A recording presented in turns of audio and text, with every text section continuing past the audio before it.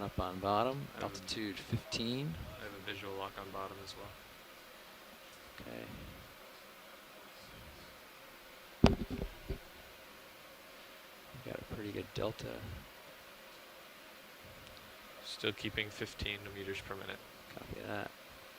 Well, it's not too hard to do. No. The hardest part was knowing that the floor's coming and keeping an eye on that. Yep. We don't have to worry as much. All right, I'm off the stick. Okay. You can keep coming down to make a reasonable delta for All firing right. bottom. I guess I can go out of 90 now? Yep, you can come out of 90 and Great. I'm going to drift ahead of you. Get into our normal configuration. Lining up on the sonar looks like about 15 degrees or so, 15 or 16, so we can line up on that as well. Okay. I'm doing all stop for now. Copy. I'm going to tune in my Z bias. Do you want to do a test for ascent rate? We started doing that last cruise. Why? In case all power's lost, and sure enough, it happened. Well, we did. It was like a one-time thing, wasn't it? Yeah, we did it. We did it like dive 2, and what? Oh, I thought we were doing it regularly on the bottom. I don't see why it would change. Unless we pick up rocks, then it'll change. But yeah, I don't know. Depth. Huh. We don't have to. I don't know. I just know we were at one point. Okay. Well, I wasn't. Good morning. go ahead, Bridge. I heard a beep. Wasn't in the loop Is there on that. someone there on the line? But certainly can. Yeah, hi, it's Chris. I don't quite have the easy. Yes, that'd be fine. And we are on the bottom. I can't see anything, but I'm gonna spend some time here today with you guys finally. Oh yeah, you missed the sponges yesterday, Chris. It was pretty awesome. Sponge fest. Feel for it more than anything. So I got booted off my home computer because Cam needed to use the computer, and it was a rather abrupt exit that ended that. Well, that's okay. We got some sponges for you, though. We'll put you at 45.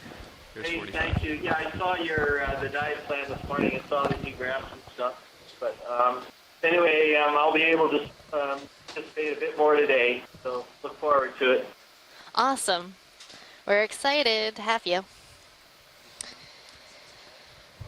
Okay, so I'm going to sign off just for a moment so I can get things going, get the electronics going. I'll talk to you in a bit. Okay, sounds good.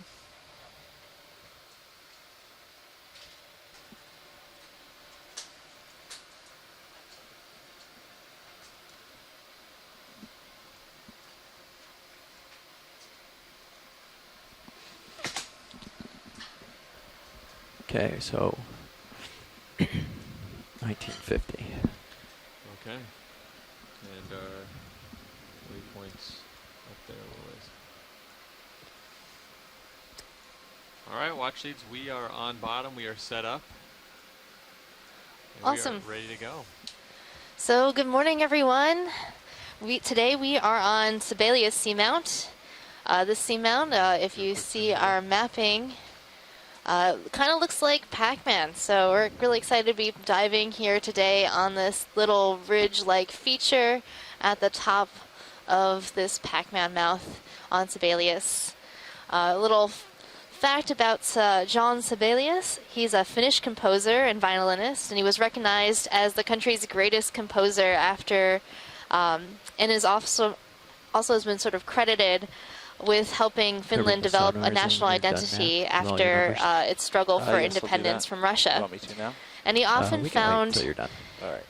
some inspiration for his symphonies in nature and also in mythology. So I really wonder what the Symphony of the Okeanos would sound like if he were to be here with us today on this dive and experience the exceptional beauty and wonder of the deep sea with us. And so this is your mapping, or this is your biology lead, Megan Putz, and I'm joined here today. Let's see what that white patch is. Just and also our mapping lead. Mike White. Lasers on. Oh, we are? And we also have our wonderful ROV team and video team. Yep, right above. If our front row would like to introduce themselves. I'll just I can get everyone. No, I got it. Okay. Well, I'll let you. So sitting pilot right now is Andy Lister, and I'm going to go ahead and let my co-pilot and nav introduce themselves as well as video team. So sitting to my left. Navigator, Dave Casagrande. Sitting co-pilot is Jeffrey Lanning. And on the far right is Roland Bryan. And in the back row off of intercom is Art Howard. And we're all here with the Global Foundation for Ocean Exploration. Jellyfish top of the screen. Jelly. Go ahead.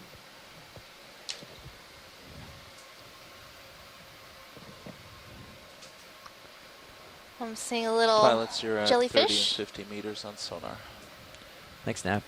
Copy that, Nav. Thank you very much. Yeah, that looks like a little flying saucer, doesn't it?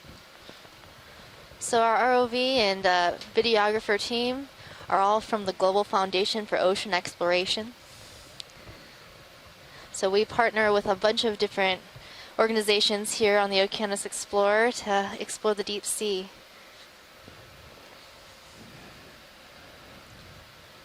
And we also have the whole ship's crew of Okeanos Explorer to get us here on the mothership for the ROV Clear. and get us here and keep us here. Right now we're seeing a little jellyfish. It's a little preview to later today. We will be doing some water column transects, hopefully seeing more jellies and other water column animals after our bottom dive today. So it's going to be a long day, It sure is. especially for the water column people on the East Coast.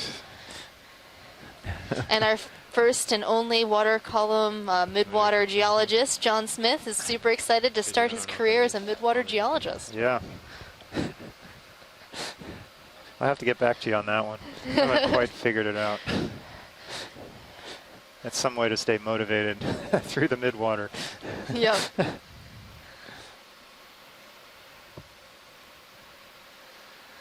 So the goal for today's dive is to transect up this steep slope and then make it to the top of Sebelius Seamount. It is a flat top seamount. Can you tell us a little bit about flat top seamounts, John? Well, they're called geos, and they're formed by basically the seamount, volcanic seamount, rising up to sea level or and above. Being eroded down by wave action, all the typical physical weathering that goes on to bring an island down. Then there's a carbonate or coral reef that grows up and makes it a reef and fills in and gets eventually somewhat eroded down and subsides and can be below the sea level. So these it's basically a carbonate cap on a volcanic seamount. That's all I got. And right now we just saw a tumbling snail. This is a specific kind of snail called Gaza datala. And they're known to do this little tumbling maneuver. It's a nice way to get from place to place relatively quickly if you're a snail. It just sort of jumps off the rock and whips its body around to help it tumble around and find a new place on the seafloor. I've seen those on when I've been a shoreside person. I don't remember that we've seen one on this trip so far, have we? No, this is our first tumbling snail, and it did quite a good tumble for us. Yeah, it's kind of cartoonish. Almost. Maybe 450 meters to go today. So this slope that we're looking at is made up of its own volcanic material, and it's mostly, well, initially it was all intact lava flows, like right in the center here. And then surrounding it is a nice, perfect example as the pilot's pan to a contact, a geological contact, which is a transition between two different units, types of rock, or morphologies. And this is a downslope is a talus slope or a scree slope. It's broken rock. It would have probably come from these lava flows or above as it broke up over time due to physical processes and bridge seismic events or landsliding. Like a ship move, please, if you're ready. All right, that's 30 meters, bearing And it's all 015, coated by speed 0.2. manganese crust or polymetallic crust, so it's kind of subdued. Good copy. The look of it is kind of smoothed over.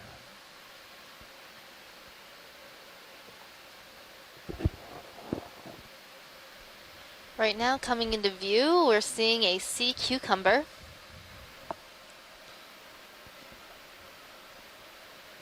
Sea cucumbers are echinoderms, and they're related to starfish, sea urchins, feather stars, and stocked Thank you, Bridge. Feather stars or sea lilies. Copy that. Co-pilot. This one looks like it might be in the family Synaptobranchidae.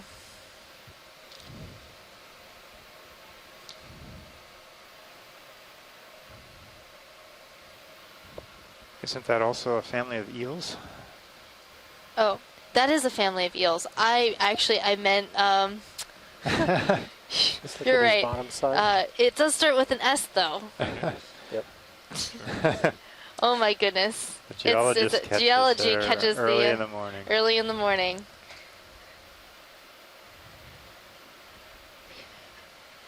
Oh man. What Usually is that's his the posterior. Synallactidae? See, it's the SY at the beginning of the name. Oh, Then Synallactidae. tilt up to his top say side. that 5 times fast. Synallactidae. I don't think I can do it.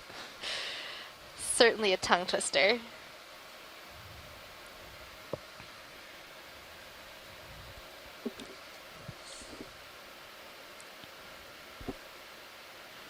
It's got his feeding appendages opposite of us. I think it's really interesting. It has these little I think you might get White a tether tug or two. pores and dots on its That's side and a so, lot yeah. of little fleshy Probably what's messing around. projections.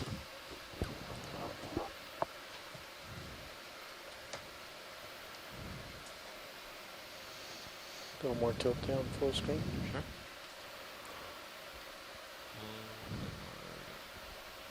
There you go. Let me know when you're clear, video. And you can come on out. That is a Yeah, beautiful okay. cucumber. So the lasers you see on your screen right now, those help us measure how large these animals are. They are 10 centimeters or approximately 4 inches apart. See what that is? First, let me get a good foothold here. Right now we're panning onto a crinoid, Yeah, which is so- also an echinoderm.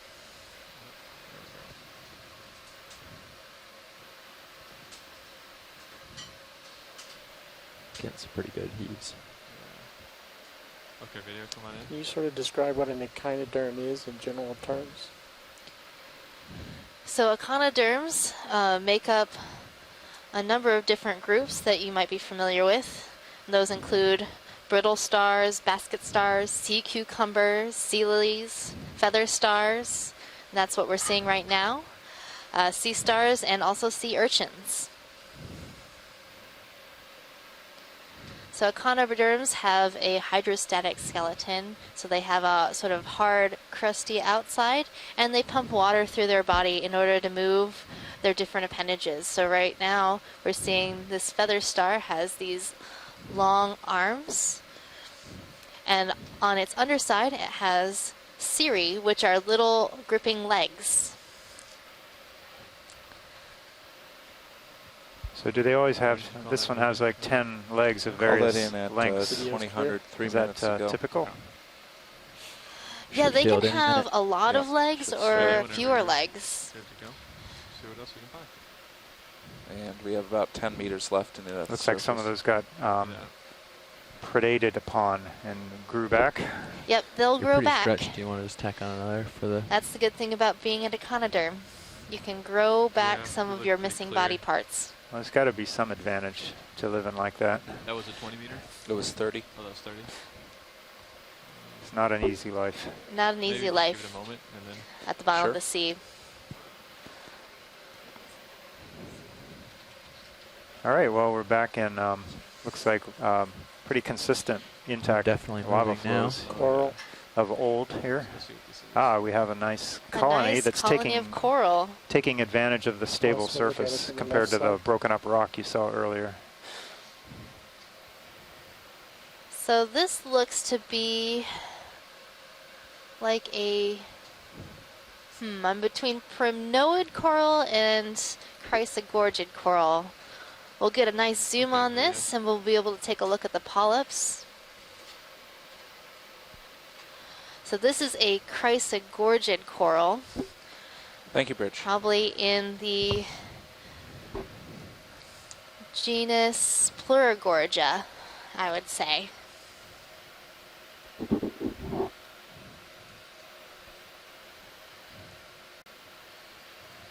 Tilt down. And he's got a buddy. And he also has a little buddy friend. Trying to see the There pictures. is a nice crinoid perched on top of the branches of this coral. Pull out for a full.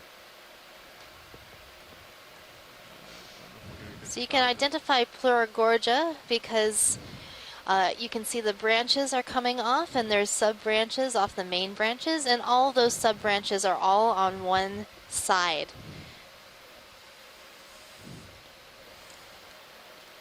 Tilt up a little bit.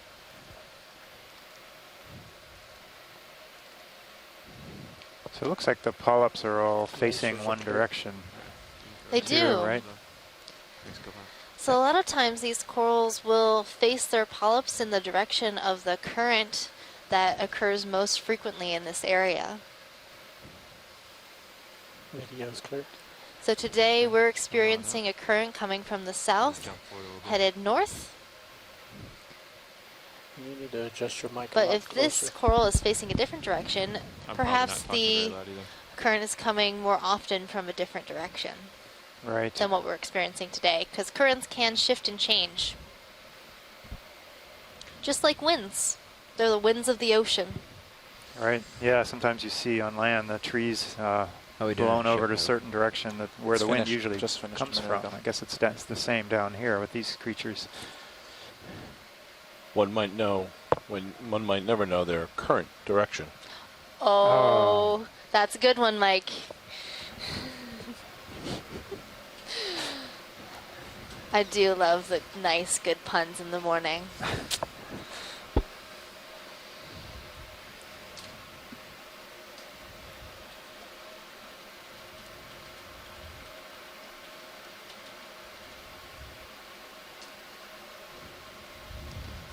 So as we're heading, looks like our slope is picking up a little at the base of this wall. And as we do so, the lava flows become a bit more Can we do a massive, quick zoom on this just kind to of see more if it's block. of interest to good stationary. Not so much blocky, but just bigger in size and more stand out more.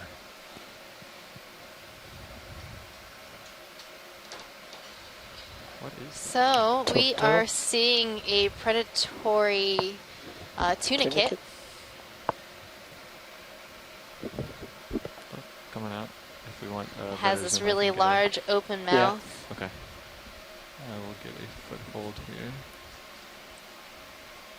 Let's see.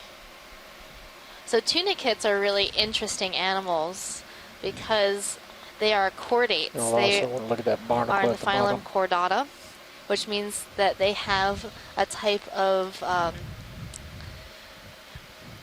I guess it's not a spinal cord, but Go it ahead, is a similar to a spinal cord. And their larva is actually free swimming. This one, it is in the genus Megalodicopia. And there is a little Whoa. polychaete living inside the mouth of this tunicate.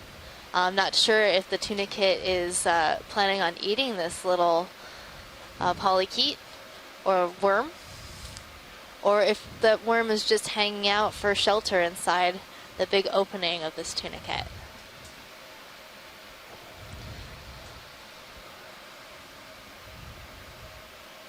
Hi, Megan. It's Chris again.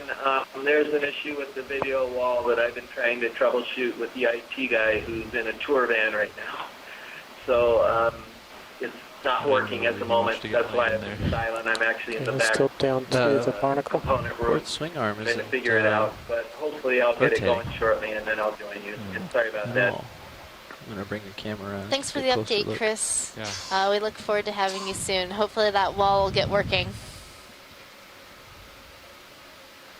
So all over the country there are these Exploration Command Centers, or ECCs, where scientists can gather and watch this Looks video clear. live. They also can call in and talk to us Clear. about what we're seeing, Sure, coming out again. which is really great because John and I have some experience in our fields, but we're not experts in everything. There's So it's great to something have over all there that I these can go look experts able to call in and let us know a little bit more it goes. about the animals here. Right, and Come wide besides video? the Exploration Command Centers, right. people Okay. can See something off dial to in my as port people here. are from home. The scientists can also call in from their own computers at home or their office, and we also have And people then I can pick up internationally. on We their have phone if we need to, Copilot. participants right now on the line from Japan Yeah, and you're from okay Russia, now. so they are very early in the morning or This guy in up. the middle of their night, Yeah. sacrificing their mornings and evenings and sleep to help us out. So we appreciate that very much. Go ahead, video. We'll do a floating zoom in video. So the HPU is off. Oh, Yeah, Go ahead, that's video. yeah, right. Yeah, it does. yeah. You do get more flow if When it's on. if the pump is on. Oh, we're seeing a Chrysler Gorget snail, or Chrysler Gorget coral with a snail on it. All right. And a bunch of other associates see a squat lobster. And I guess there your seems swing to is be gonna stop a about now. benthic ctenophore on one of the branches.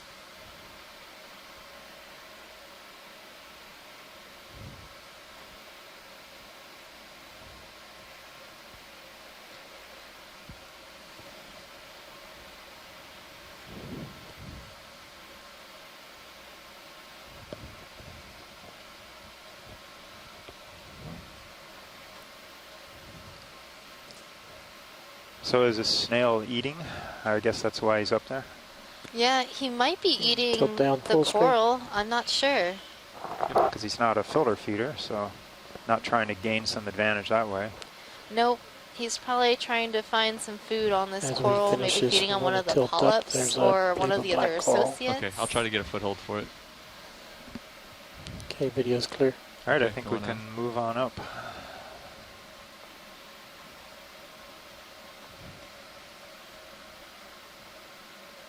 Is the black coral right above it? Yep. Okay, you want to do a quick zoom just to verify, and then I can come in. I'm missing it. Tilt down the bottom. Tilt down. Oh, there. I'm seeing a black coral. I'm gonna bring D2 sonar in a little more.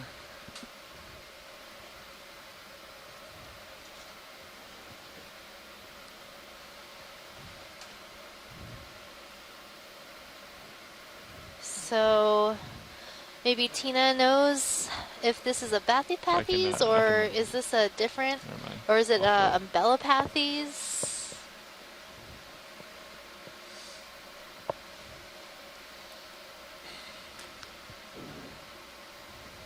Coming out of it, yeah. But I do believe it is We have to in get a the good family Schizopathidae. Lasers on. Lasers are off. Come on, can I And get why lasers is on it real not actually black? Well, the skeleton is black, you. but the fleshy Video's polyps clear. have their own Okay. color, so the tissue has its own color. Right, I remember seeing yesterday we saw one that had been probably eaten away, so Okay, we how actually many saw on the this? thin black stalk. So Tina's saying this is actually Alternatipathes.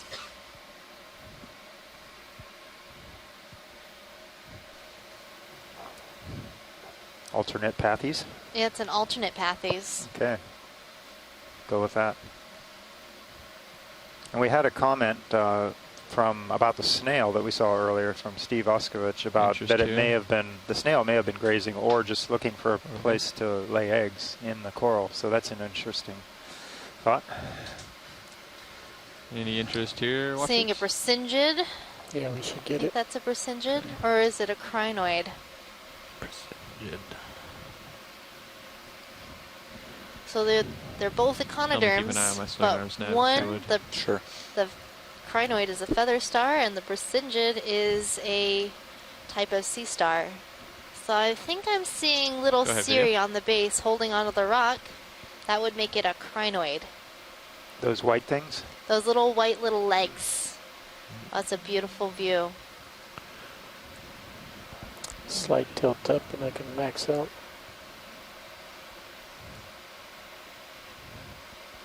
So do you know why some of these are fat here at the bottom, kind of plump versus Well, the yeah, ones that's it. farther up, the spines? I don't actually know. They could be reproductive in nature, or it's just the way this one is. I don't know that much about crinoids. I'd have to ask an expert.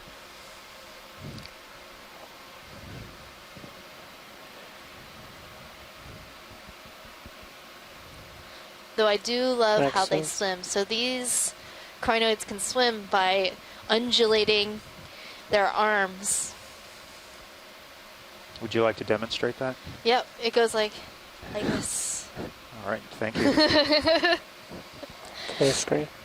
For the viewers at home, that was So magnificent. Tina's saying, yes, the swelled pinnules or those little branches near the base are reproductive. Okay.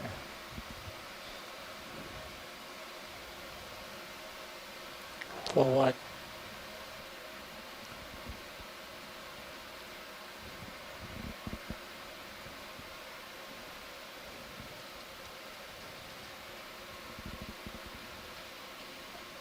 Wow, look at that geology. Those just some Yes. nice flows. And it's so nice and clear of any biology to get in the way. What do you think? Oh, I see some biology. Okay, goes. well, There's a black coral. And there is probably another Gorgia.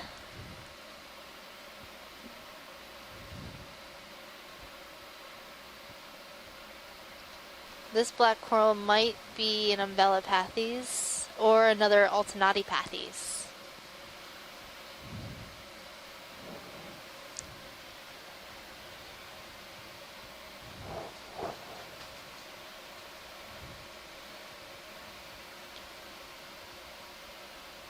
Go ahead, video. So this Tilt Gorgia down. looks a lot like Gorgia militaris, which we have seen in the Northwest Hawaiian Islands and in the main Hawaiian Islands. And there are some associates. There is a barnacle and some hydroids on this one portion of the skeleton.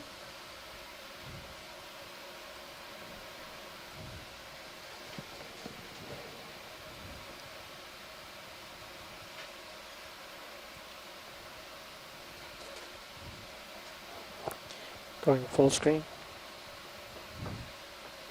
do you know why it's called militaris? How it got that name?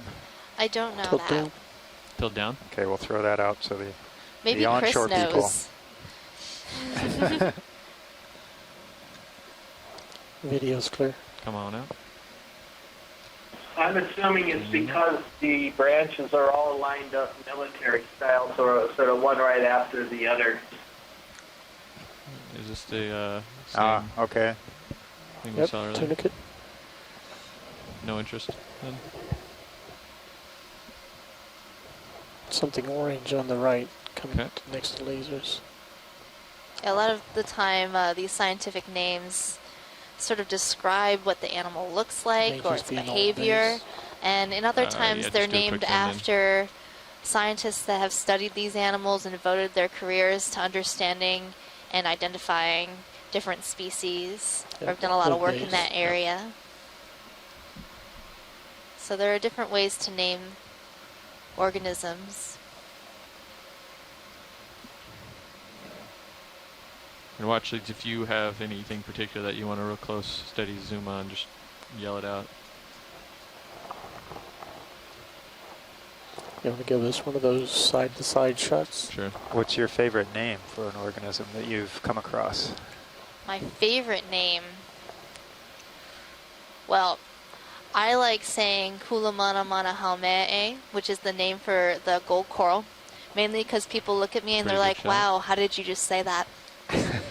And the cool thing about that name is it does describe the gold coral using Hawaiian words. So kula in Hawaiian means gold, Do we want and this mana video? mana means Probably branching or yes. diverging. And that describes the nature of the gold coral. The polyps are actually bright yellow, and the skeleton, when polished, looks very shiny gold. And the branches get more and more dense as the coral grows.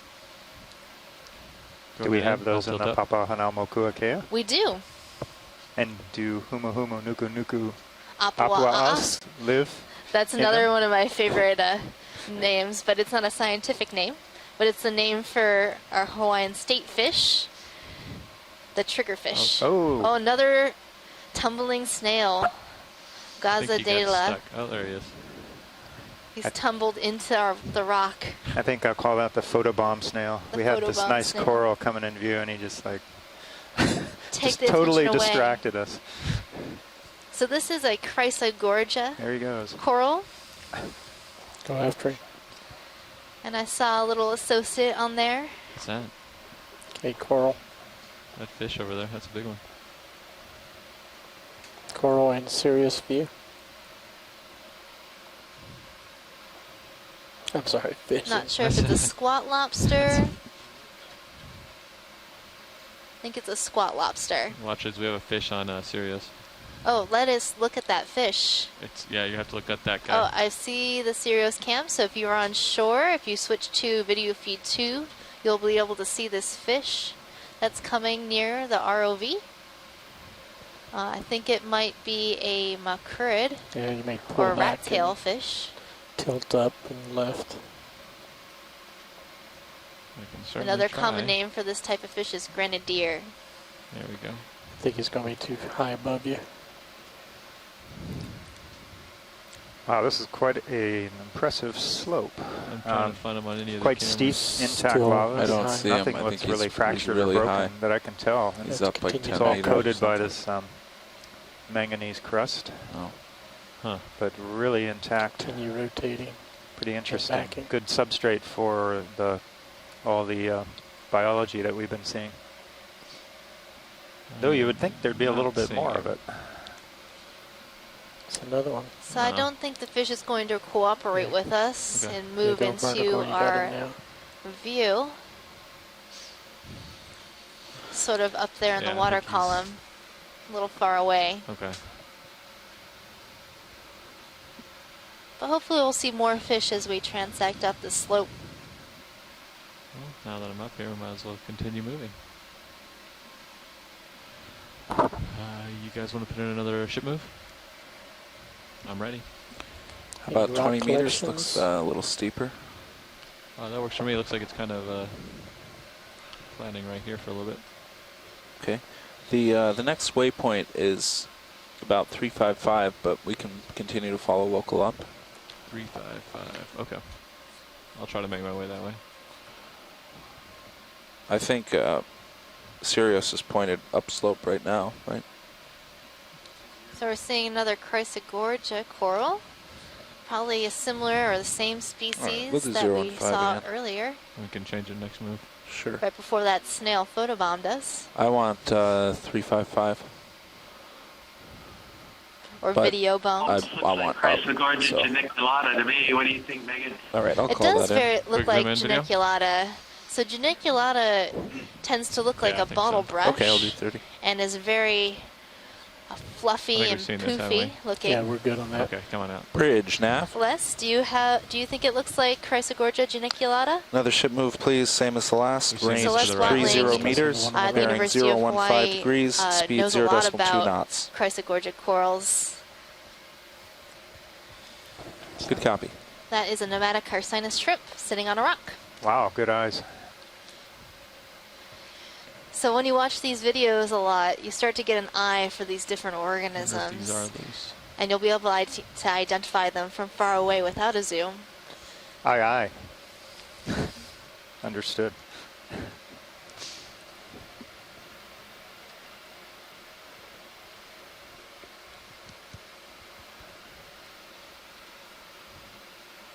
Thank you, Bridge. Yeah, some of these rocks are loose. Watch leads. Oh, yes, let us grab a rock. You can, I'll come out here so you can see kind of a general view. Yeah, I was What we gonna have. hoping we'd find a loose one before we get too far up. So, what strikes your fancy?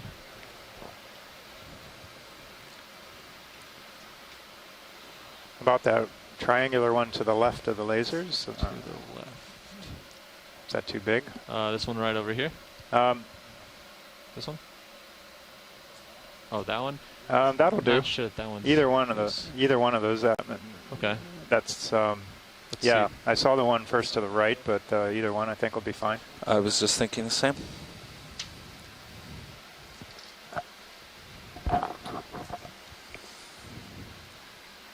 So it's important to collect a rock early on in our dive, just in case we don't see another rock for a while, and then the top of this seamount may be covered in Oh, carbonate. no, I think it is. So that one is loose, it appears. Okay, roger that. And gathering a rock is going to help us understand the age of this seamount and its origin. Right, they can test the geochemistry of the lava samples, rock type, and compare it with other known areas such as the Hawaiian Ridge or mid-ocean ridges or other places that rocks have been sampled on the seafloor. And then other techniques, as Megan mentioned, are used to actually give an absolute date, how old, how many millions of years old these rocks are. That helps us also fit it into the context of the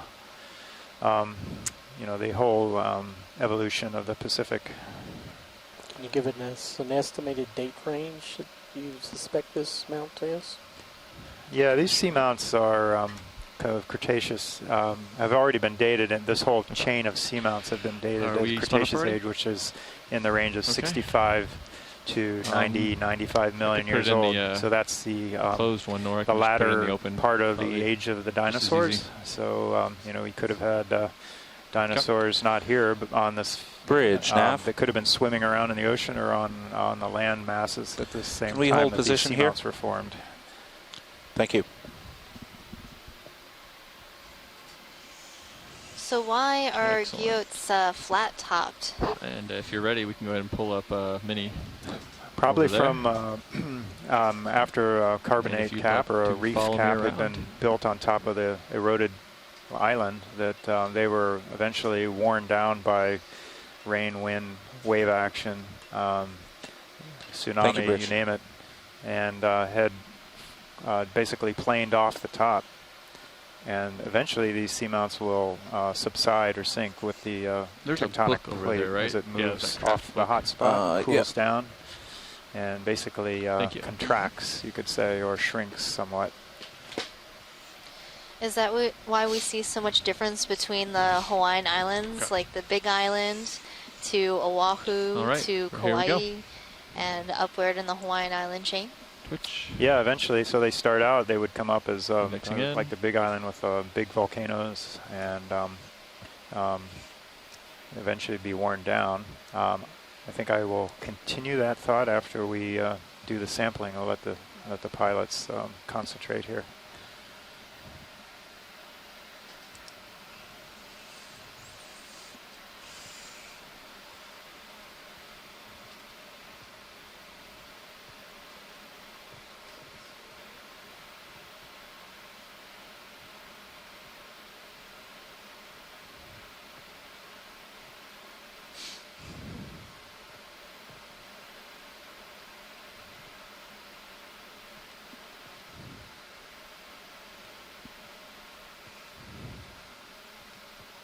That should do it.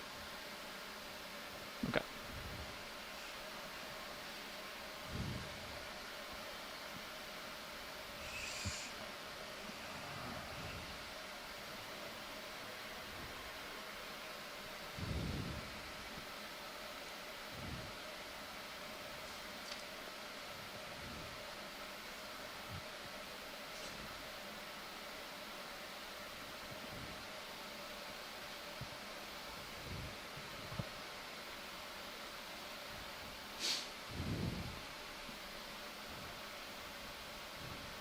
And video, if you want to do any zooms, we can do that. Does this look good, watch leads? Roger that. That looks good. Looks good. Good one. Okay.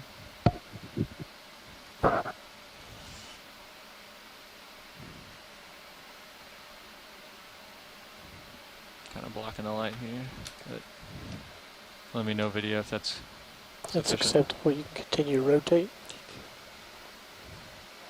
Maybe a little left. That's good. Okay. Come on out. And I'm going to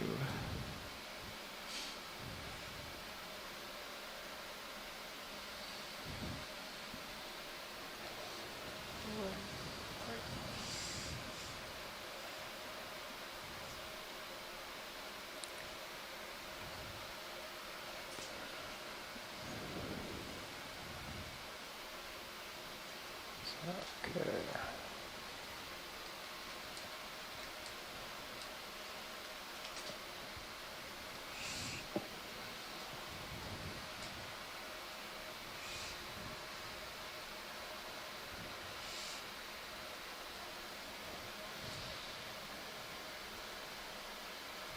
All right, thank you.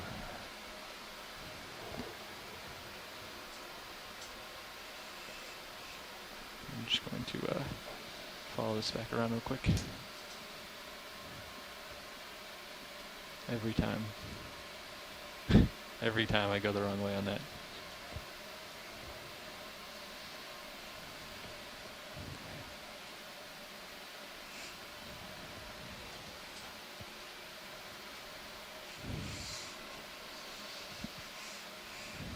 Okay. It's a pretty good storage location. That's better. All right. Screwing hydraulics. Hydraulics off on craft.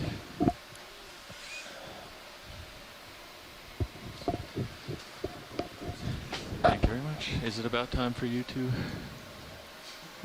Yeah, another 15 would be Okay. good. I'm gonna give you this back.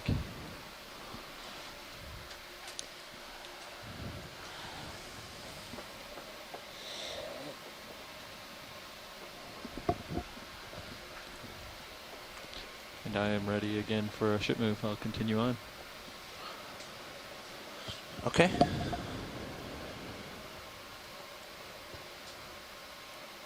All right, if we go back up slope, you can see a nice contact here between intact lava flows and the talus slope of broken rock. And I need to be trying to get more north in the near future, right, Nav? Yes. Yeah. Yep. Go ahead, video. Whoa, lost my toe. So right now we are looking at a unstocked or unbranched colony. Looks to be a bamboo colony.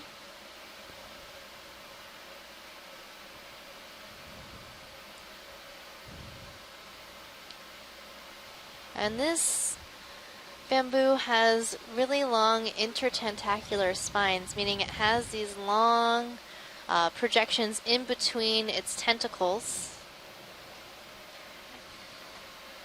So it might be the D-clade, possibly. Maybe Les or Scott, if they're on the chat or the line, might know a little bit more about this type of bamboo coral. The interesting thing about bamboo corals is that they have two different parts in their skeleton. Okay. Yeah, I think they have a kicking up a little permanent piece, the white piece, that's more like their bone, and then in between they have a flexible, proteinaceous more at the bottom? node that allows that coral to bend and flex in the current. So I assume that's how they got their name bamboo, because they look like bamboo with a little similar kind of feature along the stem. You got a lot of dust. Yeah, that's exactly so. It does look like an actual bamboo tree. And then on the rock, I think we're seeing a placophorine.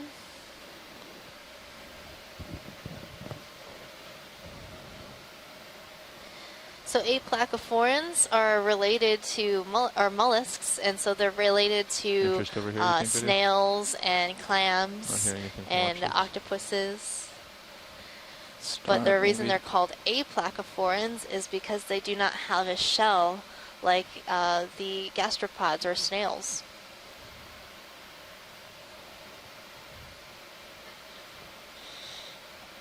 It looks like we have a Come on in. dead sponge stalk, and then are these crinoids or the bracyngids? These are brittle stars. So, So none they of the are above. ophiuroids. Okay. But that was a good guess, John. I think I only had a few options. Come on out, There's a Lydia. lot of options. Just say them all. That would have been a nice rock. We can still collect it. They might have vacated though, huh? They might jump off. These little brittle stars have been known to bail. I don't think they'll stay in there the whole ride up. Probably just shake them into the box. No, I don't think we need them. Okay. They like to be on a lot of different corals, and they'll wrap around the corals. Now I think this is a bracynid, All right. which is a type of sea star. Looks like he's waiting for us It is. to grab us. That's what they're doing. So they have their not their tentacles, their arms up in the water to catch things. So they have what are called pedicelaria, or little hooks on their legs that'll catch anything that's swimming by. And they're sort of sticky. and Go ahead, video. They grab on to. Center Wow, up the that's pretty center. cool. I haven't seen one in that position before, which is kind of unusual because you'd think they'd always want to be eating. Yeah, so if when we're zooming in, you can see these little projections and those little round balls at the end. Those are going to help the sea star collect its food. And they'll bring it down to the mouth, which is actually on the underside of this organism. So what's the separation between arm and tentacle? How do you determine what's an arm and what's a tentacle? Well, cnidarians, our corals, our anemones, have tentacles, and then sea stars have arms. But they serve similar purposes. They do. They have a very similar purpose and a very similar body plan. Tilt up. Their Full goal screen. is to capture food in the water column, and their solution is very similar, but Lasers clear. these evolve separately. I see. Lasers off, please, co-pilot. Thank you. So Megan, I'm going to see if Chris Maw's teaching actually stuck a little bit. I think this could be in the family Phrasteridae because when they did that zoom on it, I didn't see these sort of ridges or ribs that were running along the arms. And apparently that's one way you can differentiate the two. Like this one is so similar to the members of the Bracyngidae in appearance that they're really difficult to distinguish. But that was one little clue that Chris gave me when I met him in Washington, D.C. a number of months ago. So it's in These are getting a little off to the right. Bracyngidae, I guess, the From, order. from the but I waypoint think it could be anyways. in the family Phrasteridae. Plus, Well, that's very starting to look interesting, up here Chris. anyway I on didn't sonar. realize that Yeah. those ridges. 010. I Or- agree. Like I know That we haven't seems, seen those ridges yeah, on the other I like that as well. phrealids, but Ready for that now? this one Yeah. looks so much like what we see in shallower depths, the Novadinia. And it's that 30 meters okay I just again? sort of jumped to the conclusion Yes. of Bracyngidae. Bridge, nav. We'd like Well, to move, please. Hopefully, Chris will 30 meters, at some point, and, bearing you know, 010, that was a real speed tough 0.2. one. I think that was a very difficult one to figure out because it looks so much, Good copy. well, so similar to your typical Bracyngidae.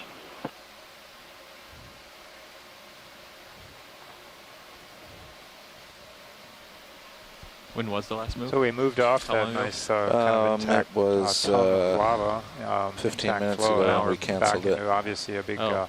For the broken collection. rock Oh, okay. talus or scree field as we move up slope. But there's actually a couple large colonies that Thank you, have found Bridge. a home here.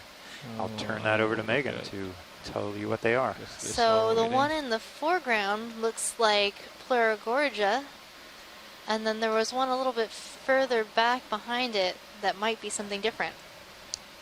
And what do we have here? A sea pen? Yeah, we have a little, Go ahead, video. little orange stick, and I think you're right. It might be a sea pen. You're getting good at this. Oh my goodness.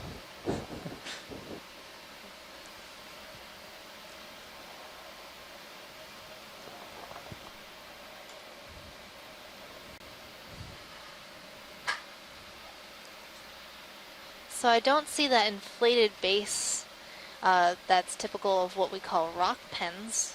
Let's look at the base. Other sea pens have this- long, It's sort hidden of behind here. pen-like ends to them Next that thing. can settle down into the sediment and anchor them into a sedimented area. But this looks to be on a rock, so I'm wondering what kind of attachment it has, but we can't see it from this Didn't view. tilt up. Yeah, maybe he's got something down in a crack that he's inflated. Perhaps.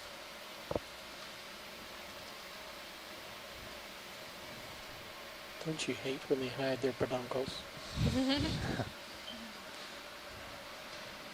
All right, I think we can move along. Videos Oh, clear. Thank you, now, pilots. It's a good shot. Was there interest over here to the left? Yeah, let's go to that further colony on Okay. the left. I'll see how It far looks out a I bit can different. get. Talking about the one behind, right? Yeah, the one behind it. It might just I'll do be what I a can. Gorgia that's been turned in a different direction. I think he maybe chose poorly as far as what to settle on. It looks like that maybe the rock is tumbled. Oh, yeah. So that would be a classic example of don't take up house here. Yeah, so you can be a coral larva and you're in the water column and you settle down in an area. But if you happen to settle on some of the scree fields or Word talus, Go ahead, you might video. find yourself tumbling over as an adult. And I think that's what happened to this individual. But it seems to be handling it pretty well. Sort of getting half of its branches up into the water column. Please pardon the interruption. Your conference contains less than 3 participants at this time. Base.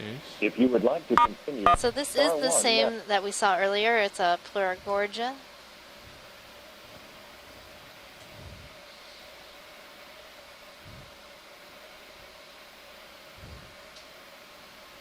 Some barnacles on the lower left of the branch.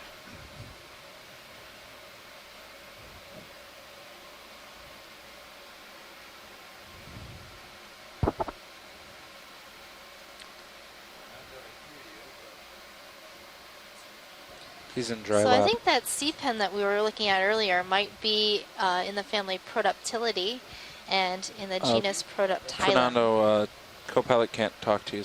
Can you just come in for a minute? All right, video, whenever you're ready. He's listening to you. Was that all the interest on this watch leads?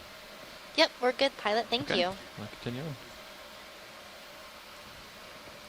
So hopefully as we transept upslope, we'll see a denser community. We had the same thing happen yesterday. We started off in a similar scree field, and as we got closer to the top of the feature, there was a dense community of corals and sponges.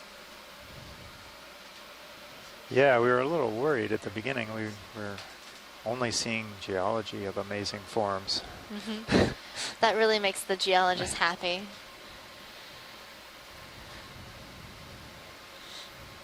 I have a feeling it's going to pick up though. Me too. I have a good feeling about this. So don't touch that channel. We have about 6 hours of bottom time today, so we have plenty of time to explore this area.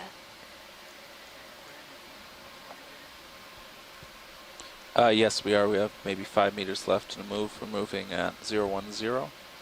And there's a couple minutes of You can, swing pull up a this little bit step. because I'm going to continue up. So this area looks to be dominated by these Gorges. That's what I keep seeing. With a few sea pens, a few bamboo corals, some black corals. Do we want anything here, video? Do you see anything on Yeah, your let's screen? look at this little stick. Oh, this guy? Yeah. Sure.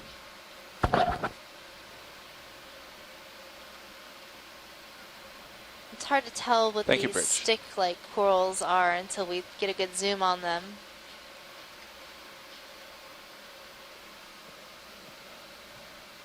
This appears to be a dead stalk with hydroids on Little- it, and then there little is thing. a little polychaete worm on it. Tilt up. Tilting up. But this organism is no longer alive, but is host to a bunch of other organisms. There's a hydrozoan, tubularid. Go to the top. Going up. Those are stingers. There's the top. Yep, they would probably sting you if you touched them. So most cnidarians have what they call nematocysts, Not which making is it what easy they for you, use Clear. to capture their prey. Roland. Come on up. It's like a little hypodermic needle that they shoot out, and it has generally a little bit of a numbing sensation I sure am. This is all a test. to incapacitate their prey. Ah, I hate it when that happens. Yeah, you don't want to get incapacitated.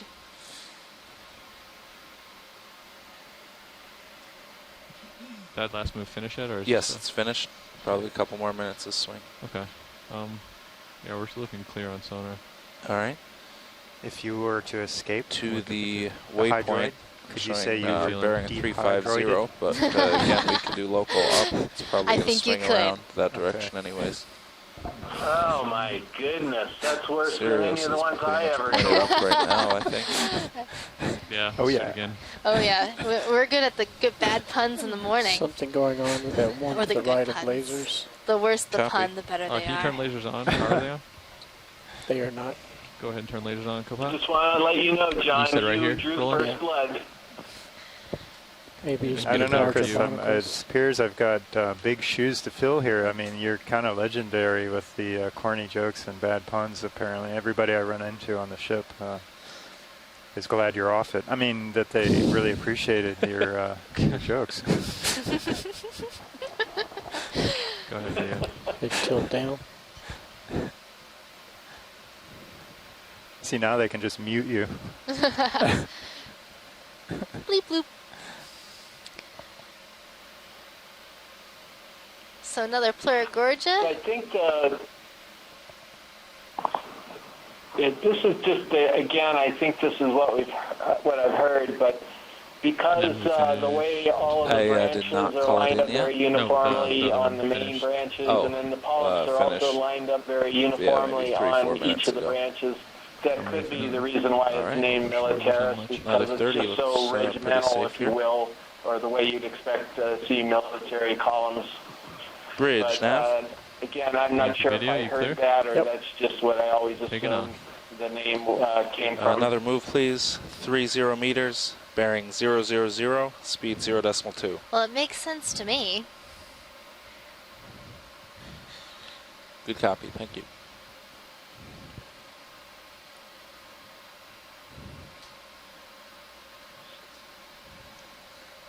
Jelly We're, top uh, left. Yeah, let's go ahead. Moving a little I think fast. it's going to go invisible on us. There you go. So, of course, if Little Hydromedusa. there's anything Oh, you particularly mean good, you we're, can spend some time on it. We're making too much progress. Well, we're making pretty good time. Thank you, Bridge. Leave it. Uh-oh, we broke a calculation.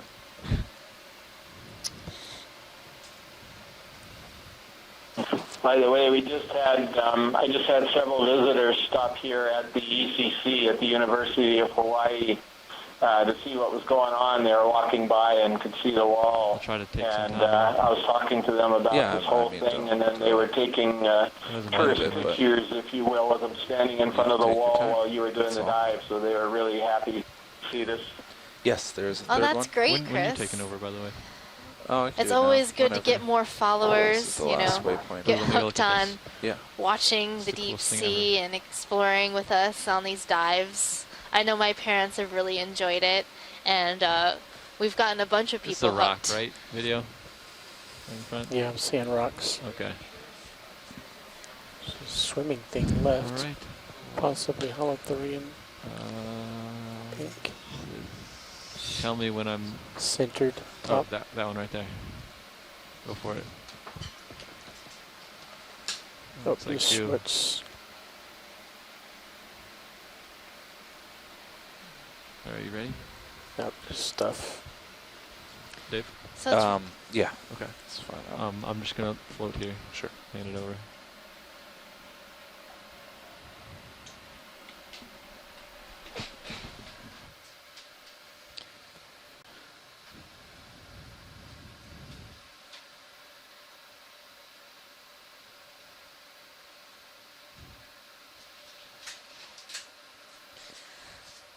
So we know less about the deep ocean than we do about some of the planets in our solar system.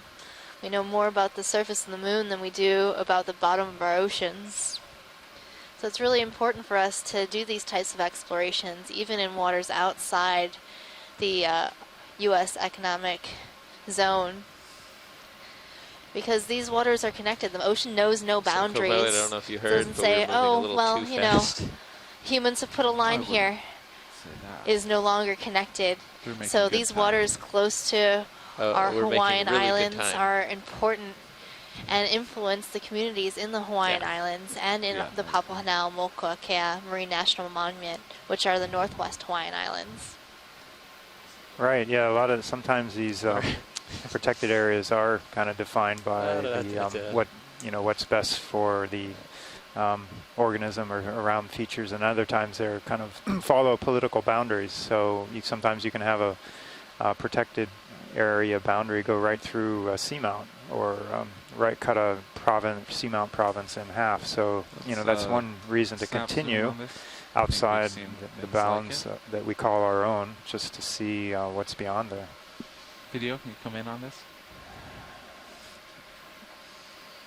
Yeah, I think this is what we've been seeing. Where? I didn't notice. Ah, okay. Yeah, so this is another Gorgia. There looks to be a polychaete on its branches, and then I heard there might be a squat lobster. Oh, yep. There's a squat lobster right underneath the rock to the left of the end branch. It's going to be pretty dark.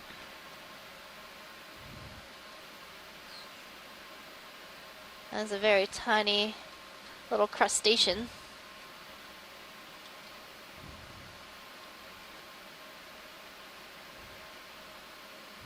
Not sure if I can get a good idea on that.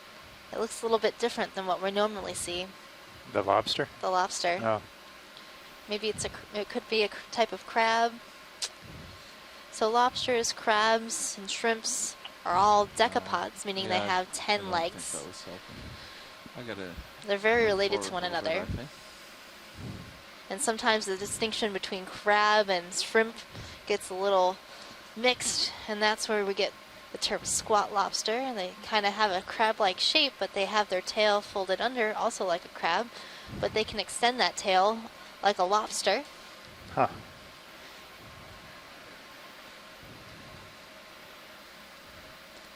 So there are a lot of different types of crabs. So your king crab legs, they're a type of spider crab, and they're not actually a true crab, which would be something like a blue crab, which are also delicious. What are your favorite types of crabs, John? Oh, I don't know.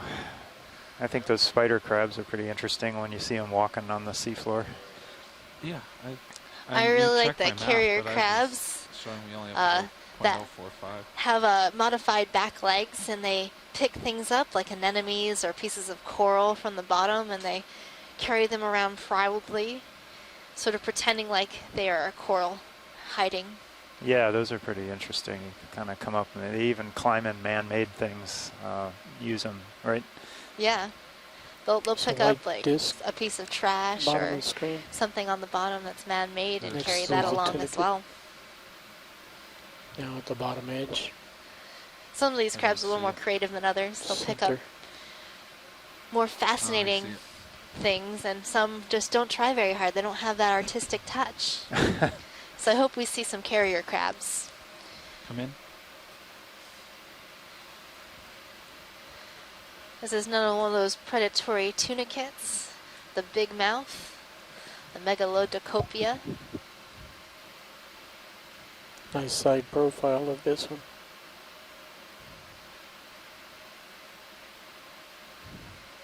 Though I don't see anything in this one's mouth.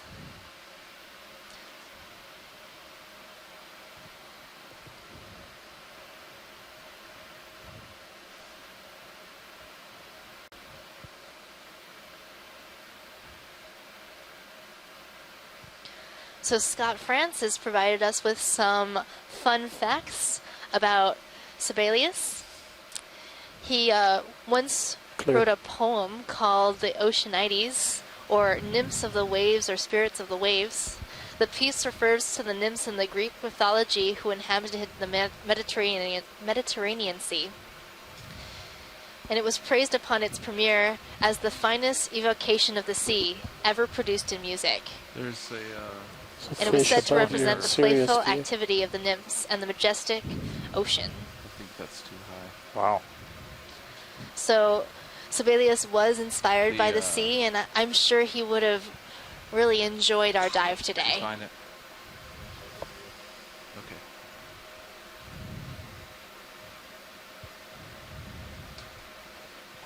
Might have been the first time he got his feet wet in the deep sea. That was really good. I'm just chuckling to myself.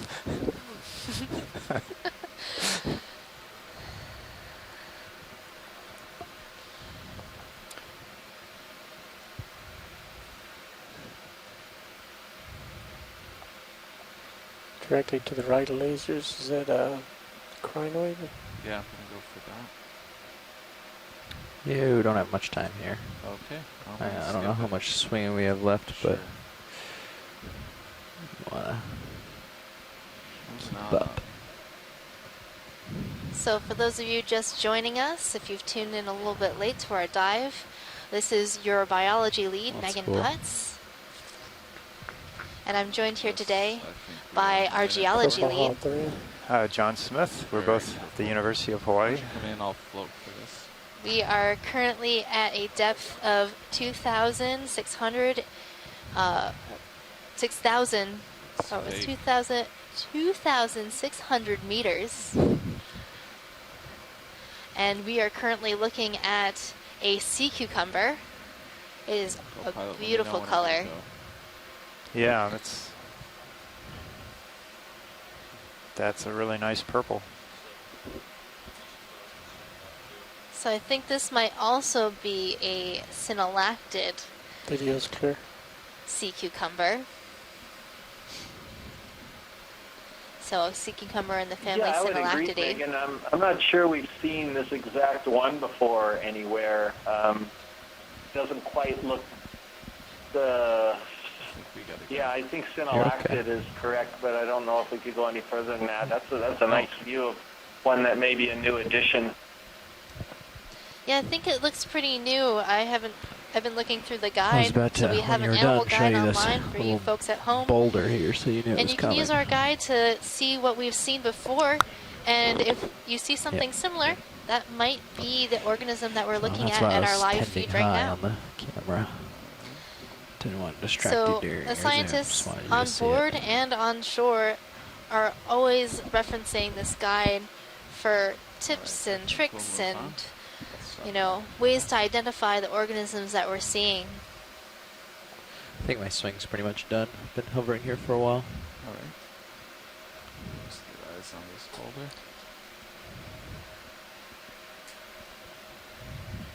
And Maybe synallactid nice sea to back off a cucumbers little are bit. often seen with a those distant fleshy view. projections along the back Clear and that side, around. and have a little bit of a skirt around the outsides. Oh, we've got a really large outcrop coming into view. There are a bunch of brittle stars all over the surface, and it looks like we have a Chrysler Gorget perched right on top of this outcrop. It's like planted as flag there. So corals like to choose or do best when they settle on top of these large features, pirouette they skills. tend to have higher current flow around them, Maybe I meaning was that thinking they'll I'd receive park more down food current. per unit time. There's a big fan And of more food distance. means more happiness. I'm always happy when there's good food around. You see that there's something kind of waving around in the lower right corner there that looked pretty strange. I don't know if we're too far beyond that, but might be worth a quick look. Chris, do you mean that sort of fan shape at the top right of our screen? Or something on this outcrop? It'd be below the screen, dead center right now. It was on this side of the rock. And Okay. just if he pans down just a Of little bit more, he would see it. Pilot, if you pan down a little bit, there seems to be some sort of thing on the side of this rock. Black coral. Do you mean this sort of, Yeah, there it is. I yeah, guess little brown? a crinoid, or what is that? I'm not sure. Can we Yep, we'll take a zoom look at into that. this leafy looking thing? I believe it's a black coral. It might be Yeah, a black that's coral. what I caught don't my know. I have a attention there. feeling it might be a black coral. Start coming in. Ah, yes. This looks like what we've been calling alternatipathes. Trying to stabilize here. I see that. And that is a type of black coral.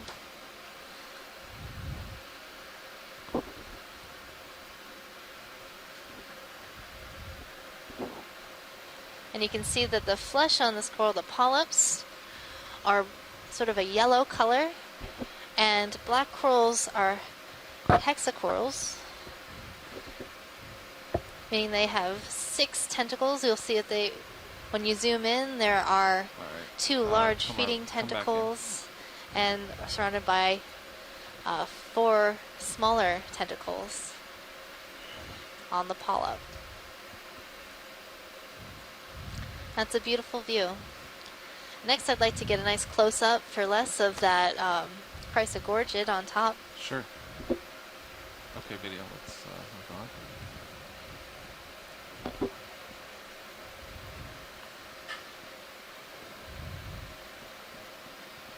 To identify these Chrysler Gorgia corals, it's nice to see the axis, or that center stalk of the coral, and the way that the branching comes off that center stalk.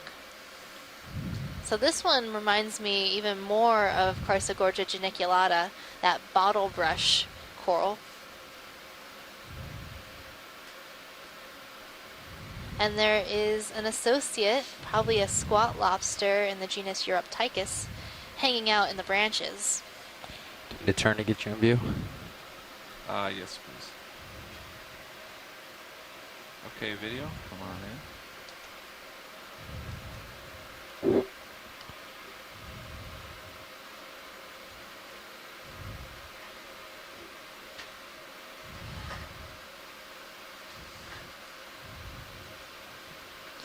There's another gastropod or snail, probably feeding on one of the polyps of this coral.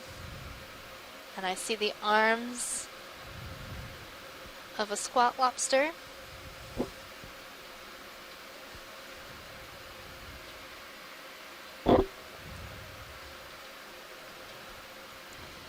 Beautiful.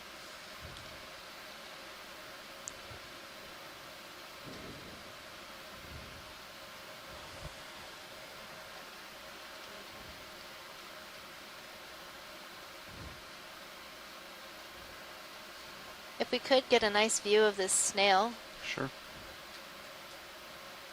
being able to see the shell is really important for identifying snails. There aren't a lot of keys, I don't know, for deep sea snails. Is that full? Yes.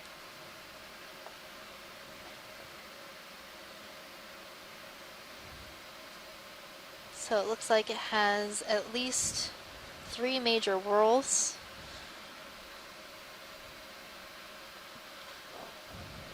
And the That white fleshy thing, that's his foot. That's his foot, yes. It's wrapped around the coral stalk, branches.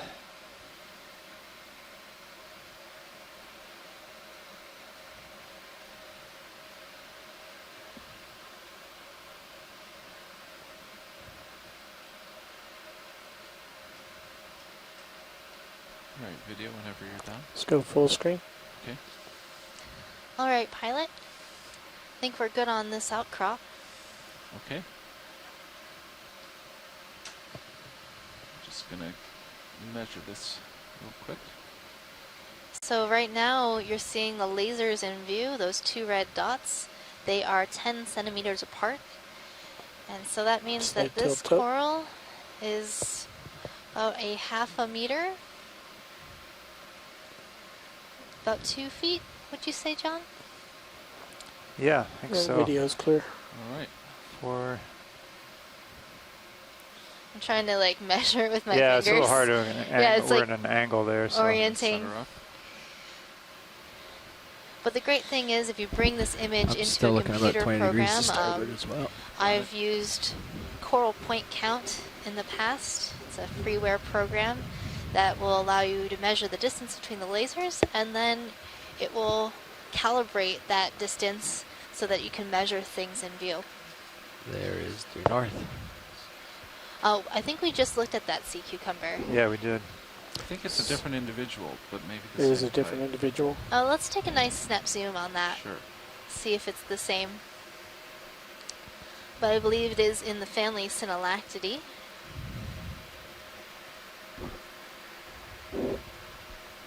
Yeah, Chris Ma put in the chat that he thought it was Paleopatides, which is in that family, the Synallactidae. So he went a bit further than the rest of us. Not sure if this is the same one or not. I think this Could be one's something different. different. This one looks more Hansenothuria like.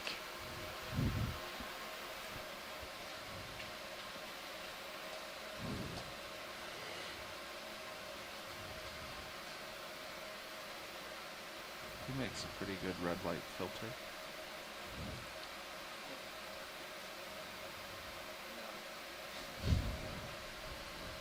What do you think, Chris? I'm actually looking at the guide right now, trying to see. It looks familiar to me. I was trying to match it to something. So Oh, maybe yeah, not I'm pretty sure, but, stand by. I'm still toggling through pictures. Galatheothuria. It looks more like that in the guide.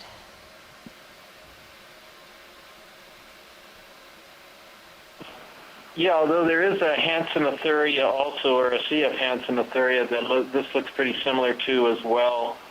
But maybe we ought to leave this one just as Synallactid for the moment. That sounds like a good plan. It's really hard to identify these sea cucumbers. They have a very similar body look, and color may not be a good character to go off of. Color can be pretty variable across genus. Do they make good pets? So Megan, you just brought up color. I mean, this is a really purple sea cucumber. Why do you think they're so purple?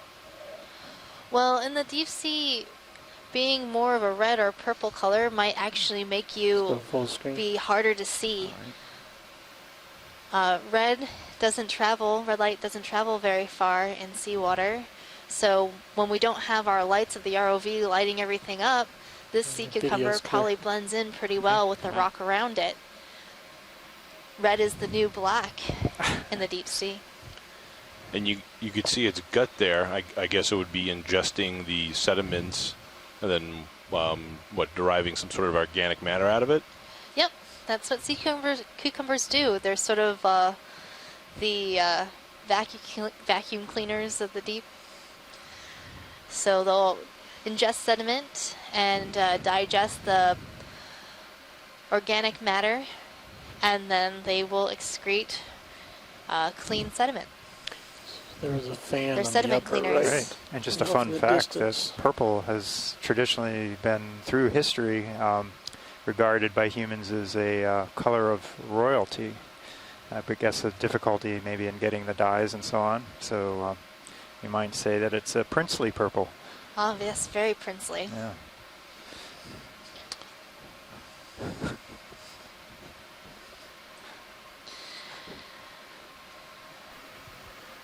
So we're seeing another one of these bottle brush Chrysler Gorges.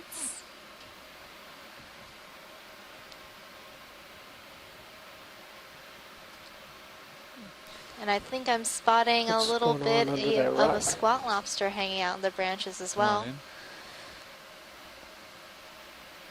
So our colleagues at Woods Hole have been studying the associates of corals in the deep sea. So they're very interested in knowing which species are seen with which corals and sponges.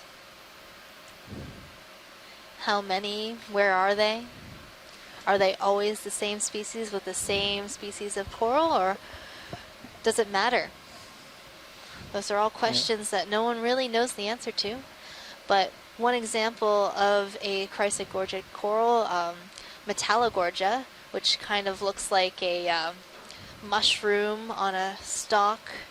It's a flat colony that's on a stalk, and there is almost always a basket star wrapped around it.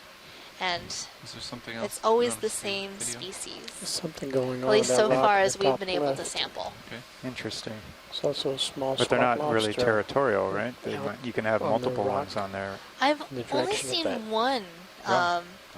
of So those basket stars on the Metallogorgia at a time. Oh, That was interesting. concurrent And that with species is Ophiocrius oedipus. All right. So maybe it has an Oedipus complex? Sure. That's what I was wondering.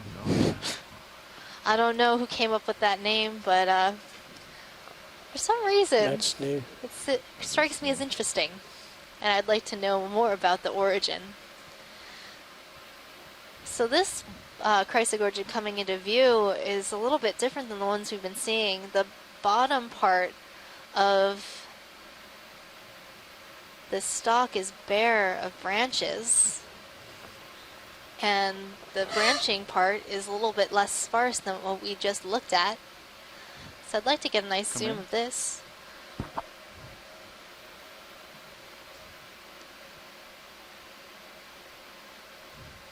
So the Metallogorgia Back to it. that I was just talking about, it starts its life sort of similar to this with a sparse branching pattern, and then as it matures, it fans out into a nice sort of umbrella type shape at the top. I'm not sure if this might be a young Metallogorgia or a different type of Chrysler Gorget, or a Chrysler Gorgia of a different species. But again, there's a little squat lobster hanging out in the branches. That one looks different. This one looks a lot smaller than the one that we just saw. It might be the same genus, Europtychus. Europtychus has a very short rostrum, or that's the little horn in between the eyes that you might often see on crabs and shrimps. Video's clear. All right, video. Come on out. Yeah. I'll get moving.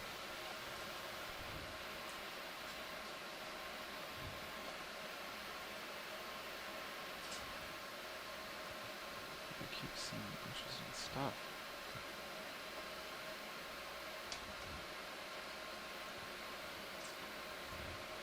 Yeah, I think so. Yeah.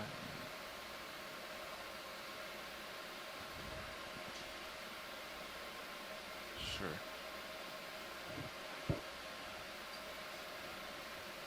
Oh, wow.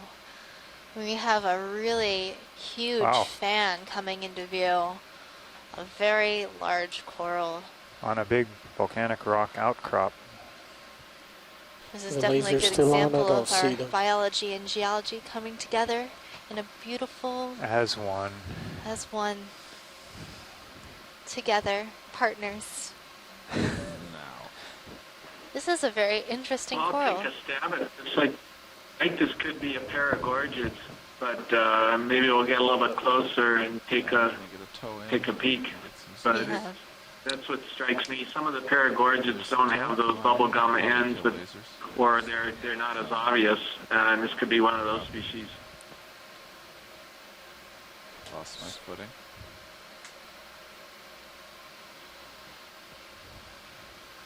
So let's get a nice zoom of these Alright, polyps. Might be a paragorgia. Wow, that's a lot They're of them. very densely packed. Thanks, co-pilot.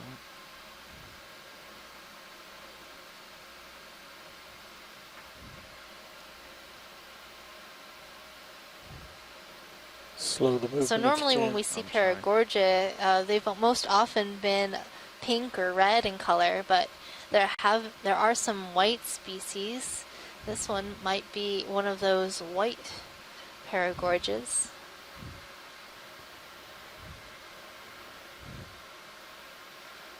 Wow, that's pretty amazing. It'll Like, be interesting to see what Asako and Scott and Les they think what this thing is, because I'm not sure about paragorgia. It'd be good to get some other opinions either in the chat or on the phone. Yeah, I'm waiting right now.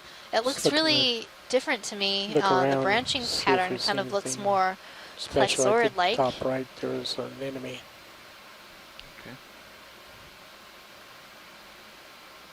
You know, the other possibility is it could be a corallid, if you can believe that.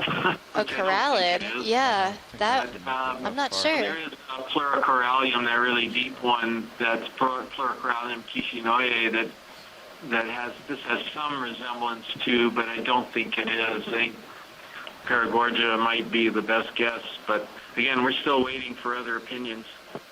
Do you think we might want to sample this? Well, that's why I was waiting to see if others wanted to weigh in on it. This certainly would be a candidate in my mind, but let's see if we can get some more comments on it. Yeah, it strikes me as really interesting, and I think we're seeing maybe an actiniarian, a type of sea anemone, hanging out on the top of this branch.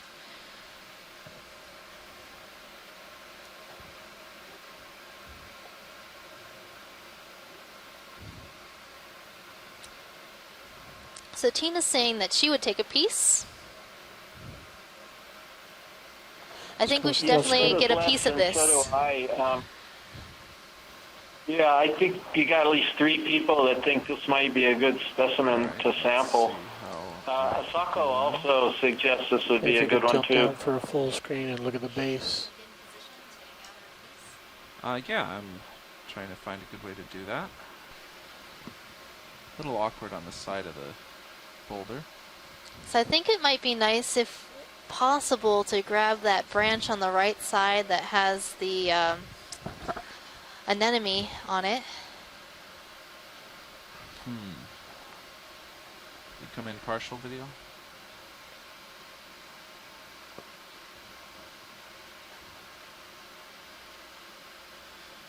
That might be difficult.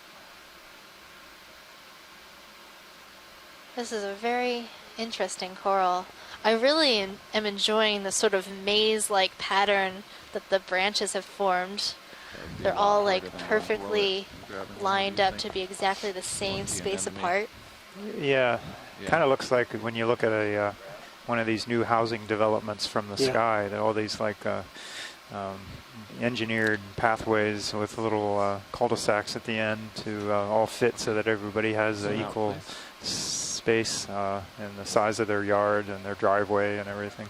Yeah, it does. Yeah. Maybe those designers got their idea from coral. You never know. No, it's perfectly in plane. Or maybe it's just a coincidence that this is the best plan to maximize space. Could be. It's actually a good idea Of to course, get if this you're pirouette a in coral here. polyp and all of the current is flowing through this fan, you want to have the best opportunity to gather food as you can. And look at this, on the opposite side, there are no polyps. So all the polyps are located on the side of the fan we were just looking at, and now that we're moving around to the back side, is completely bare. Wow. From this side, do you think? That swing arm's going to get close if I continue around. So are you saying it has a bare backside? It does have a bare backside. I was going to say it had a lull in polyps. Can we look at the humidity on this side? Oh man.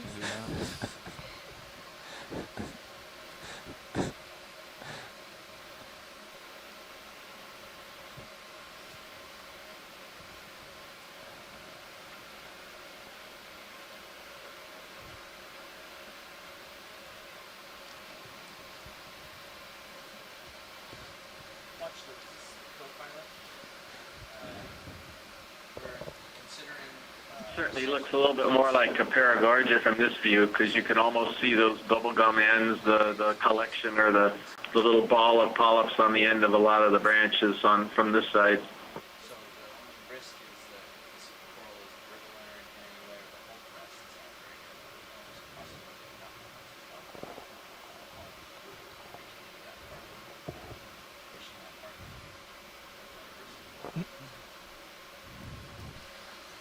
Let's ask some of the scientists on shore and see what they think.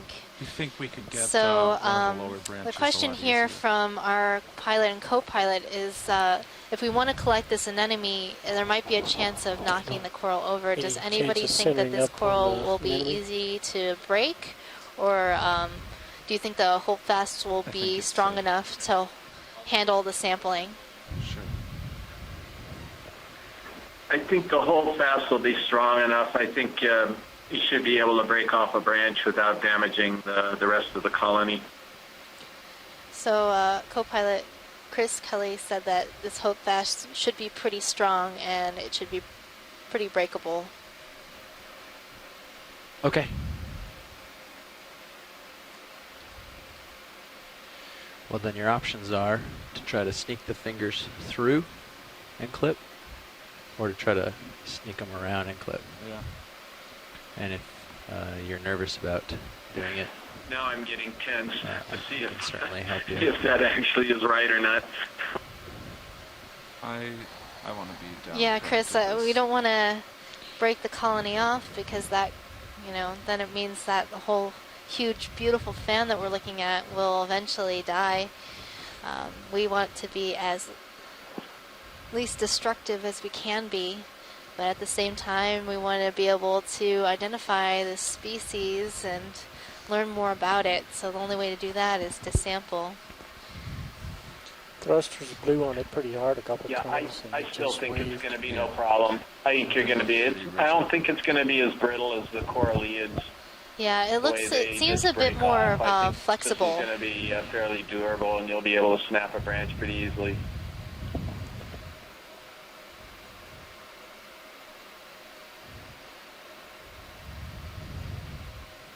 All right. We're going Yeah, to the this thruster side. is pushed against the coral, and it sort of just Wiggle the moved and fingers in waved, there and and grab it. the coralliids, they tend to be fully Would you stiff like me to do it, or would you like and to do it? are very do it. breakable. There was one time I was Okay. watching some video, and a fish got a little bit freaked out by the lights of the submarine. I'm pretty steady, so I'm gonna start And getting this was at a HQ2 lined submarine up for dive you. with the Pisces subs that are located in Hawaii. And the fish swam right through a pink coral, and it shattered into numerous pieces.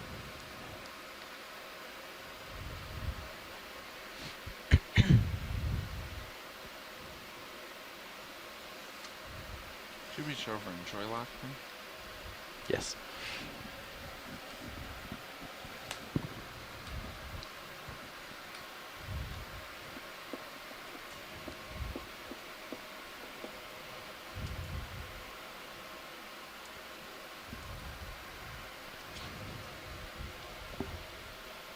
All right. No. And we will be needing to take off after you do the grab Yes, to I stow it, I agree. think. Well, actually, you know what? If we take the rock box, starboard rock box, and bring it in, I bet it will open. So you might be able to do it in place. But you're all spun up. Well, either way. We're probably going to go port side.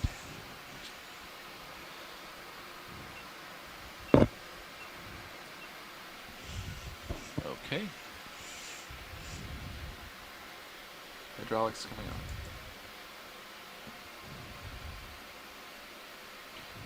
So I would start with just wrist up. Keep your elbow down for now and just see where height So you're for the at. shore side, we're going See to how close you are.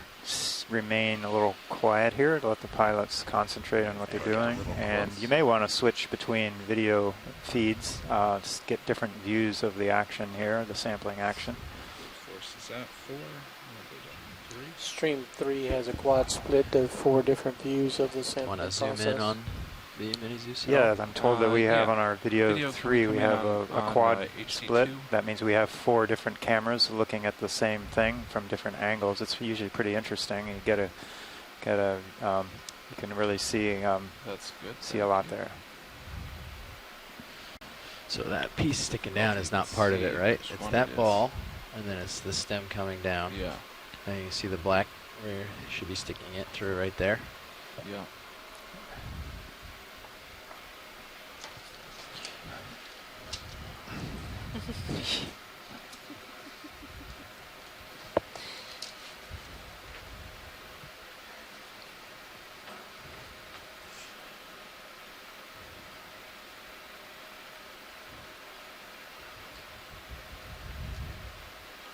So go in about there. Right? Yeah, you probably want to be a little narrower with your jaws. Yes. I'd say it's a good height. Oh, You have to go up a little. Your finger's going to go under the stem there. There you go. Oh, now it's a lot easier now to that they've see. retracted. Actually, I'm going to come back. About a Good, little it's not brittle at all. Notice the polyps closed up. bit. Yeah, that actually makes this easier. If I go down one, that's too much. That's that entire branch. You so don't I want gotta the go whole- right above that. Just split. above that thicker Yep. piece, yep. Much easier to see now.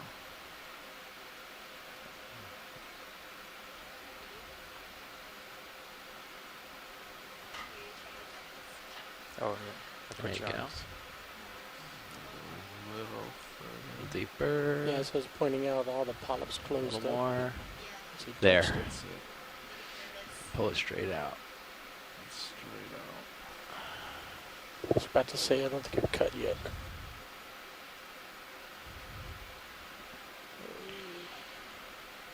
Well, that was a risk. Yeah. Okay, can we come out on the Mini Zeus? Starboard wing. We'll bring it inboard a little for you. Get it out of the way. Not too fast, because I don't want to knock your perch. It's a fairly delicate perch. Yeah. And then I'll try drawing out. We'll see how it goes. I'm going to tilt down on the Mini Zeus briefly, Sure. just so I can see, make sure we're clear. Looks like it. Extending drawer slow.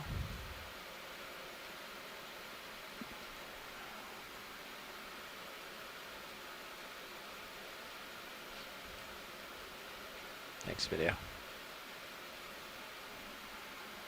Looks like you got plenty of room there. I think that'll work.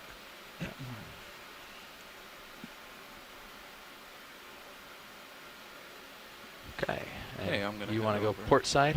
Yeah, I think so. Okay. Keep it here so you can get past the coral. Sure. Swing by without bunking it. Actually, I'll go above. There you go.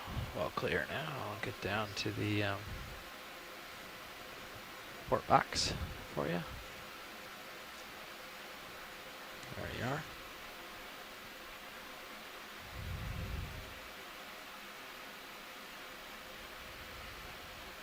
Go this way.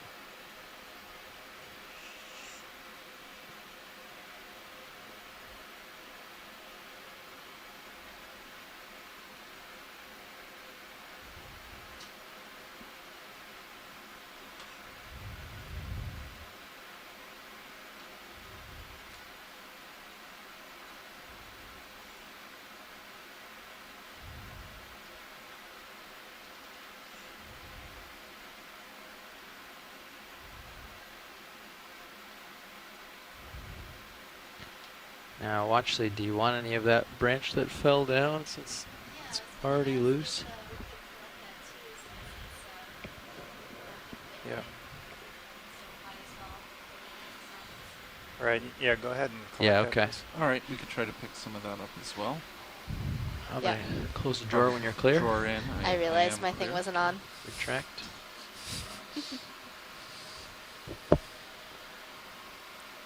And I'm not sure if I can get that from here. I might have to reposition. You will probably have to reposition. All right, why don't I just do that then?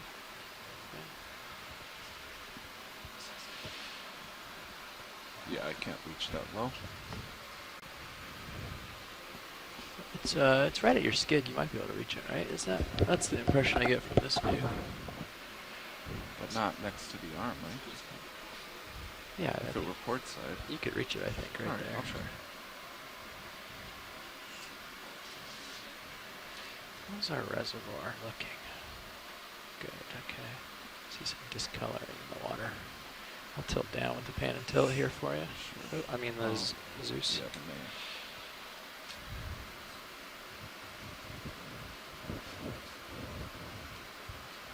Yeah. You should be able to get that right. That way.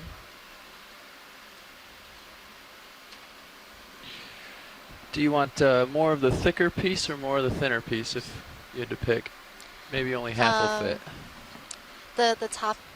Okay. Okay. Yeah, the branching pattern is probably going to be pretty interesting and might help us idea it. Okay.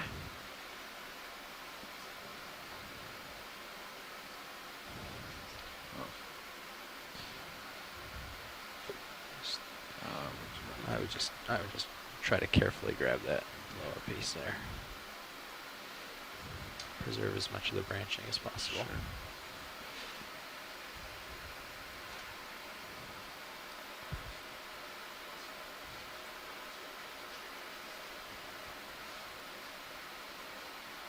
Like that much is all. Yeah, there you go.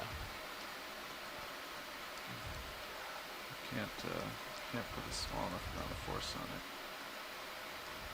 What grip force are you at? I'll go down to 1. I'm at 3, but I was trying to feather it.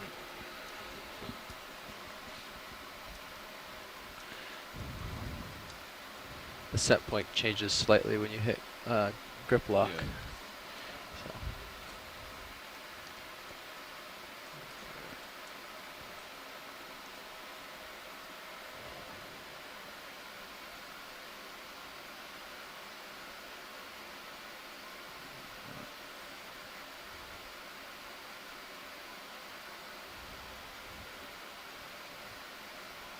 Nice.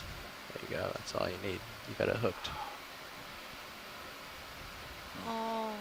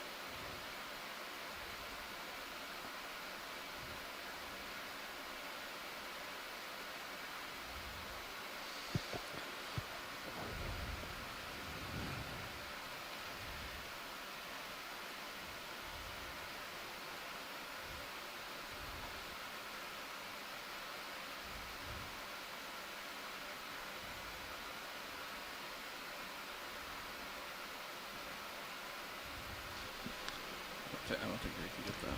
Pilot, maybe if the other thicker branch might be easier to pick up?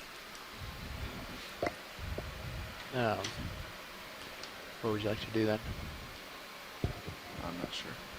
Okay. Move on here.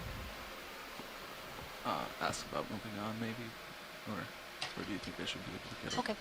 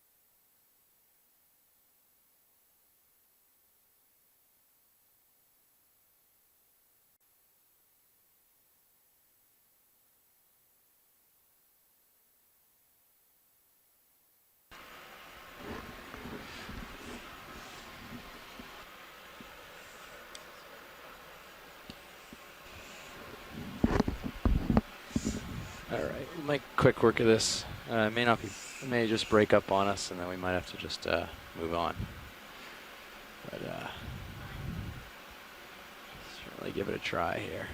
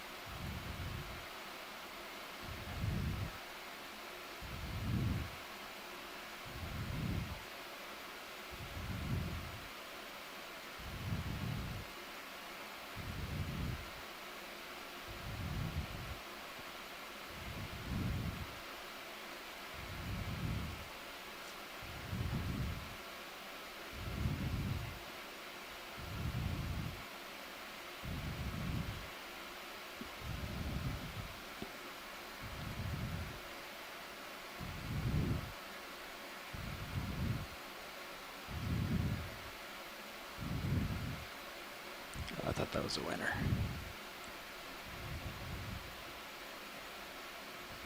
Sorry about that.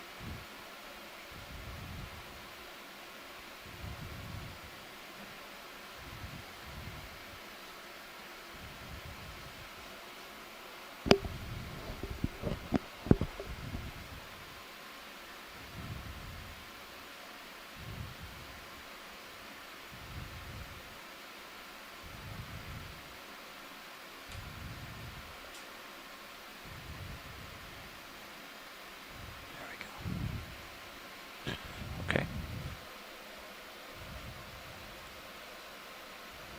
Aww.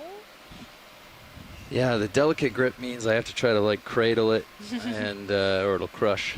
Yeah. You said you wanted the thicker one, maybe? Yeah, the thicker one might be a little more robust. Okay, we can go for this robust, thicker piece. But,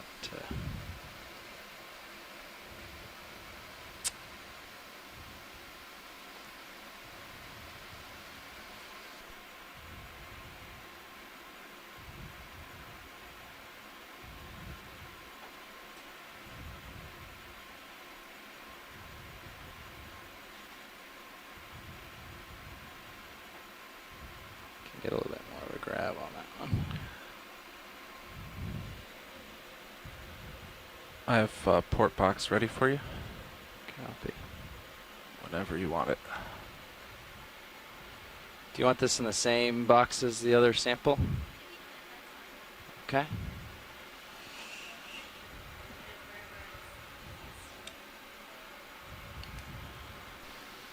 Yeah, wherever is easiest. Okay. Ready for me to open? Yep. Coming out slow.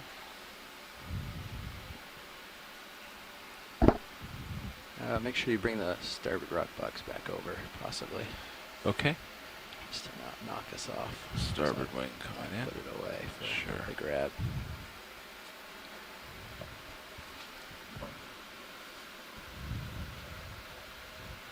Opening box. And I'm going to follow you with the mini Zeus. Thank you, sir.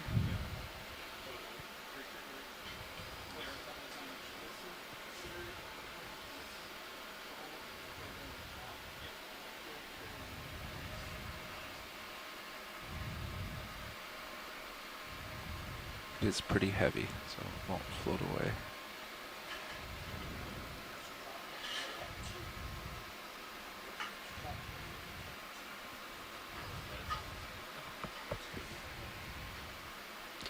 I might shove it in this direction. Maximize the dimensions of the box.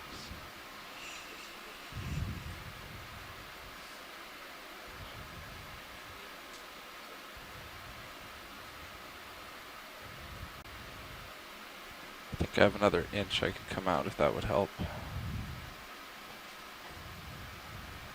don't think it would.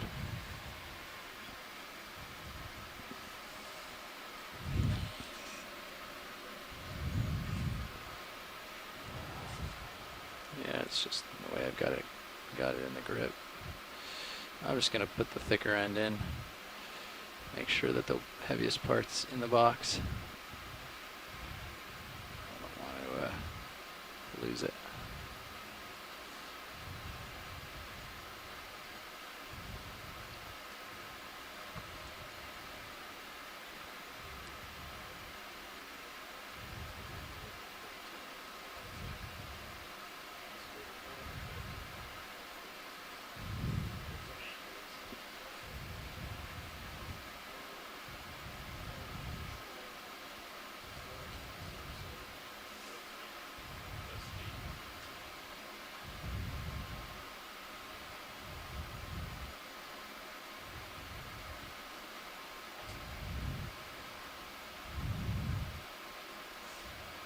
Muscle it without breaking it.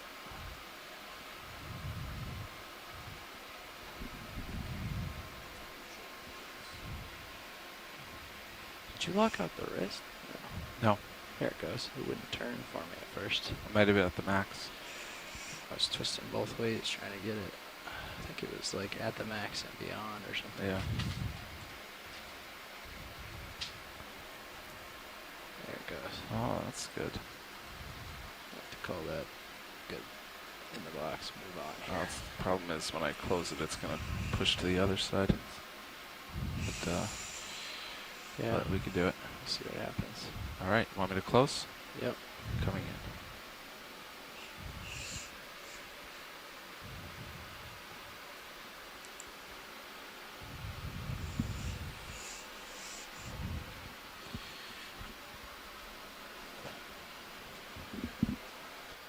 Fully closed. I'm gonna bring that wing back out. Great job. That was awesome. All right, so we have collected a possible paragorgid or corallid coral. I'm gonna hit collect. So that was a collection.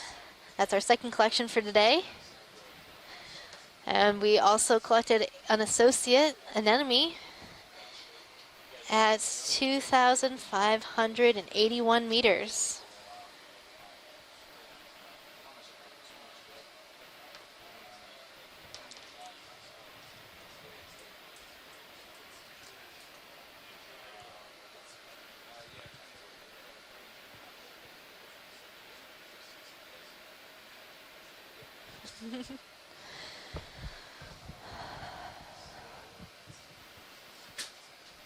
So that was very exciting. That was a little bit of a challenging sampling, but now we'll be on our way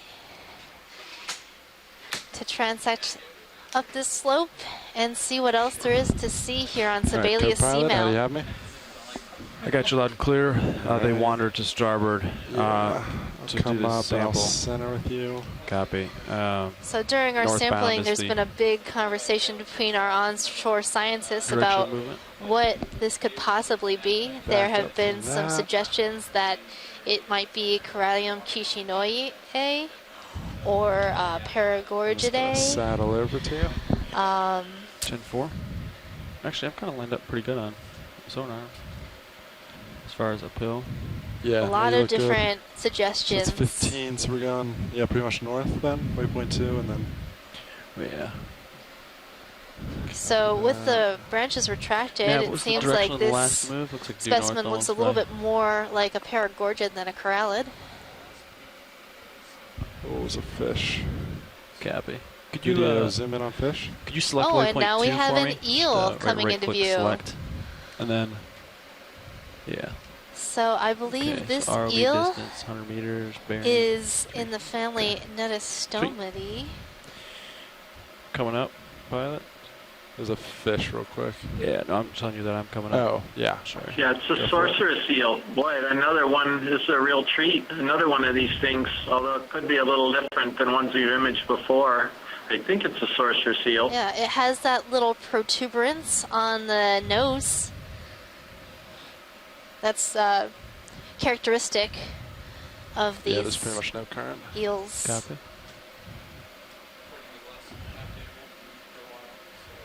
Yeah, copy that. So it might Yeah, be I'll push out right for this Benefica. eel.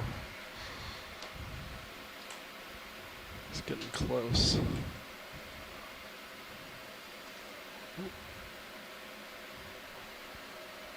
Alright, yeah, I think I'm scared. Alright, video whenever you're happy. It's a beautiful, beautiful go eel. wide unless there's anything else you want from it. So Chris, why are they called sorceress seals?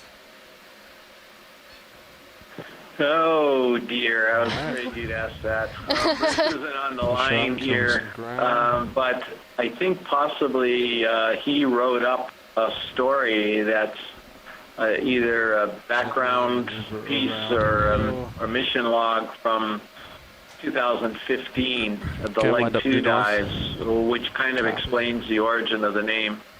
So I'm going to go ahead and see if I can find that again because I sort of forget right now. Okay, Like 15. that'd be awesome. Looks to be uphill for me. Oh, we're seeing a sponge, Okay. Chris. Waypoint 2 is One of your 3, Bolosomini. 5, so Copy. this We'll try to stay northish. Yep. And for that eel, in my guy, I have 2 possible Bring down your hydraulics. identifications. Oh, yeah, go for it. Venefica tentaculata and Venefica parviceps. I think this one looks more like, Video zoom real quick, see Netisoma item watercolor. parviceps. So Venefica is the one that has the tubercle on the nose. Yes, And Netisoma does not appear to have a tubercle, so I think we're going to go with Venefica. Yeah, sorry, Now we're video zooming spot. in on a little crustacean floating here in the water column. As good as I can get with Looks him. like it might be an Very isopod. small. Isopods are like the pill bugs you might find in your garden, Yeah, let but him this go. one is Just specialized holding for off. swimming around in the deep sea. Watch it. We saw a lot of these yesterday. Any interest? I think we're good on this particular sponge, Copy. unless Chris Kelly has anything to say about it.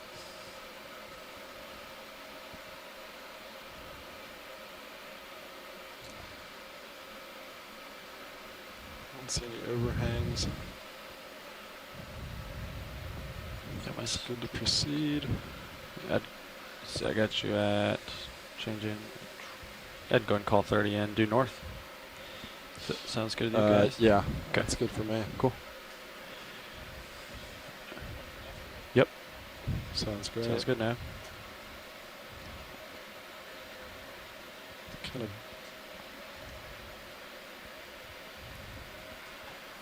Pretty steep. Yeah. You about to do 35-ish too. It's pretty tall. Looks like you're just seeing it over it though. Yeah. Just by my Yeah. sonar. So right now we See some- are making the a fish you already move saw? See the fish in my to view? go up Upper the right for you, I slope. believe, maybe. Upper right. I'm not sure how up he is. I'm not seeing And it. the manip- Oh, is it on? I see it in one of your manips. Oh. I could try to gauge it. It might be the same specimen you already saw, but I'm seeing a bunch of these bottle brushes. That looks different. This is definitely a different fish coming into view.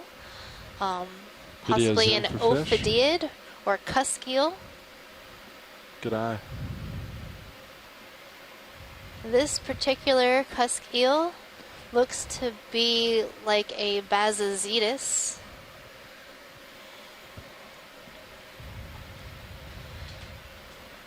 They have a little bit more rounder head. It's not really gonna look at me though.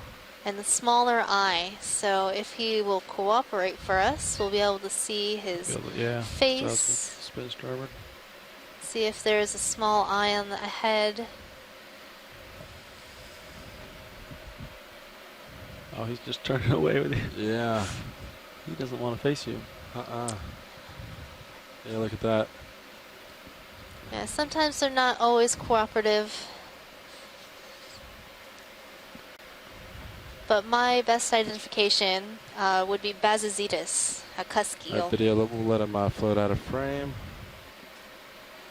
And awesome, come wide when you're happy. Copy? Copy. 2,500 meters by 5-minute delay.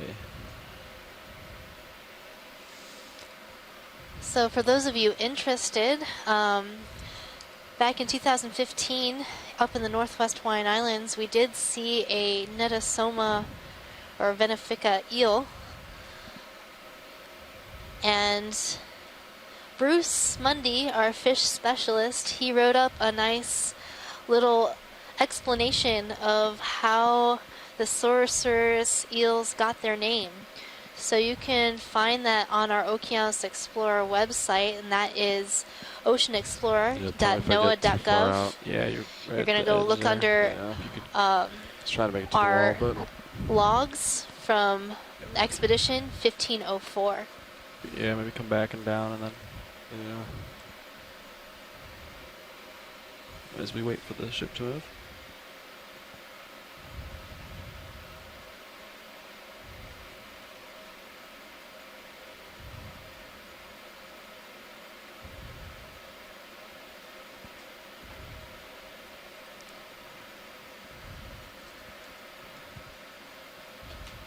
So, right if some of you are wondering, the name Venefica comes from the Roman sorceress or witch who used potions and poisons. In Latin, the word actually means a woman who poisons.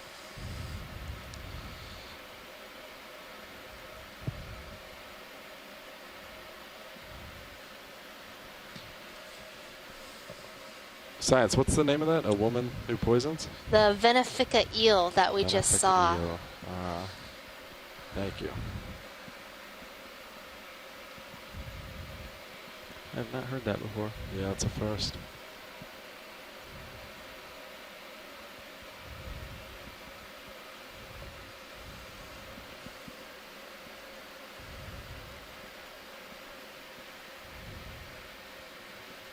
So we're seeing a lot of brittle stars on the rocks in this area. This is a beautiful outcrop. Seems like a pretty steep slope. Too bad John has gone to lunch. I'm sure he would enjoy this view. And Nav, what's the distance between these contours where we're at right now?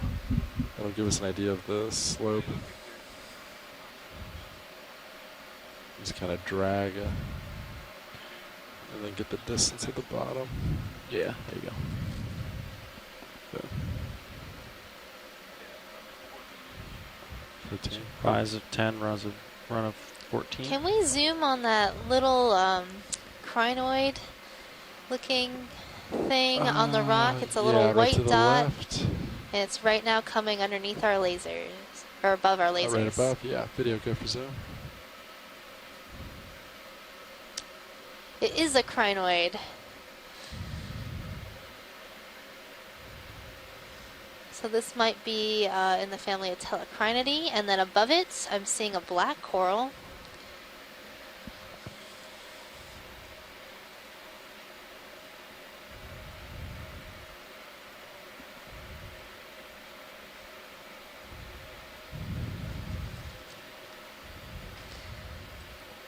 Alright, video, go up to black coral. So that black coral is Alternatipathes.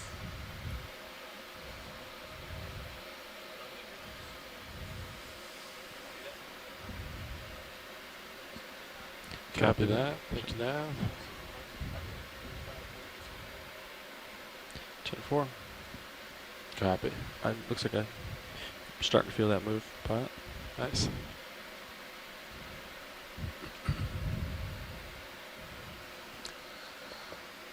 Alright, video. All right, if you're we're happy. good for science. Get some leash shortly. We can move on.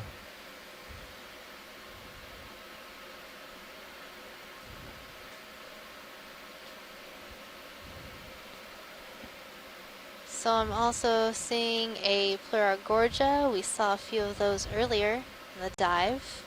That's that white coral that is on the left side of the screen. And a very nice bottle brush on the top side of the screen, on the left side.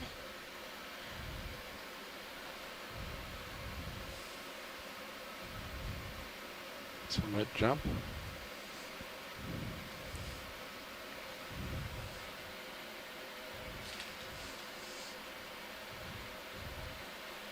No, not quite.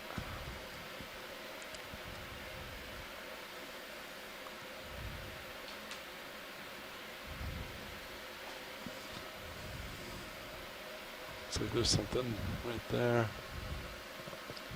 Oh, let's see. Oh, so there's some more corals over here, right on this little outcrop. Another coral of the one that we just collected, and some of these corals next to it look to be like hemicorallium.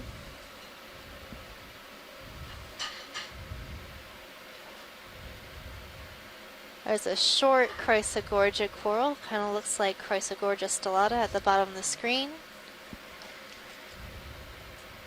On the right side, there's a sponge.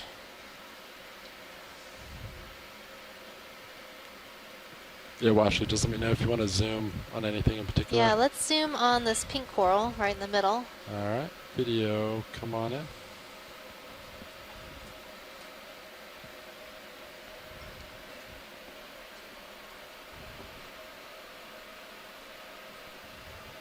So in comparison to the coral we just collected, this coral has thinner, more delicate branches, but the branching pattern looks somewhat similar. You see how, just like in the other coral, that the branches are very evenly spaced. And this is a pink coral, the family Corallidae, hemicorallium. And I think this coral has some associates with it, some crinoids, a couple of the branches. I think that was lower down on the colony. Lower down. Looks like there's more space Yeah, it does look like there's more space. to flow between them here. Now you can really see the difference between the one that we collected, which we think is a Gorget, versus this one, which is a corallid. And on the other side, we see that there's a crinoid on the coral. I'd also like to take a look at that little sort of poof ball Chrysler Gorget that was a couple rocks down from this. Couple rocks down. Video, come on. Hoofball. Yeah, there's a big associate on the top of that one. Yes, down to the right bottom corner of the screen. Right there? Yep. Alright, video, come on in.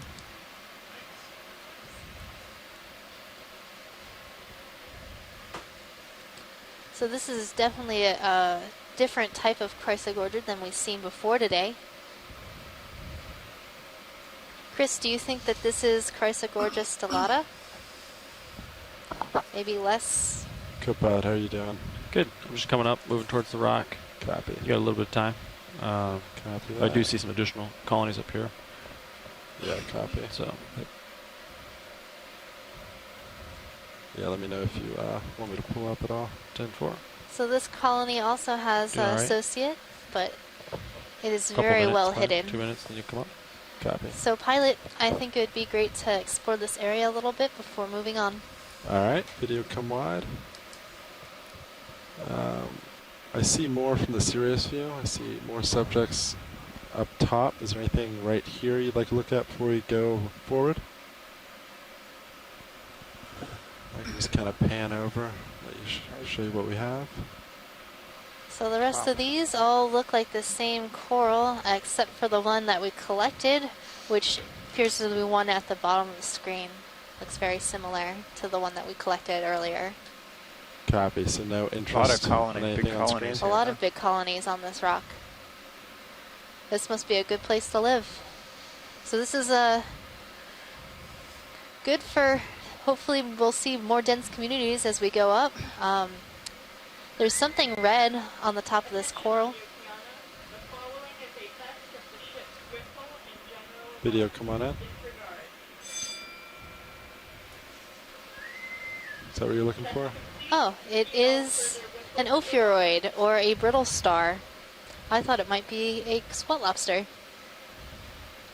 So a lot of these corals have associate organisms with them. So we see a lot of ophiuroids and squat lobsters and other types of animals. There's a shrimp down a little bit lower. And corals make good habitat. If you're a small invertebrate in the deep sea, it's nice to have a place to live, a little home where you can be protected, where you'll be up in the water column and able to capture food. Yeah, how long ago did that move complete? Alright, Science, are you happy here? 5 minutes ago? That's what I was pilot, just we're on. happy. Great. Video, come wide when you're happy, and I'll push forward.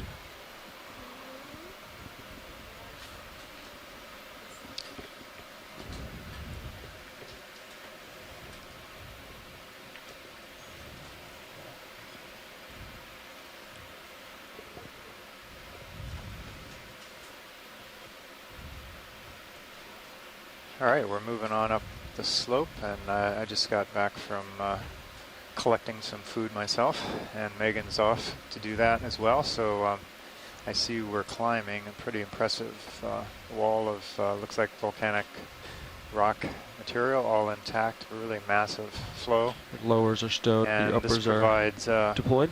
Copy. pretty stable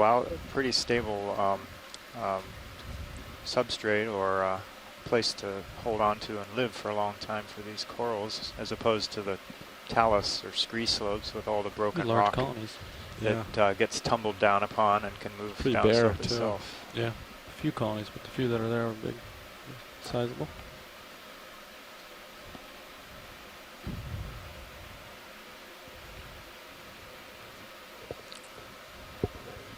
So if the shoreside biologists have something they really want to zoom into, let me know either on the video, on the call line, or on the chat, since we don't have Megan here at the moment to lend her biological expertise, but I can direct the fish. ROV team It's a and negative the on videographers fish. to zoom in on anything we need. What's up on the upper right over there? Let's go find out. It's got a lot of legs.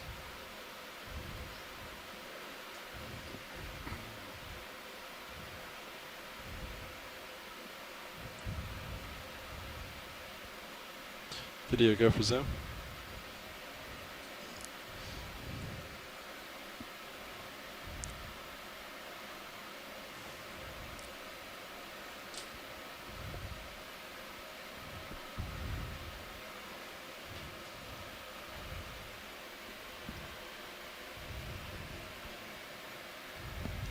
It's a nice looking one. 1, 2, 3, 4, 5, 6, 7, 8, 9, 10, 11, 12. Count 13.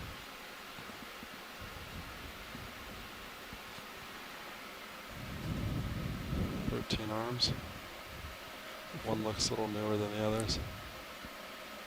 Oh yeah. It's pretty neat. Yeah, it's a nice center disc is pretty big compared to most. The larger, I guess, that I'm used to seeing.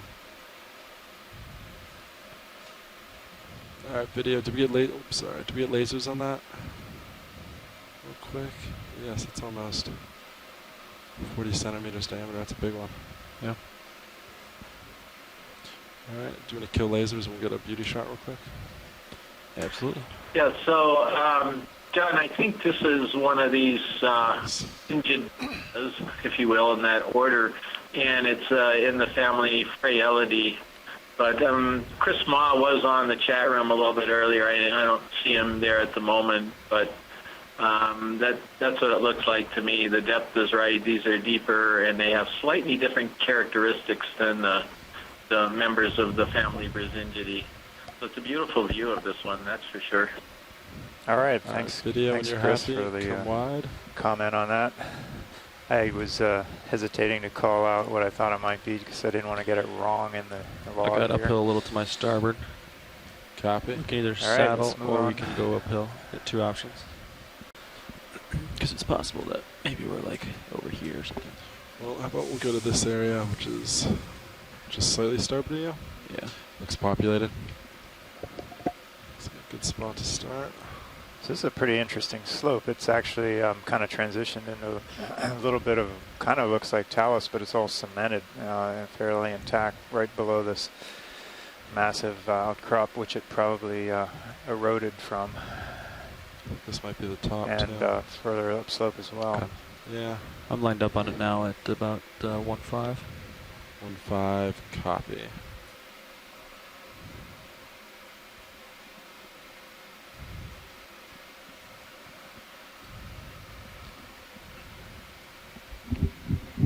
Look at there. Go ahead, Nav. There's not much. I'm not feeling too much. Yeah. Pretty still. Very insignificant at the moment. I don't know if there was any earlier or not.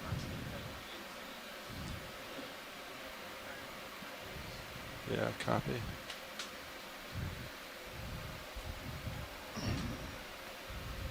I say we're ready for another move, though. Yeah. Right? At the 30 meters, 1.5, 0.15. 0.15, 30 meters.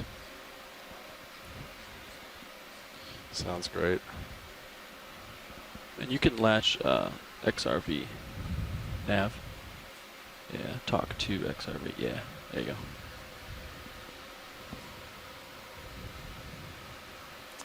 Bridge, ROV nav. So Chris, if you're We'd still like on to the do line, another I don't know shipment, if you please. had the discussion with Megan while I 30 was meters. out, but are Bearing these 015. types of corals and 0.2 sponges knots, please. you'd expect to see, that you were maybe expecting to see or not see on this feature? Affirmative. Yeah, sorry, John. Sarah Copy, Bingo Richard. is here with me in the ECC2, and we were doing a little bit of side GIS work here, so I got a little distracted during this discussion. But we're below 2,500 meters, and I wasn't sure whether we would see some nice corals or not down here, so I'm really happy to see these hemicorallium come up. So these pink ones, I'm pretty sure, are all hemicorallium. And that's really nice. You've got some big old fans, and maybe you're going to get into the denser You just had an community open a little mic, just wanted further to up. make sure you knew. But yeah, Thank you. Again, we're right on that boundary depth of where these things we've seen before, and where they tend to peter out, and where we don't see them anymore. So we now know that hemicorallium definitely can get between 2,500 and 2,600 meters, I think, the way to sort of couch this. So it's great to see them. Yeah, well, I don't think we've seen too many sponges yet. Is that your take on it as well? Yeah, not so many, but I'm delighted to see the corals here.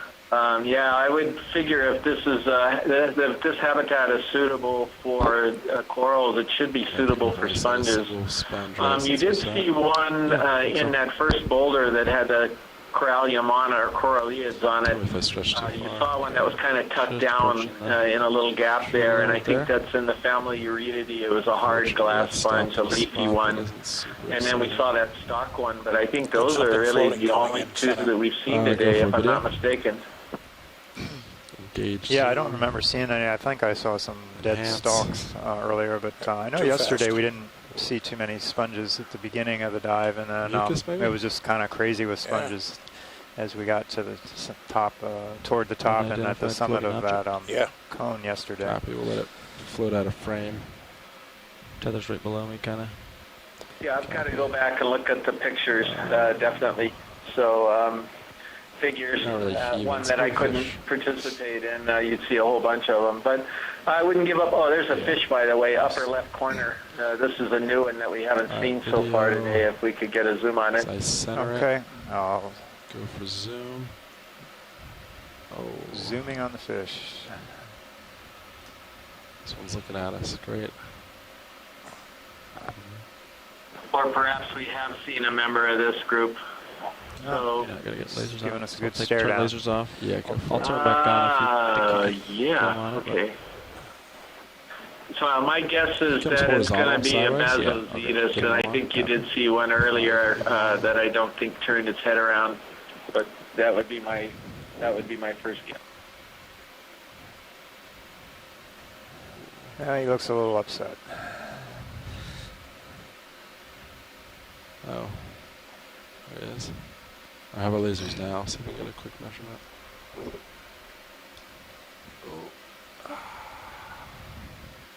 Nope, never mind.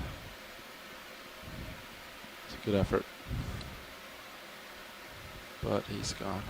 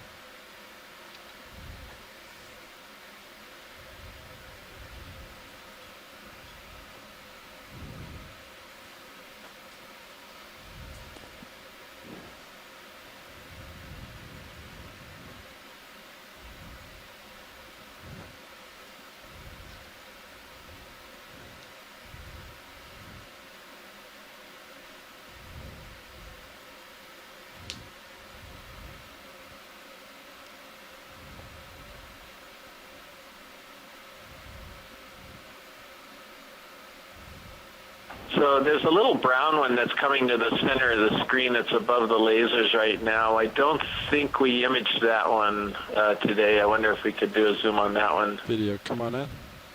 Roger that. Yeah, pilots, I guess you caught that. So what do you want?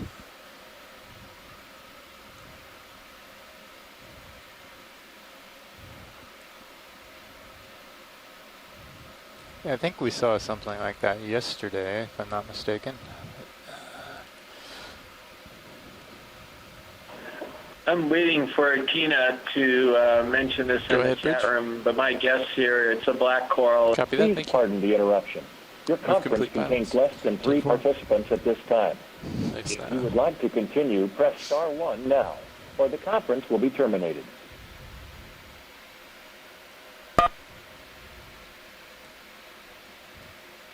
Yeah, I was actually thinking black coral from the ID yesterday. Hey, anyway. Yeah. Is that all we need for an ID, Watchshade? Let me check. Chris, do we need any more zooms on this? We our chat line kind of dropped. I mean, our video conference line dropped momentarily. Do you need any close-ups on this? Yeah, no, we're good on this. I think it's a black coral in the genus Starapathes, but that's what Tina also thinks that, even though we're not seeing one of the main characteristics of that group, which is sort of side branching from, or additional branching from those side branches. Right, pilot. But we can the coloration and everything else of it suggests a young Starapathes maybe. So anyway, definitely black coral. Okay, yeah, Video zoom in. I think that ID was made yesterday on one. I remember that. Something very similar. Paul, Oh, what do we have here?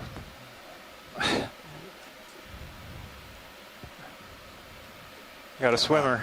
Got a swimmer. That's pretty crazy. Kind of mesmerizing how it does that. Yeah, You know, like a hummingbird. a metronome or something. Flying worm, swimming worm.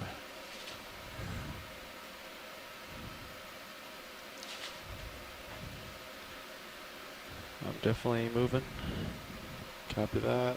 After this, I can push out.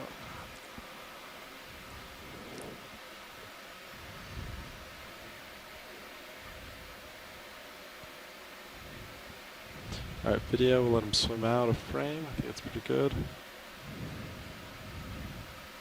And go ahead and come wide. Let's go on up.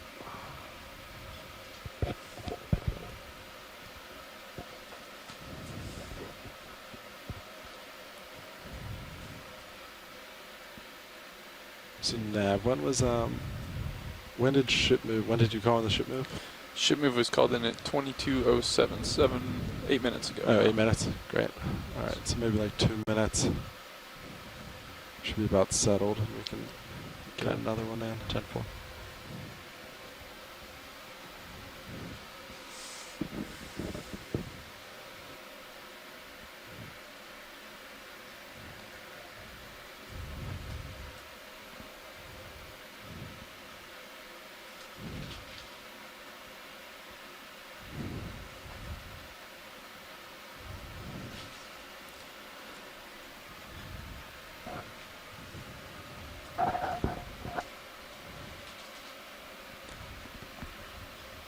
And if you just recently joined us, we are coming to you live from the NOAA ship Okeanos Explorer. And we are in the Musician's Seamounts, several hundred miles northwest of Oahu in the main Hawaiian Islands. We just saw. Basically the middle part of the Pacific, which encompasses a very large and wide-ranging circle. We presently have the Deep Discoverer 2 and the Sirius robotic vehicles down on the seafloor, bringing you these images at approximately 2,500 meters. So we're down well over 1.5 miles on the seafloor, on the seamount, Sebelius seamount. These seamounts have been mapped previously, back in the 1950s, 60s, early 70s maybe, to some lower resolution level. And there had been some dredging of rocks back in the early 1990s and before, and dating had occurred on these rocks. But really there's been no exploration of this type with deep sea cameras, vehicles, submersibles of any kind to our knowledge. So this is really the first time you're seeing these images, seeing the seafloor. The first time anybody's seen these seamounts.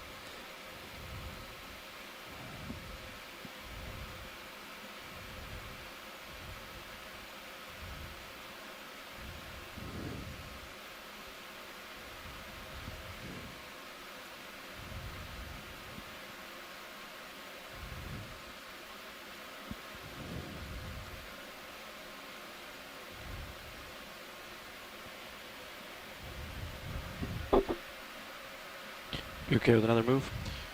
Yeah, I think we can go. 015 looks good. Same move as last time? Yeah. Copy that. Bridge, ROV nav. This looks like a big black coral here. I'm not sure we've seen this one before. If we can get a chance to zoom in on it. Yes, we'd like another ship move, please. Zoom on this, please. 30 meters, bearing 015 at 0.2 knots, please. Alright, video. Get to this side of it and go for zoom. Correct. Thank you, Bridge. Thank you. Ship move underway, pilots. 10-4. Thanks, Nav.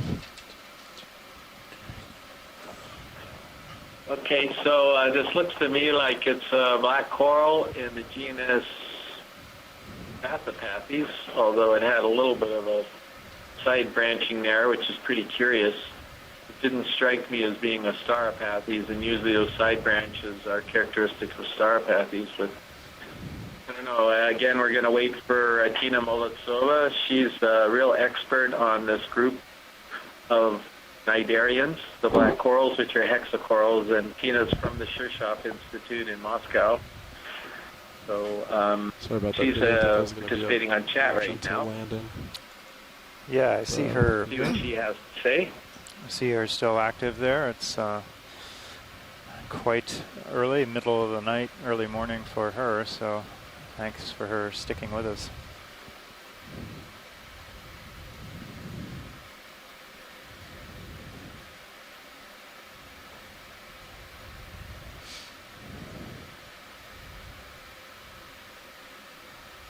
Bathypathes is what she says it is.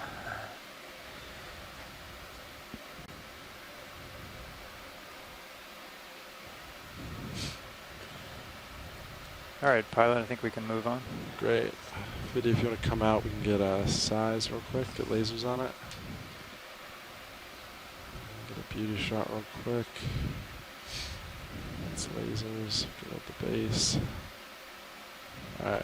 I'm gonna kill lasers real quick, go pilot. Lasers off. Alright, video.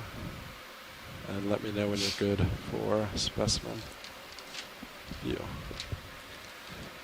So for the viewers out there, that come wide then. The program that we're working on here is called the Capstone program. It's basically to look at the deeper parts of these marine protected areas, these marine national monuments of the U.S. and some others, and also the parts that are a little bit outside, like we're in now in the high seas. And the idea is to address the monument, the needs, the science and technology needs. These monuments are very large. In some cases, they're 200 nautical mile radius, so it could be a 400 diameter circle. How many samples we got? Shape of that width so far? That covers a lot. We just of have two, one bio, one geo. Ocean and a lot of seafloor, and most of that is in the deep sea, deeper than 1,000 meters. Yeah, geo's port forward. We've been doing dives down to nearly 5,000 meters. Thanks. So a lot of these areas have never been explored before, so nobody knows really what's in them, what's there to protect, and how to do discoloration. So that's the focus of this program, and this is the last cruise of the 3-year program in the Pacific.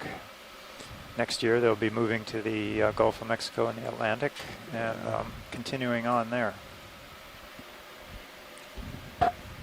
Watch it. Any idea what the discoloration's from?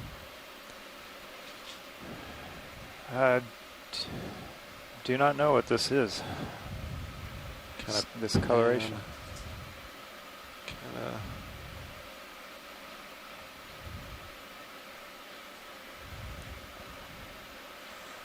It looks. I just noticed it in a couple spots. Yeah. That I didn't notice previously, so just curious. Looks like somewhat like altered sedimented material, or maybe it's some kind of biological stuff. I don't know. All right, video, come on.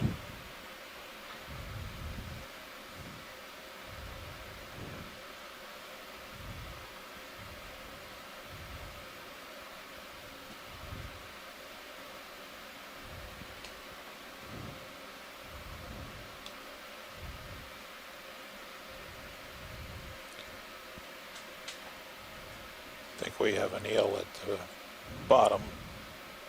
Eel. Is it on screen?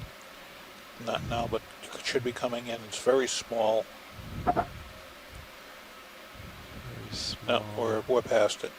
Past it. All right, copy. If you see it again, let me know. Roger.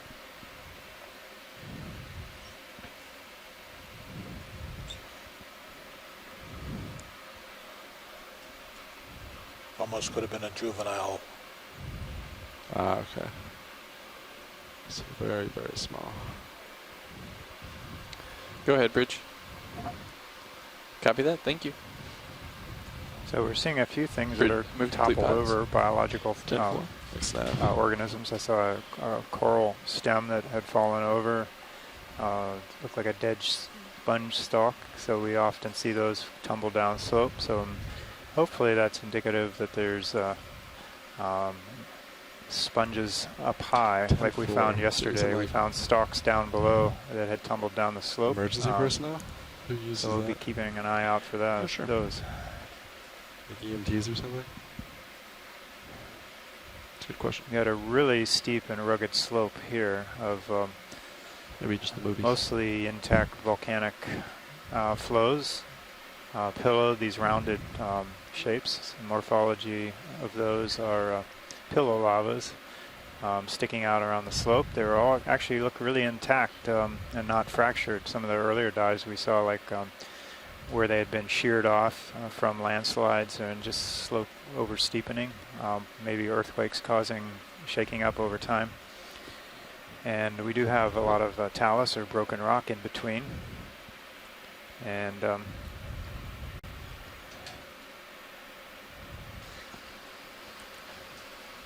Can we take a look at that sponge at the bottom of the screen? Is it to the left? It was right in the middle of the bottom, but we panned up. Stand by one. I'll go back down and back up. so we have Megan back from filter It's feed. right down below the lasers. Copy that. Video, come on in. All right, Megan, did you employ a good feeding strategy in the galley? I did. I acquired myself a Italian panini, and then I foraged around and found some tomatoes and onions, some mustard. It was delicious. You didn't just open your arms up and wait for something to land in your mouth, huh? I did not. I didn't think that would be a good strategy in the galley. Probably would have gotten a lot of looks. Not with all those other predators in there eating. Yep. They definitely would have stolen the last panini. So this looks. I think this glass sponge is Semperella. I was just about to say that. Mistaken, it's got. Well, then go for it. Yeah. Oh no, you by all means. I'm gonna say I think it's Semperella too, Chris. Can you tell us a little more about the attachment of Semperella? I know that's one of those characters that we're looking for.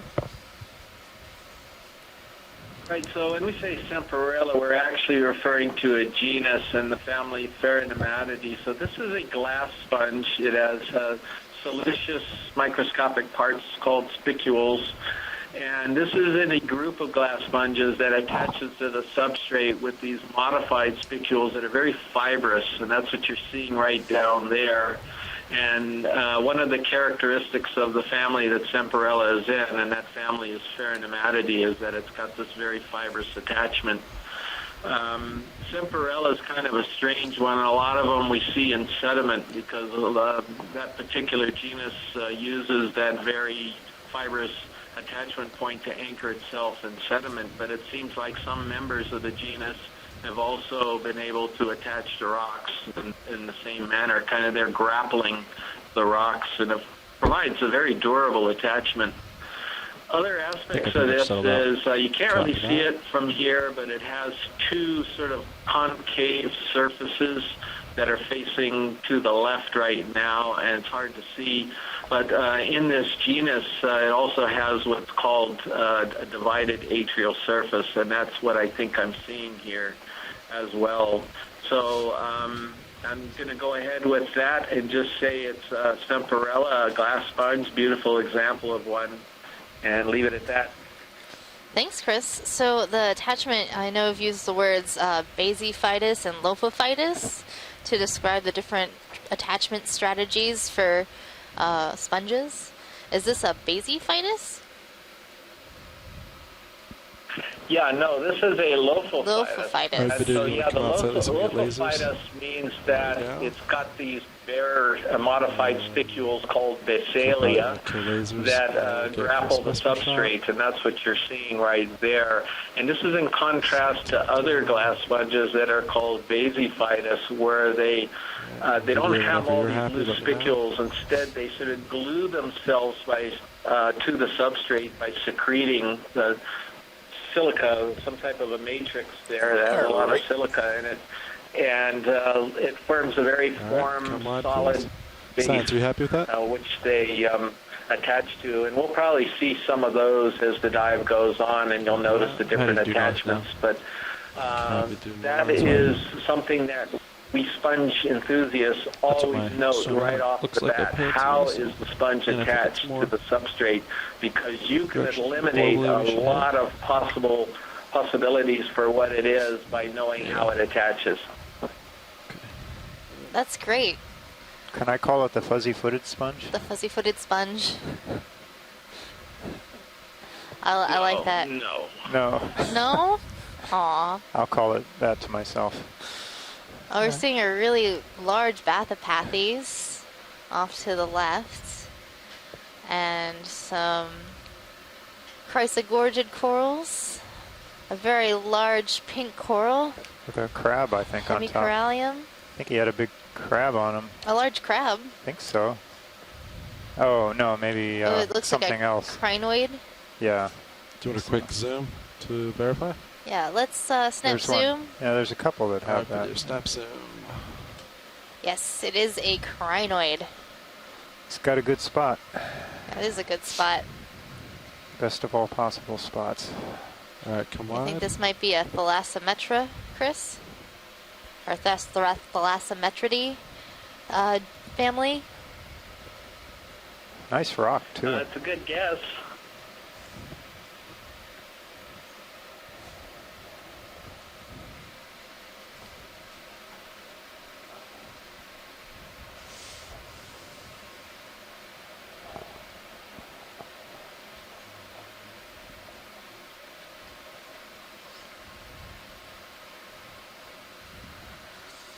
So have the corals picked up since I went to lunch? Yeah, they did. They started getting, seemed to be more and bigger ones. So as we climbed this wall, it was pretty, a big massive wall of lava for the most part, with a lot of potential stable substrate, even though it's very steep. Oh, look at this outcrop. It seems to be covered with coral. Oh yeah. There's a couple here. I think we're getting into those more dense communities like we saw yesterday. Yeah, that's what I'm thinking. And then we saw a sponge stalk or two down at the bottom, so maybe that's a portent of things to come. I would like to see some of these more orange, fuzzy looking colonies.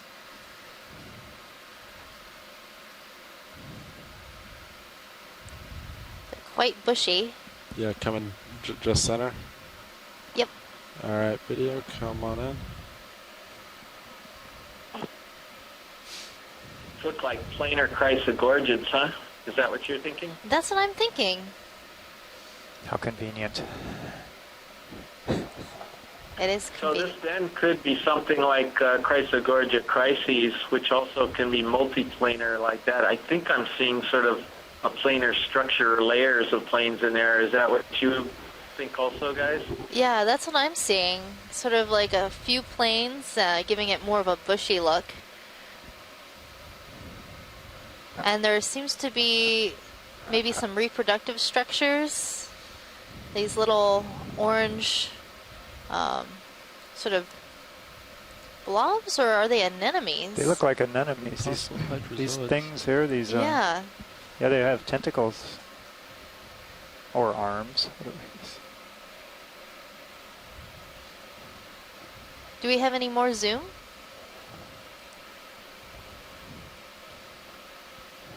I'm trying to see. Yeah, these look like anemones that are just all over this Chrysler Gorget.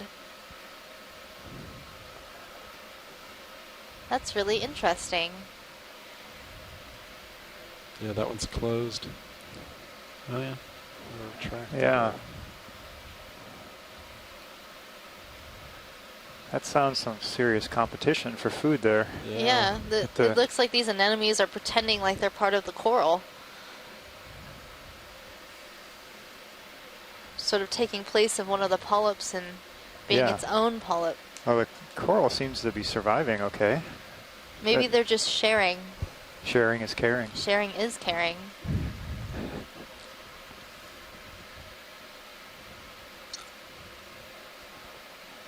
Of course, the coral is doing all the work.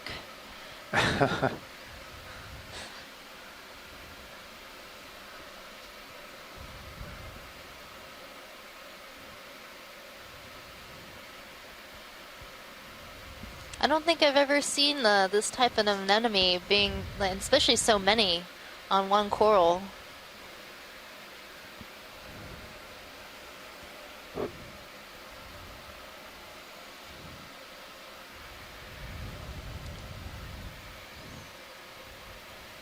So would you say the anemone is being enabled?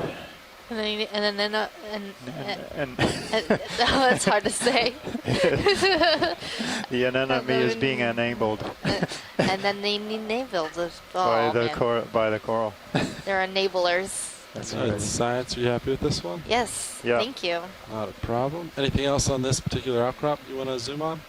You want me to kind of Let's see. come out wide? Trying to see what else is around here. Could we see that pink that's just above it? Absolutely. It looks a little bit different than the other hemicorallium we zoomed in earlier. Come on in, video. Maybe the polyps are just closed? Ah, yes, the Yeah. polyps are closed. So that's sort of interesting for you folks at home. This is what it looks like when all the polyps are closed up. Now this is probably what you see on a dead one, right? When you bring it up. Well, you can still see the tissue, but when you bring it up, yes, it'll look like this. Yeah. To get to the skeleton, you need to slough that tissue off. And the tissue, the skeleton's going to be a very similar pink color in most cases. Thank you, pilot. Alright, video come wide when you're happy.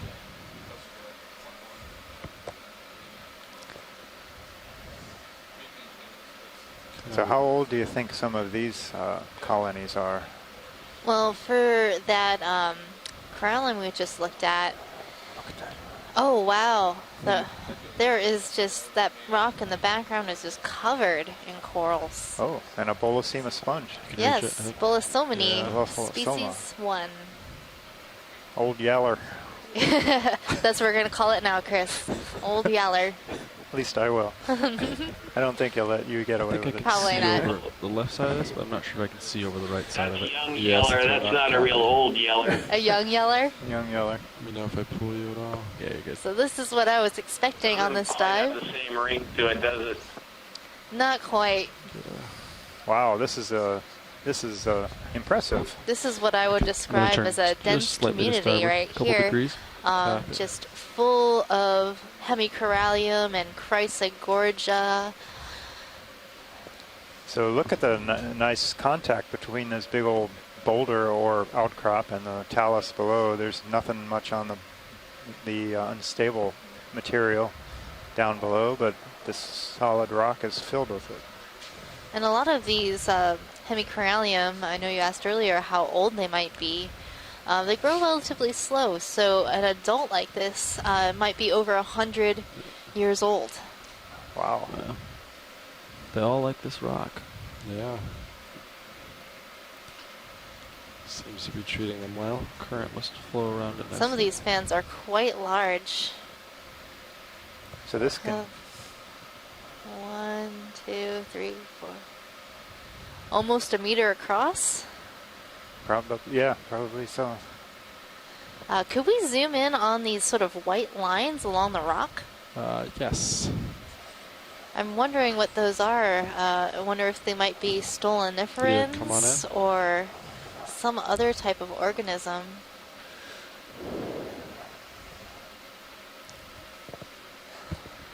Yes, they are stoloniferans. So stoloniferans are another type of coral there.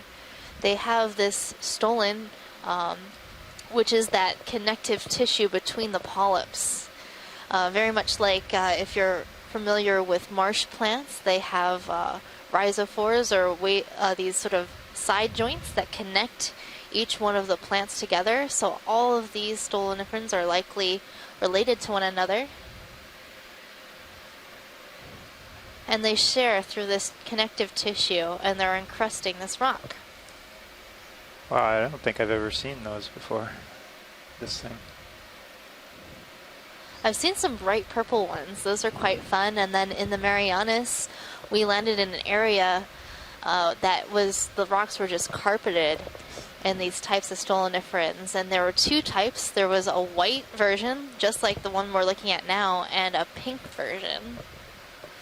They kind of remind me of those like Christmas tube lights that you can buy, flexible tube.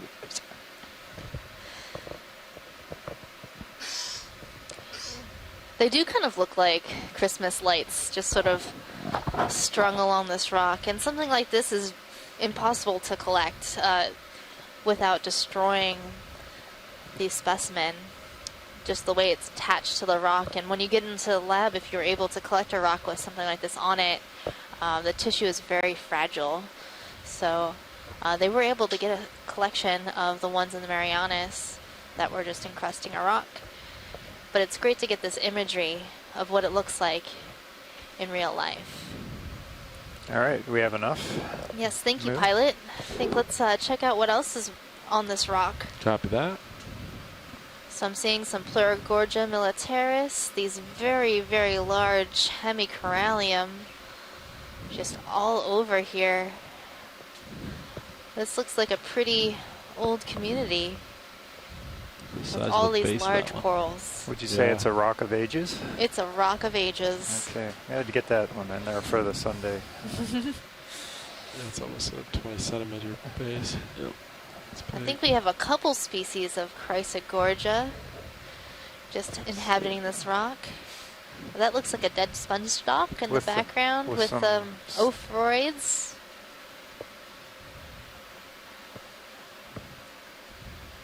Maybe we can collect this rock. This rock? You think it'll fit in the ROV? I think the ROV could fit inside this rock. I think we'd have a hard time getting it on the ship. I think this rock is probably as big as the ship. Yeah, that might affect the ship's buoyancy. There's a black coral in between these two hemicorallium. That we haven't seen that today yet. Copy that. Video, come on into black coral. Ooh, is this a blue? Saw something that looked like a blue coral off to the left. It could have been one of those Gorgia. They tend to have that sort of blue sheen from the side. Okay. Guess we'll get a look at it soon enough. That's how I can identify those ones from further away. They have like a very unique color to them. So this looks like maybe Trissopathes.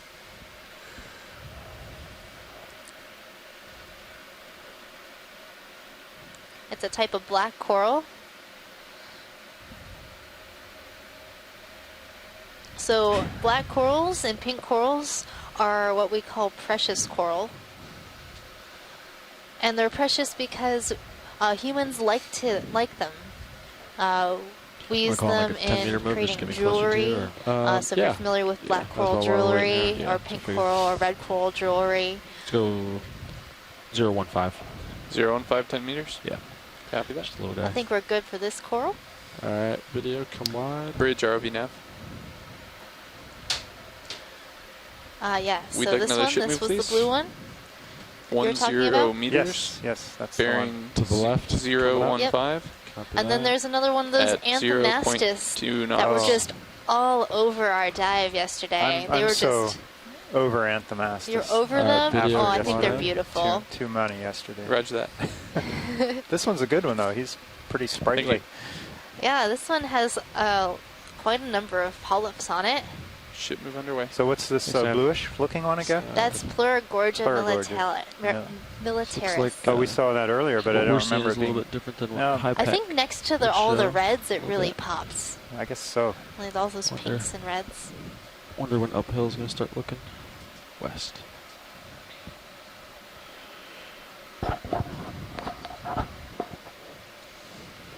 And then I saw a really interesting round sponge just to the base of this rock. All right, video, come wide. All right, I think we can move to the next. Sponge to base.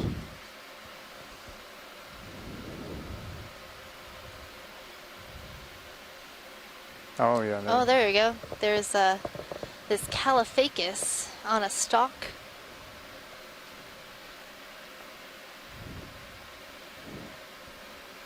That's quite the long stalk. So this one is a Caliphacus.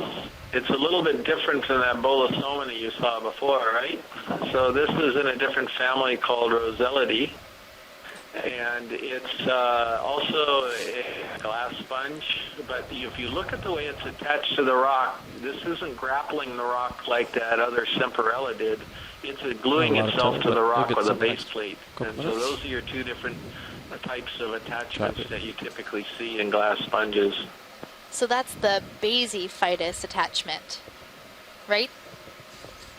That's right, correct. And along this stalk, I'm seeing a bunch of hydrozoans. There's these small hydrozoans, and then there's a larger polyp.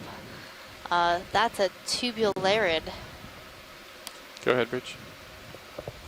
Copy that, thank you. Bridge complete pass. Move complete pass. 10-4 stab.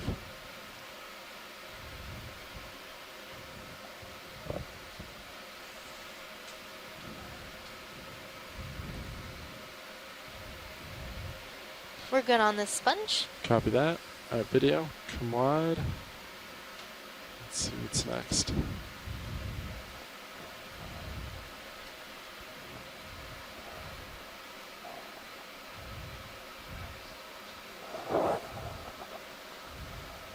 So I'm seeing another one of those Paragorgia, or the white colonies that we collected earlier. A number of different types of Chrysler Gorget. Can we zoom in on that sort of tall one with the bare base and the sort of poofy top side? So it's like poofier on the top and... Top of lasers? Center top of lasers? Yeah, it's above the lasers. Yeah, Truffula tree looking one. Yeah, coming to it. So this is another in the genus Chrysler Gorgia, but it's different than the ones that we've been seeing before. Oh, there's a jelly here or something. And then floating. Tino 4.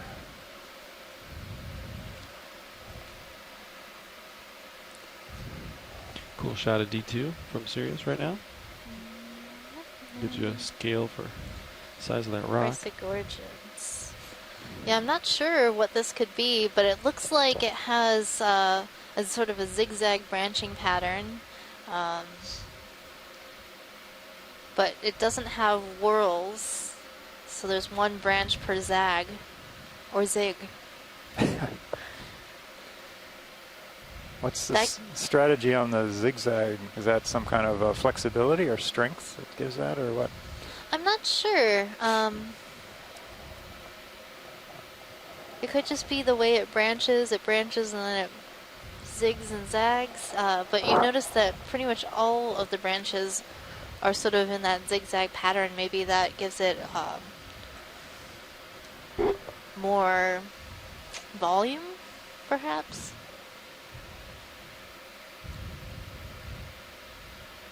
Well, I'll tell you got. Yeah. Thanks for that zoom. Copy that. Alright, video come wide. Kind of rotate my back to you a little more. Les Watling is saying it's a Chrysler Gorgia mimicking an Iridogorgia, which is unusual. Let's go to the top and see what's there.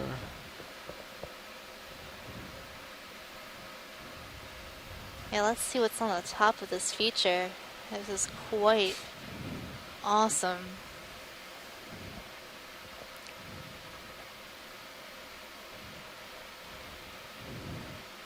Yeah. It looks like this side of the rock is a little more bare than the other side. Wow. Yeah. I can look down it for you.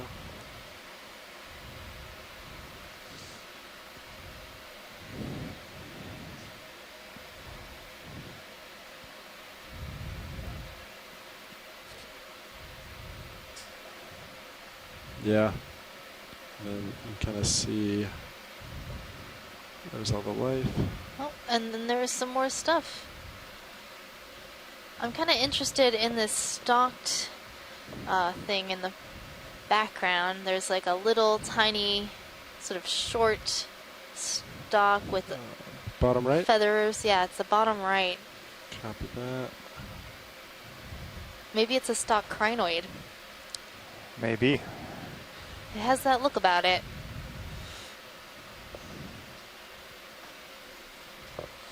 It's always so excited. I'm just like, let's wait and see what it is. Yeah, this side of the rock doesn't have. Yeah, not nearly as much. All right, video, come on in.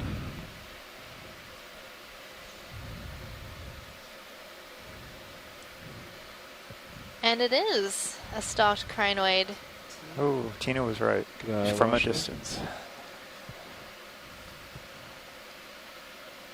She's probably seen so many of these, it's really obvious with the shape and how it moves, what it is.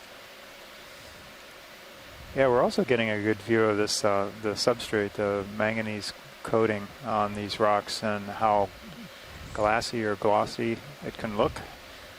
Basically, it looks like a polished surface in this case. All right, watch leads, are you good with this view? Yep, we're good.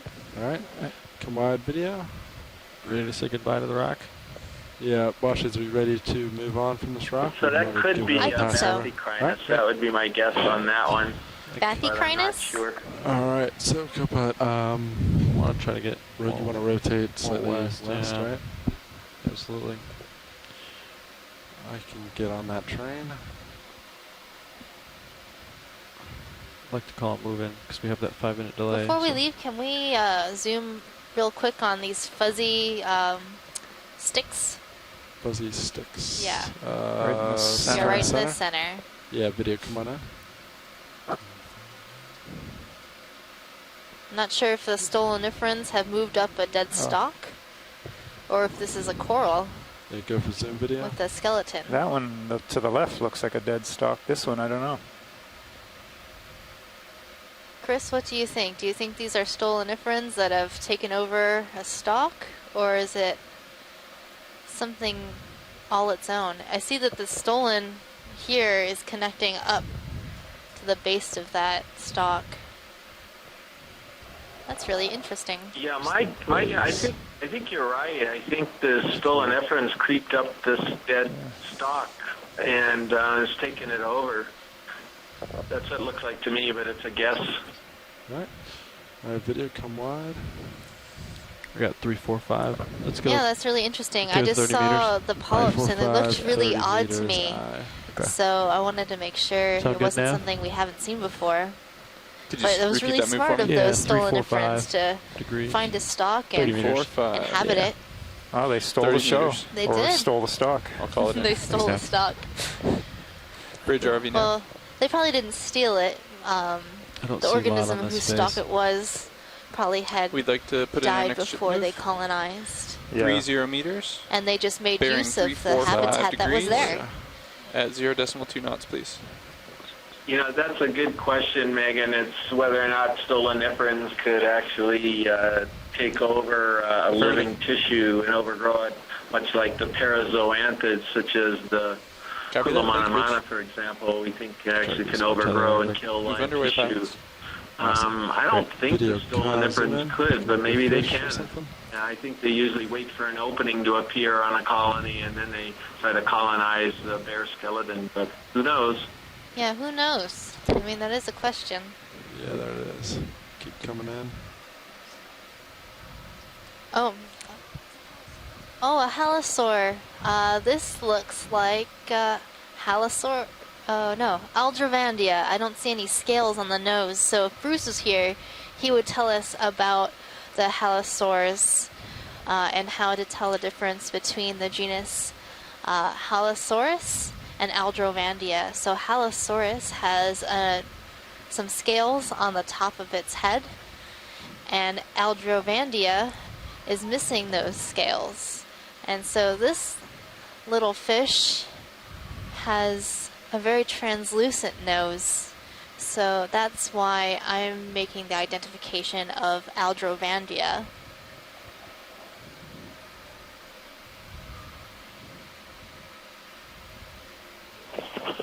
Yeah, I would agree. It's unfortunate Bruce isn't here, but he's, on the weekends. He's not here often during the cruise. But I would agree with you, Megan.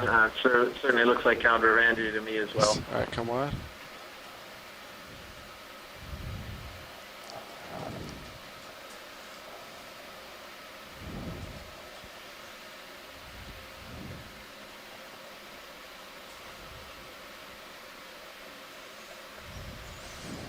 So are we still in the area of that giant rock? Below, So behind if us. you look on the Sirius screen, Yeah. it's bottom right. So it's Okay. behind us right Will now. we be able to turn around and collect those stoloniferans, or do we need to move? Stand We- by 1 second. What We is- had a. Yeah, we'd have to probably cancel the ship move or maybe go backwards. Yeah, so we'd probably have to move the ship backwards to collect on that. Well, we might see something similar or something better later. I don't want to waste time by moving the ship backwards. Copy that. Yeah, we had a late notification in the chat that, or by the time we saw it, it was kind of late, but we'll move Yeah, on. we have so many screens to keep an eye on. Sometimes I lose track of the chat log. Yeah, I remember you said earlier that they were very difficult to sample and that you were lucky to get one on a rock. And then I know, I didn't even we- think about it. I was like, oh, I was just wondering what was going on there, and I probably should have put 2 and 2 together. Fish. Video, zoom in real quick. Fish. we were trying to figure out what they were doing. And Closer Did I? I didn't see that one. Another fish is coming into view. This vision. looks like a rat tail or grenadier fish in the family Macuridae. It looks different than anything that I've seen. It has a very blunt face. It's quite small, so it might be a juvenile or it might be one of the smaller species. It's a rat tail, that's correct. Maybe, no, it's not a Macurid. It's probably an Ophidiid. See, there's a dorsal and anal fin, so a fin on the top and the bottom. And there's no, like, single triangle dorsal. So this is an Ophidiid, or a Cuskiel. oh, And it's gone. And now it's gone. Got scared. such is science. Such is science.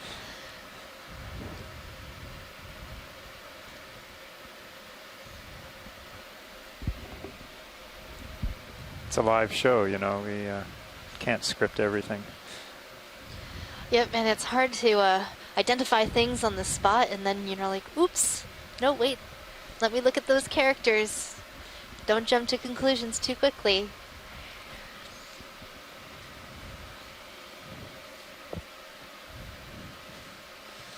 And I know our annotators back in the lab, Sarah Bingo and Virginia Moriwake, and along with Chris Kelly, they'll probably be listening to this later, and when I say, oh, I think it's a Macurid, they're going to be like, oh, Megan, you're wrong. But Sarah's a great annotator. She's been annotating with me. She's actually been annotating longer than me using the Okeanos data. And she needs to say hello right now. Hi, Megan. How are you? Hey, This is Sarah. Bingo at the ECC at UH. Another rock. Hey there, Sarah. I didn't realize you'd be coming in today. Oh, yeah, it's Sunday. Yep, I'm working on Go ahead, Bridge. Mondays. Copy that, thank you. Move comes Well, out. I miss you guys in the lab. And as a gift to you guys, we're bringing you a rock, a big rock with a lot of stuff on it. So Les and Tina were talking about moving on with their lives and their time zones, so maybe they'll That's as stick far as I around got, and right, on tether. Yeah. see what we've Copy. got here. Delta 5, pretty tight. I should start moving momentarily. So these corals are like bait to them, John and Megan. So if you just keep showing up these corals like this, there's no way Les is going to get off as long as you have corals here. Well, I mean, I'm expecting corals all the way to the top. That's my forecast. Just sticking Definitely to it. big rocks. Mhm. I'm a Yeah. coral Current will forecaster. whip around them nicely. Say it again? The current But they must seem to like the yeah, left sides of blow these around them. rocks, so wonder where they came from. get rolling down the hill at some point. Perhaps the current is usually coming out Well, we're of the west. well, Which way are we the D2's facing? pointed nearly north North. right now, so that would have roughly been from the west. But we know we've been getting currents from the south, is what, in general, the deep currents. Yeah, and so if it's coming from the south, then all those coral fans facing towards us are getting most of that current. So that might be the pattern around here. Yeah. Natural current meters. I'm starting to move here. Copy that. So just a sponge. Any interest on this science? Oh yes, let's zoom on this sponge. I think it's new for us. All right.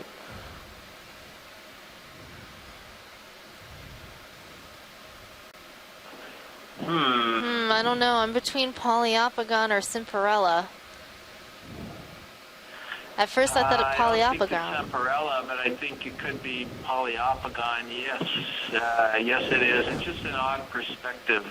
It's kind of oriented uphill a little bit, isn't it? Yeah.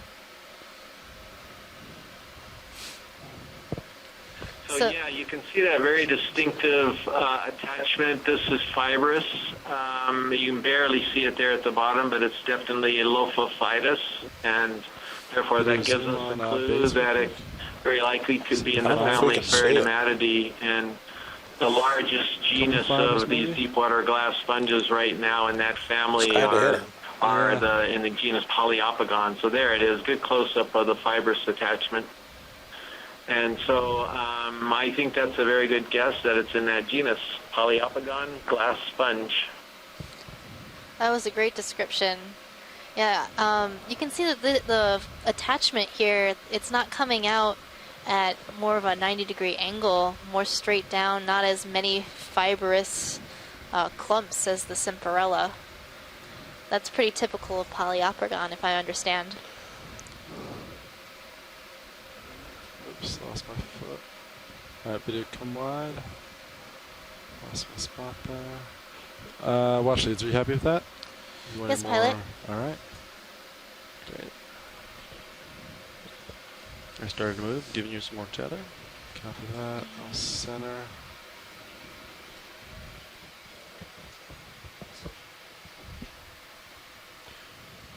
Sure. Yeah. Hey, wash leads, we're just going to do a quick swap. Alright, so we're going through a pilot change right now.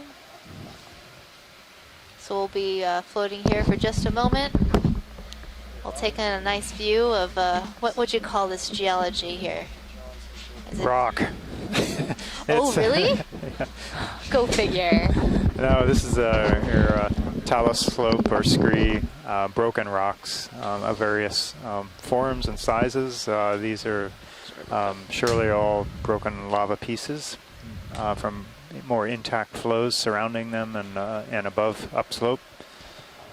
And we've seen this quite a bit already, this dive and this cruise on other dives. And we see them on all dives, usually, many dives. It's typical. Yes, we are. Got it, thanks.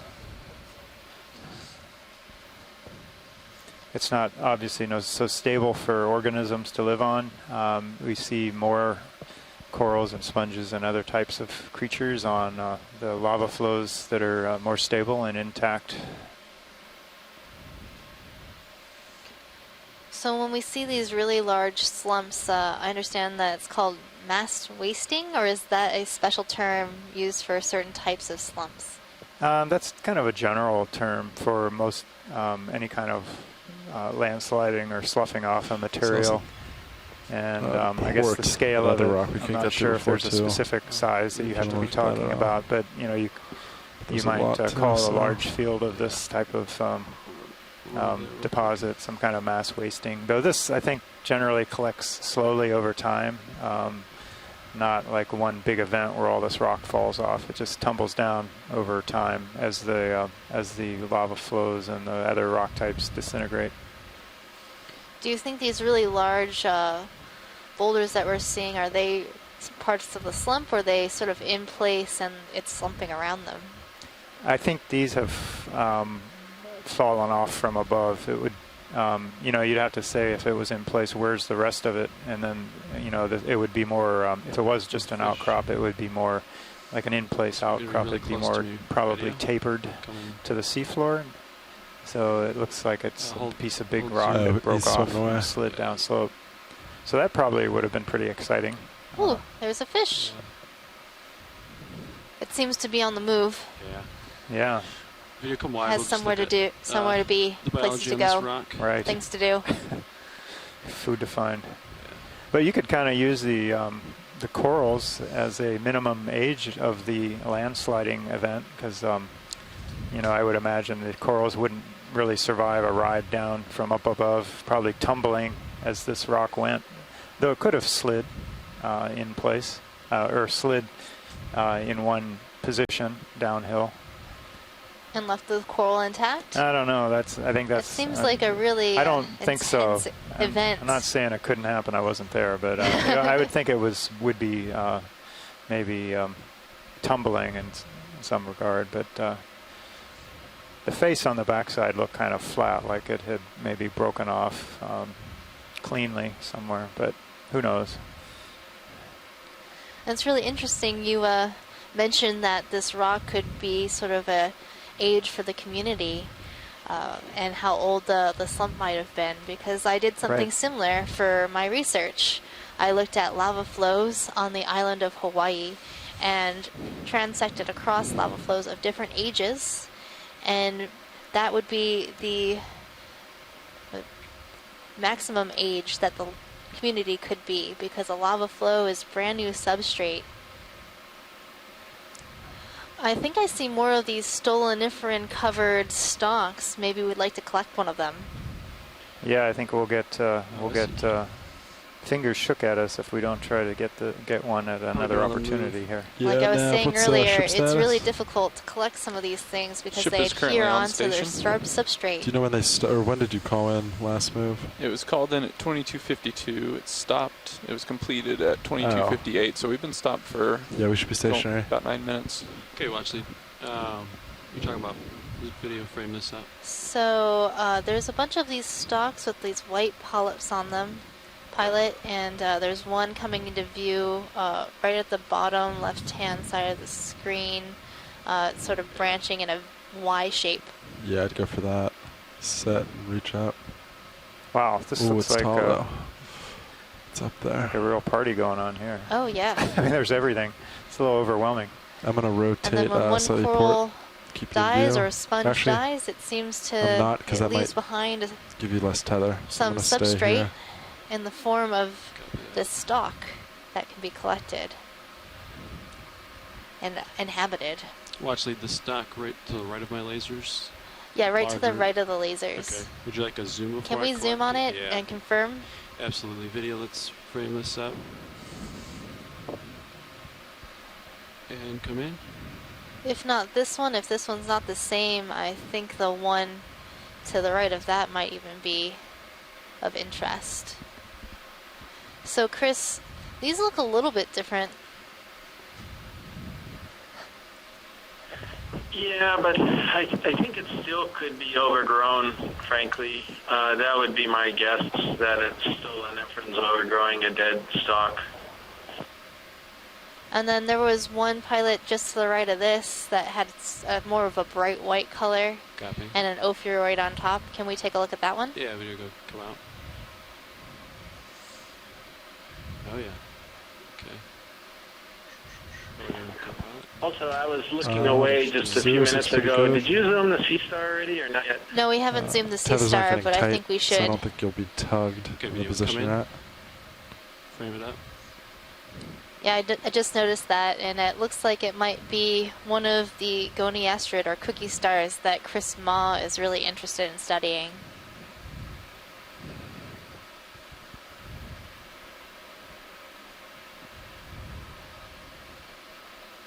Well, this looks to be like a smaller piece that might be easier to collect, and we'd also get the brittle star with it.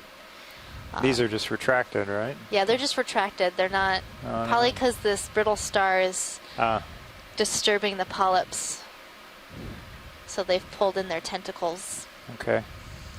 but you definitely see that really dense conglomerate of polyps right there at the base. You want to try to sample this? Yes, could we sample this? The brittle star might jump off. Yeah, they usually Yeah, fall. it might. But it's worth a shot. It's worth a shot. Okay, great. We definitely want the stolen reference, What do you though. think, co-pilot? Yeah, I would just say grab it. Do you think it's within reach from this position? Or do you think it's too far? I think you have to rotate towards it. So rotate to port. I think if you Alright, kind of come wide. center it. We're going to attempt to sample this. I think like that. Yeah, come wide to give me a better. It's high up there. That's the issue. Feel free to adjust me, Zeus. Yeah. So I think I'm that's. particularly interested in the brittle star, mainly because we don't really have a good way to identify these yet. And I've been calling everything we see that's a brittle star just brittle star. It would be nice to have more Keep an eye on your tether cam as well. precise identification. Yeah, I went back up, but I think you're okay. But like the pilot was saying, this brittle star might jump off when we try to collect it. I'm betting he does. It looks like it's moving on. He's getting ready. It's like, oh, I see what you're doing there. Sean, you want to press my joy lock button for me? Absolutely. And it seems to be Been bailing waiting all from day this for that. stock. Happy? So I guess that's. I would say just we we still want that one though, no matter what, right? I think it's fine because if you. Well, I don't know if elbow this up, larger I think one's you're at gonna this fit level. in the box. Right. True. Yeah. So I think Think we'll of hydraulics. stick with that. Yeah. That's that. And then the one that we're looking to sample and then this can go. should be large enough to put some in ethanol, and then I we'll think probably port also want to outer? put No, some it's in open formalin for bio. to fix it. I think port outer might be Any open, people on and then shore have starboard is all opinions open. about how we Yeah, should port preserve outer a is sample open. like this after we've Copy. collected it? Please do chime in on the chat. So port outer or starboard. Okay. Yeah, hydraulics up. Yeah, hydraulics are up.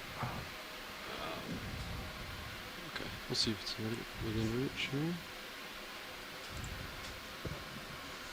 Yep, that star knew we were going to collect it. You ready to follow with the. Decided to leave. What is this? Yeah. All right. It read our minds. I guess so.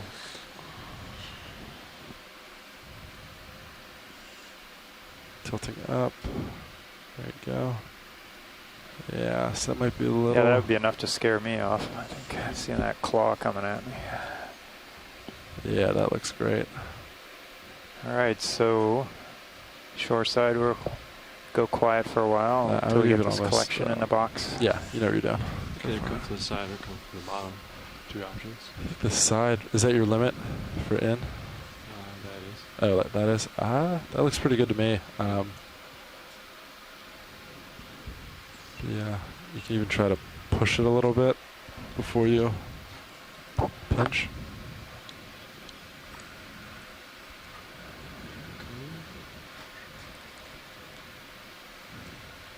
Try to cut it close to the base. Yeah. I think so. You can almost touch it if you want to see. Yeah, that looks great. Very nice. Do you know what box you'd like? Doesn't matter. Alright. Let's just extend both of them. And extending drawer, and you can have your pick. Go starboard inner probably. Starboard inner, copy. Yeah.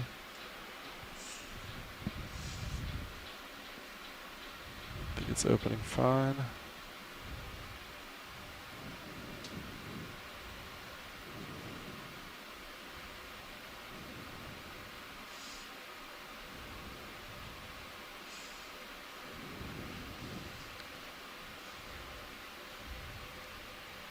All right, rotating down.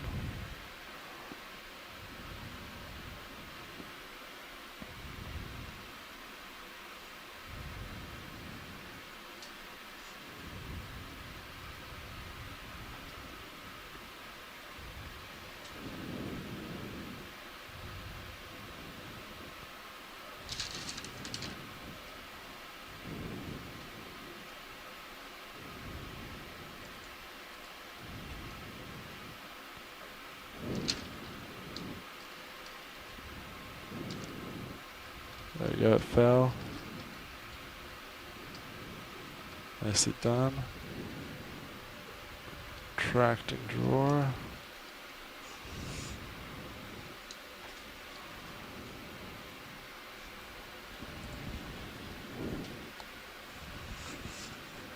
Tracting pins. Alright, nice job. Nice job, pilot. Thanks. Careful to your port side. It looks like you have some geology in that camera there. 10-4. Should be down. Is there anything else in this rock you wanted to get a closer look at? Yes, pilot, can we look at that starfish on the rock? Lower left, probably. The one that careful is as to you- the left of the Do you want to bring your lasers, upper that spinner orange. Let's leave it right there, actually. Copy. Video, yeah, come in. I think it'll be alright, John. Yeah, I think you're fine there. I won't go to any more that way. Kind of in the shadows here. I could try deploying slowly your port lower. Yeah, go for it. Or starboard, swing starboard in, maybe. Starboard. Copy that. Starboard, lower, deploy, and then inboard, maybe.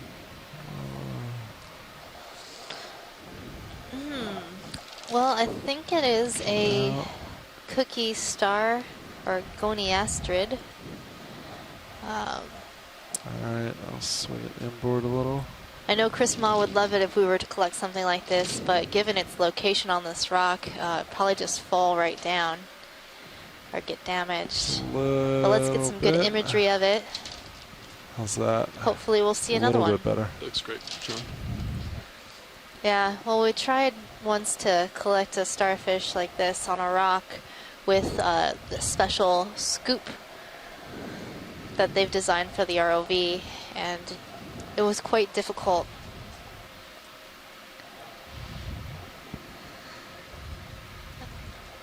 I think that's good. Okay. Video and you're clear. That was a nice collection of a stoloniferous octocoral on a dead stalk of either a sponge or a coral. I'll be able to tell what kind of dead stalk it was once we get in the lab later today. This is quite the dense community on this rock. Just work my way up this rock. See what else we see. Seeing some little group of those Anthomastus corals or soft corals that we saw yesterday. We collected 4 of them. They happen to be covering almost every rock we saw. This is a very large colony of... Part of it's different color. Well, let's take a zoom on this. Yeah, video. It looks a bit different. A little Paragorgia-like, but I think it might be a hemicorallium that's grown quite large. Can take more zoom video. Go ahead And then there's a basket star wrapped around the branches. Yeah, this is a hemicorallium, I think.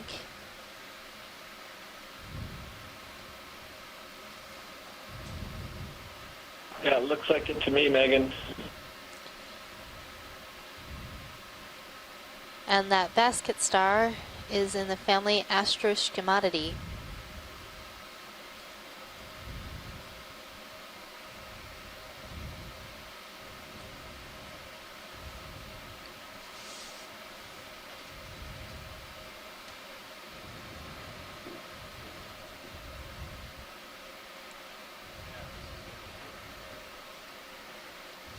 This is quite a large colony. It's probably a couple hundred years old. Wow. Based on the growth rates that we have for some of the hemicorallium that grow in Hawaii. Would you like a zoom of any other part of this species, or? I think we're good on this one. A nice full colony shot would be great, yeah, though. Absolutely.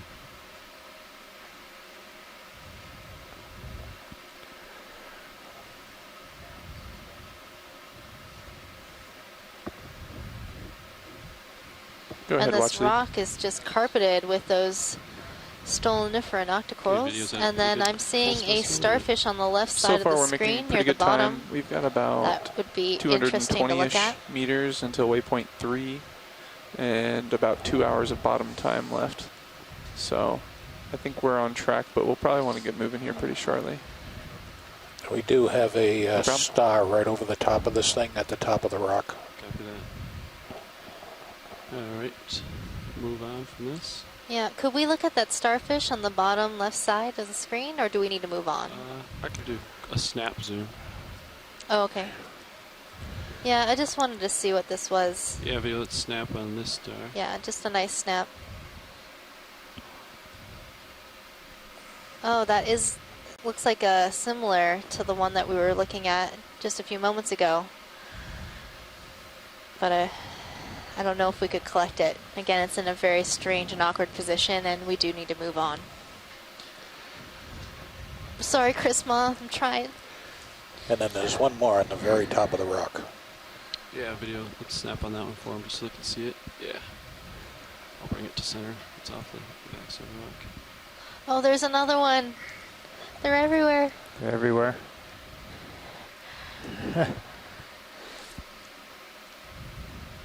Well, if it's important, it is in a better location than some of the other ones. Yeah, It's a different color. It would be really up to the pilots if they think that they could collect this relatively easily. I would not say it's easy. Because Yeah, I mean, we it's... could give it a shot. It's not a great parking spot, I guess. If we already put in a ship move and we need to move on, then I know it's probably going to be pretty tough since it's sort of wedged itself onto this rock. And I don't think we've started moving yet, but it will take a little bit of time. So. which one do you think would be easier to get, the orange one or that white one? White one's smaller. Orange one, they're both about the same difficulty, just different challenges, I would say. I'm okay with either one of them. Choose the challenge that you want to try. So I'm thinking if you could get a nice toe hold, I would go for the one up top. Because that one's like vertical. Yeah. And then you have items on both sides you can possibly knock over. If you can get past this. Well, they're challenging in different ways. And if you get 2 nice toe holds. Yeah, that one is very tiny. So those lasers are 10 centimeters apart. So that's 4 inches. So I would say just that would probably be about the length of your finger. Go from there. Yeah, less than 2 inches across. Very small. And they will float away. They're just very light. I was hoping we'd find a nice large one to grab. Yeah, so if you could stabilize there, I think that'd be nice. That's possible. Probably will as soon as we spend half an hour trying to get this one. Yeah, I don't want to waste too much time. My goal is to get to the top. I just have a really good feeling about what's going to be at the top of this seamount. Trying to get in a position where we can open the drawer here. Yeah, so right there would probably work. I know. Try to get stable. Yeah. Hello. Hi, Chris. Joy lock when I tell you. Yeah. Hello. I seen a strange time displacement between your quad screen and the main screen, so my comments Joy might be a bit behind. You're currently looking at the edge of the rock, right? You can scoop or Yep, we have chosen to collect the whiter So I've scooped them and I've also grabbed them. star, or we're going to give it a shot. It's kind of So you're even small. farther ahead than where I was. Yeah. So okay, well, good.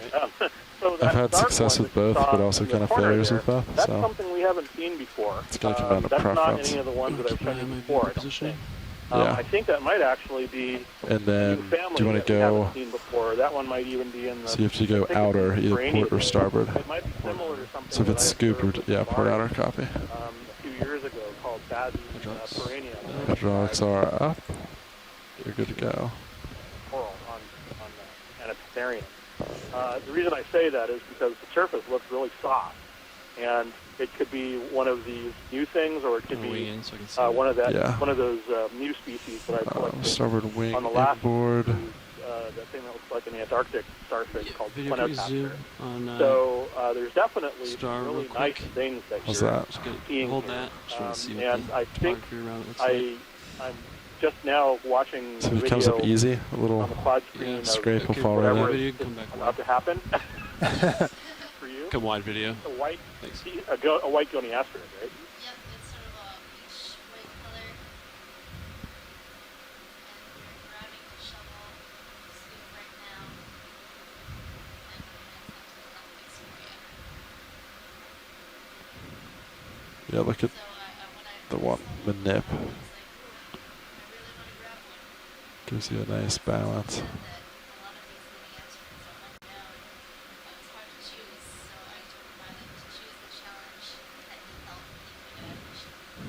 Force work.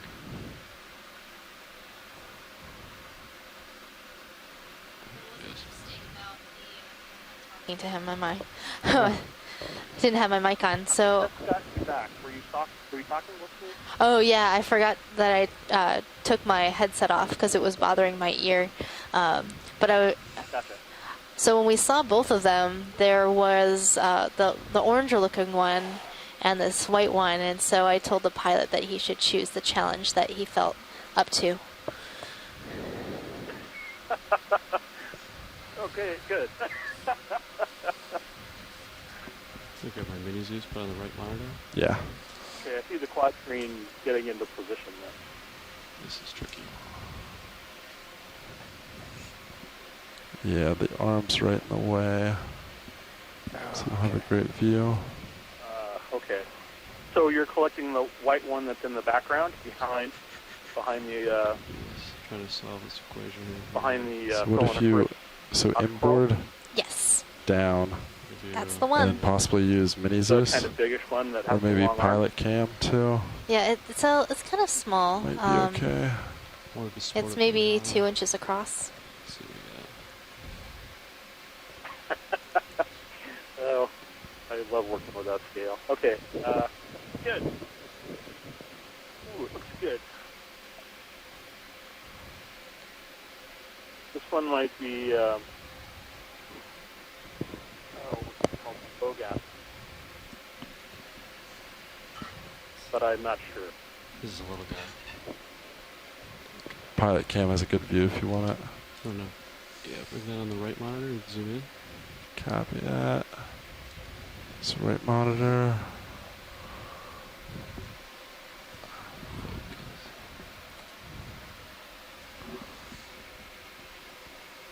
This is a little guy.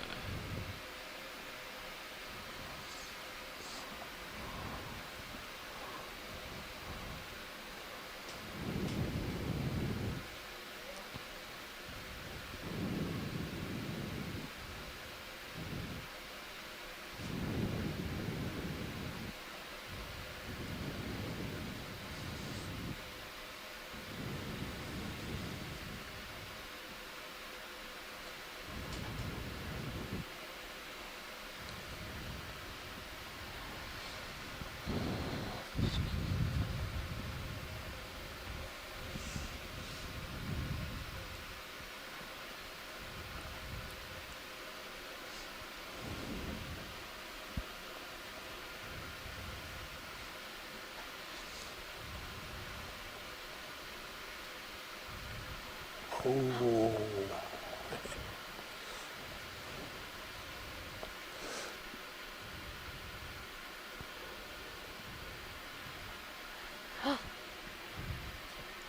Thought I was gonna flip in.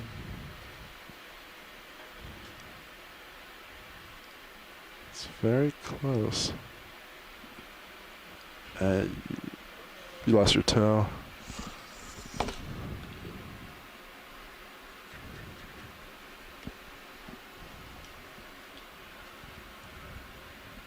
Too bad. It's vicariously sitting on the edge right now. It's alright. I think it's in a better spot now.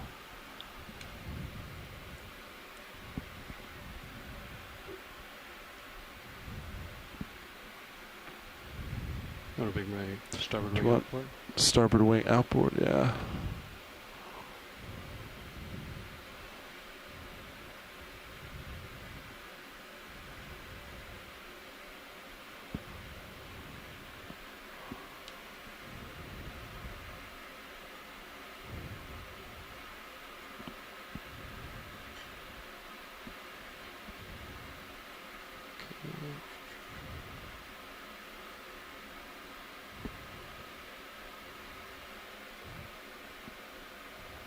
Once I get steady, I'll have you joy lock me in here. Yeah, copy that. Go ahead, joy lock.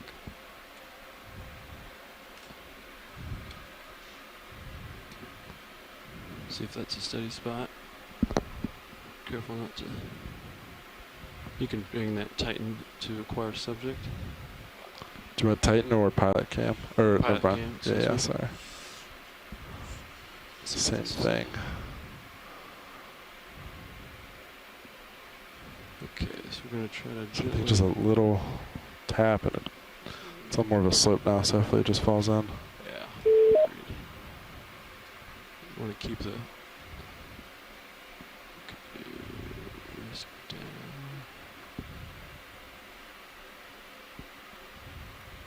Okay.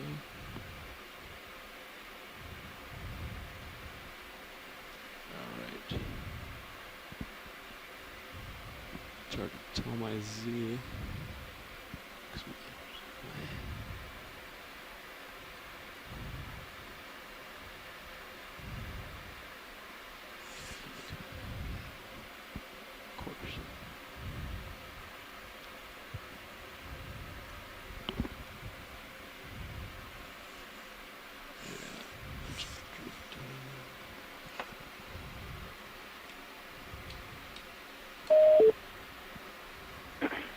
Slippery rock here. Yeah, do you want to move craft before you?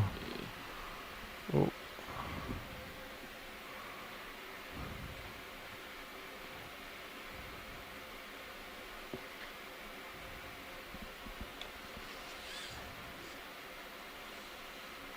Yeah, just get out of the way. Here we go. Alright. So slippery rock here. Yeah, that's not ideal. Closer. If I go right toe. Pilot, that orange one, Chris was thinking it might be a whole new family we've never seen before. Do you think you might be able to get that one? Yeah, I think that was larger too. We could Yeah, try that's what I was thinking. It might be easier.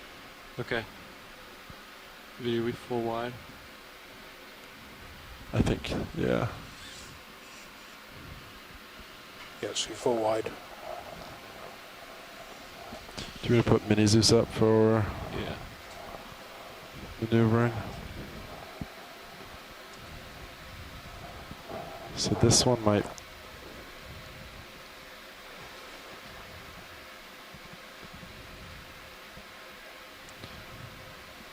So you could go up against it, but you're going to be super close. How high off the ground is it? I think it's right there, right? That's what they want. Get us to the ground and reach up. You're 2.2 meters up. I think it's too high to grab from the bottom. So right there is pretty much out of reach.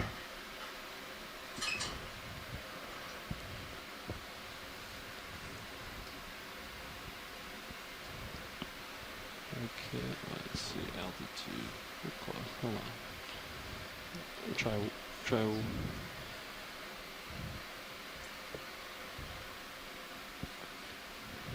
I'll sit down real quick, and if it's out of reach, then I don't think we can do it. But if it is in reach, then we'll. Yeah, we can. copy. That'll be our deciding factor. Yeah. Sounds like a plan. Okay, you hit my standby. You can get ready for it if you want. For a joy lock? Yeah, get ready. Alright. And hit it.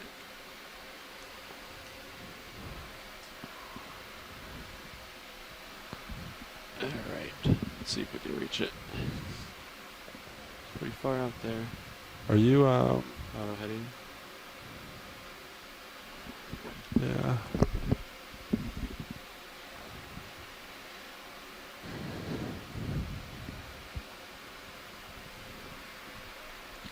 center up on Mini Zeus. Yeah. I think we're gonna see what we can do here.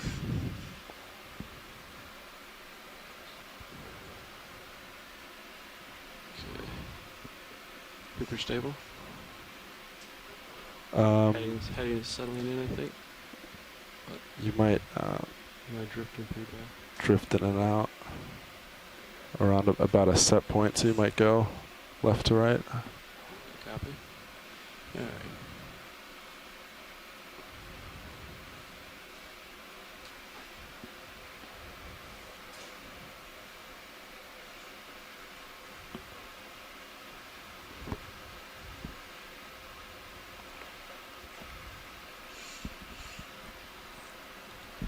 The other option is use the side of it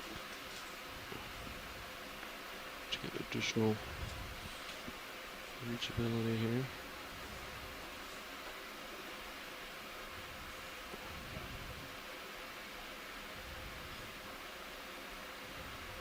I'm gonna zoom in on Mini Zeus, center it up. Yeah. Get a more accurate view. Rotating. Alright, video, you want to zoom in on Mini Zeus?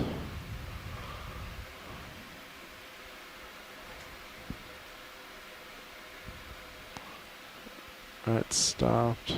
Center. Alright, stopped. Next on my shoulder. It's like. Oh, is it just? I think it's just out of my reach right now. Yeah. Just.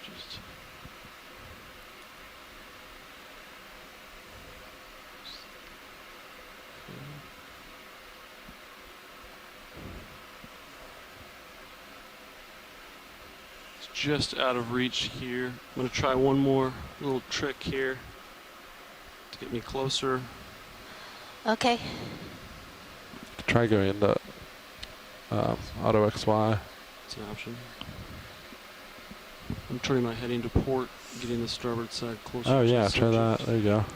You want to track with Mini Zeus? Yeah. Just keep an eye on. Yeah, you know.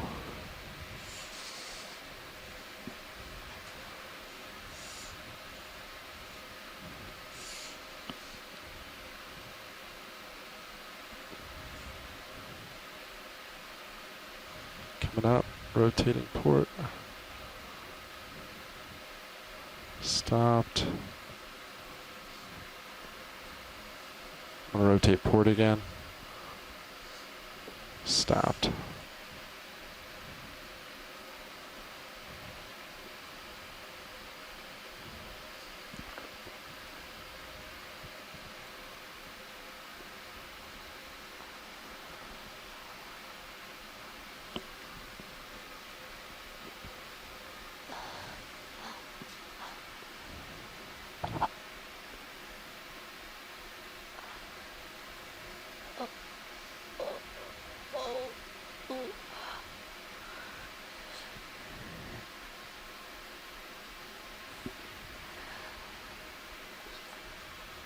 It's just right at the tip of my dustpan right now. It doesn't want to go in. I would just, well, if he's on the ground, you can get him. Zoom out. Oh, he's still there. Do you want me to recenter Mini Zeus? Yeah. Coming down. I tried to catch it. It was falling here. I think I have it pinned between the rock right now, or it fell. No, I don't. It didn't fall. I think you semi have it. Trying to find you. Hold on. This is a tricky one. All right, there he is. Let's go. It was right at the edge of my dustpan. He's still. Oh wait, where'd he go? I think it's fell on the ground, right? Yeah. He's right there. I don't think we're gonna be able to get this. Watch, Lee. It was so close. You guys did a great job. It was really intense. It was like right at the edge. I know, it was so close. Like, get in, but it just would not fall into the dustpan. Well, that was a great attempt. You can't always win. All right. But Do you want me to wing I'm glad inboard? we gave it an effort. Copy that. Sorry we did not get that watch lead. Hopefully we'll see another. We can give it another try. Maybe it'll be an easier, easier spot for us. Did it land in a way that you could It's still get definitely a a shot good of the top? challenge. Good try, Oh, pilot. no, it's like down in the cracks and the rocks below us. Oh, okay. Yeah, well, maybe there'll be another one. We'll want to get moving here when you pilots get situated. Yeah. There's still, 2 weeks left of dive. For what it's worth, that's Yeah, really yeah, good. we still have plenty of time to grab something, but I was pretty excited about the fact that it was might be impressive. a new family.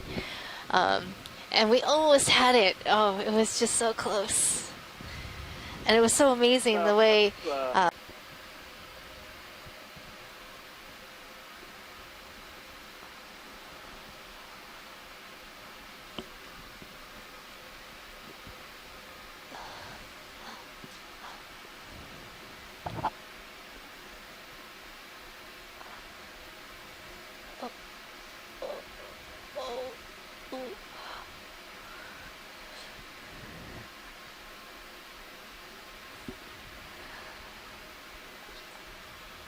It's just right at the tip of my dustpan right now. It doesn't want to go in.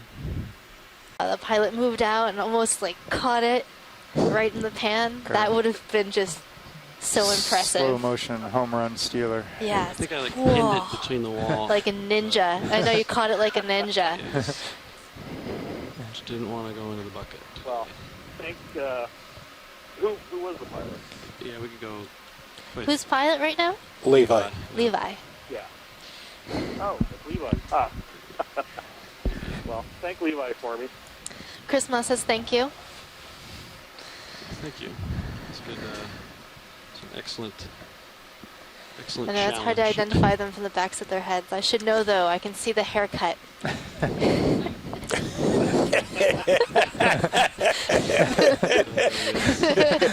gonna sit up a little higher though. That's great. All right, pilots, we're about to. Yeah, it's gonna move in. We're about 220 meters out from waypoint 3. I think we got a Bearing zoom on it 318. earlier, and then yeah, But, that might be helpful. I'll defer so to you guys. Get a Which screen direction grab you of want to that. go? Copy. So I was looking 345. Kind of rotate back there. Yeah. So much, both of you. Appreciate the time to Let's go 30 meters, 345. Yeah, I did my best, but These you guys know, while we wait. Sounds good. it is what it is. But we got some really good imagery of that starfish for you. Yeah. Splendid. Bridge. All right. RV nav. I'm looking forward to it. Hopefully I'll Would like talk to put to in you a again shipment, today, please? but have a productive 30 dive. meters, Back, bearing resting. 345. There's a Sat. Brasingid coming into At our view in just a 0.2 moment. knots, please. Great. I could get a snap zoom on that. There was some discussion between Chris Kelly and I of whether we thought it was a Ferality or a Brasingidae. And that would be that Copy, thank you, Bridge. orange starfish with lots of legs Ship on the move rock initiated, in pilots. front of us. Happy to frame up. Yeah. Resinged. The And zoom in partial. well, So so approach. the character that Chris was using is one that I can share with you. It's not hopefully too difficult to observe, but essentially there's what you're looking for are either flat plates on the arms as opposed to the sort of ribs that occur like annulations along the length of the arm. And if the arms are smooth, that they're just flat plates, that is a Fraella, something like Fraella. And then it's a proper Brasingid if it has rings on the arm. Something in the Brasingidae. Give a little bit. Usually You're not tight. Fraellas. There's a Actually, bathymetric come down a break couple meters between too the if you need different it. groups. Yeah, this looks okay. I'm seeing it in the quad screen. There's a Yeah, weird, sure, okay. like I said, time. Okay, video when you're clear, I think. Yeah, I can't tell if it's plates or ribs. It looks more rib-like to me. Yeah, on the arms. On the arms? Yeah. Yeah, go ahead and zoom if you got it. Okay. I'll try Okay, we're zooming even further in, so we'll have some really good imagery of the plates versus ribs. Take on a sort of an intermediate appearance. Try to get you a still Yeah, shot it's hard for here. me to see right now just because the screen. Yeah, just give it a moment, and hopefully you'll have some good imagery in just a few seconds.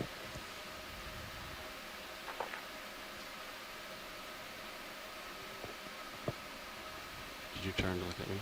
No, I didn't. No.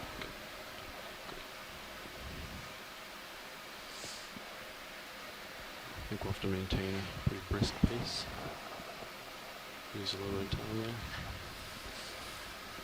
Yeah, if we don't see anything at the end of this. Yeah, I think we're good on we'll this. get another one in.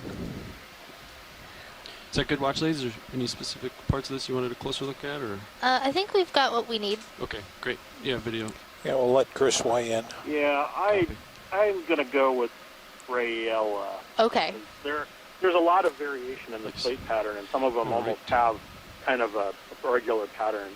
I'll take a look at the high-def image later, but I think you're probably safe calling it Yes, Raella. I'm looking 3.5. Okay, cool. Thank you.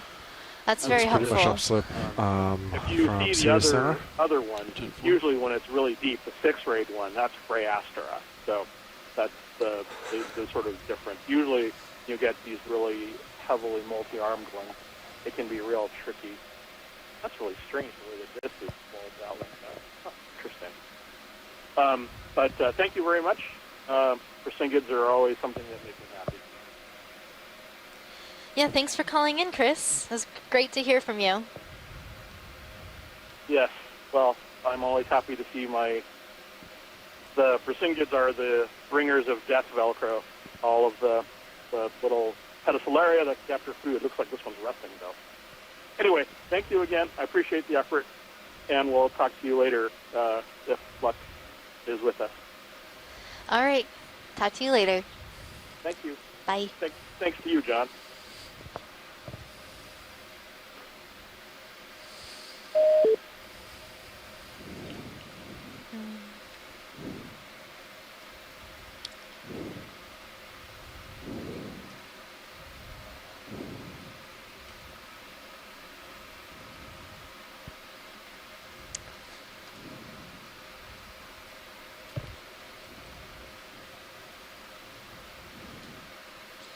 So right now we're seeing a really large Chrysler Gorget coral right next to a large hemicorallium coral, or pink coral.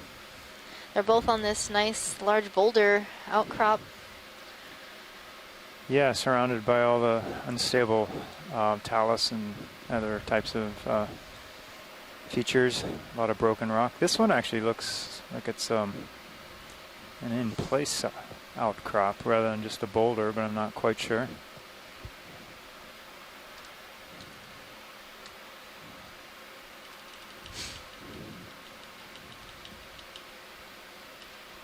Looks like I got some tether. Keep moving here. Oh. Yeah, I have you at 5-0 on my camera.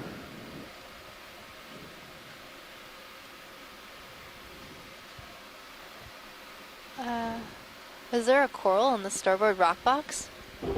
Oh my goodness, when did that get in there?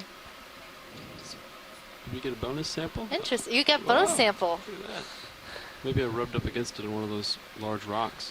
All right, well, we'll have to figure out what that sample's going to be when we get back. Get the pilot cam if you wanted to show. Might have to be, look at the video. Yeah, it kind of looks like a hemicorallium from this view. I'm just basing that based off that pink color. This is a large sample. Oh, there we go. Here, can I put it up here real quick? Yeah, I'm thinking it might be a bonus hemicorallium.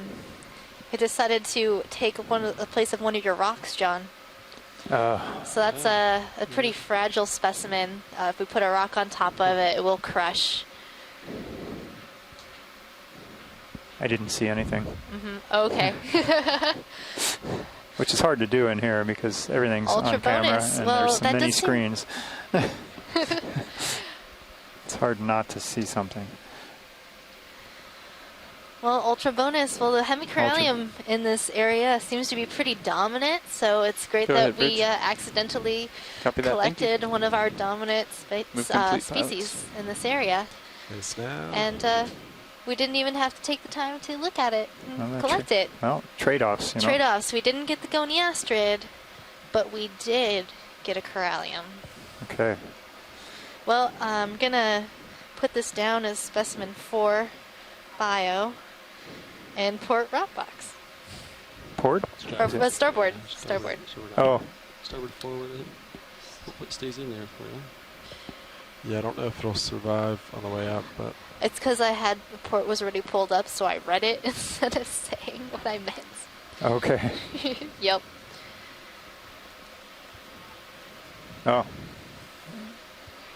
I'm back. Oh, wow.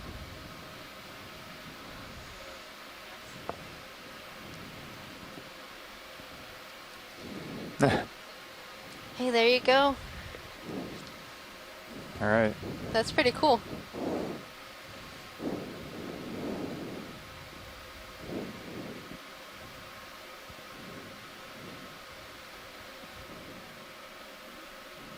Wow, suddenly we're barren again of a lot of biology.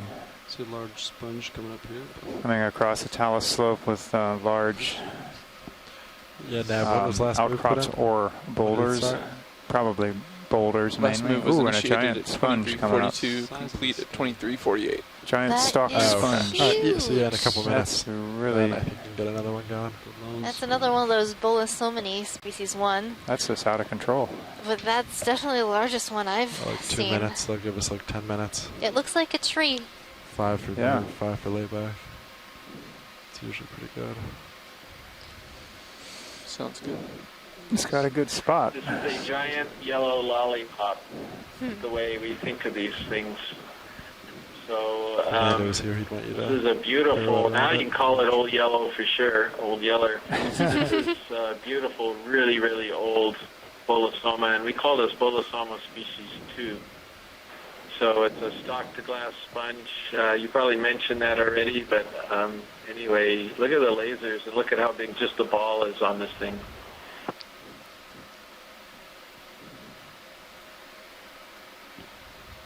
Yeah, so probably roughly a meter across. How old do you think this is, Chris?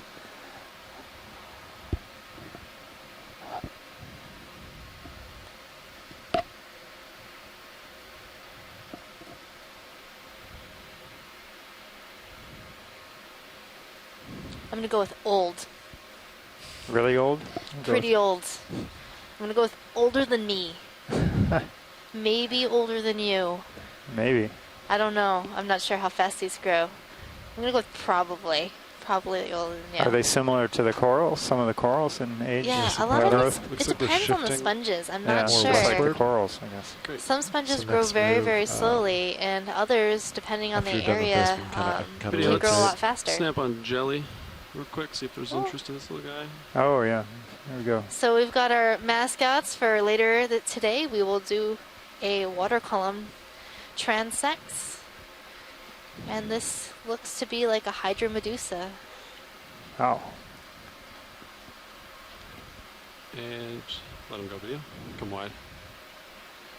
Thanks. And so for those of you interested in jellies and the like, tune in later today and we'll be checking out a whole bunch of different types of gelatinous creatures and fishes and other animals that live in the water column. That's all of the water from the surface to the bottom. It will be jam-packed Jam-packed. with things to see. I really hope we see my favorite water column animal. That's the Pheronema. It's a type A of amphipod that steals or kelp shell or casing, and it lives inside of it and it swims around. Wow. People say it looks a lot like the alien from those movies. Oh, yeah? Mm-hmm. They are hyperid amphipods. They're a type of amphipod that has a really large eye on the top of its head. The eye is so large it makes it look like it has a giant brain, but the entire structure is actually a compound eye developed to be looking upwards in the water column. And it also has smaller accessory eyes lower down on its head that it can see side and downwards. accessory eyes. Yeah, so it has like 6 eyes. It's kind of like D2 has like a couple, one big main eye and a whole bunch of accessory eyes. Yeah, little and cameras all over the place. if you have seen some photos of our command room, you can see that we have so many different screens with multiple views. Views from the Sirius looking down at D2, views from the D2 looking down at the seafloor, and we have one train down at our rock box with our bonus sample. I just can't get over how we collected a bonus sample. It's just super neat. Yeah. And it's a pretty good sized one too. Well, now we have another couple big boulders with another same thing, big communities growing on them.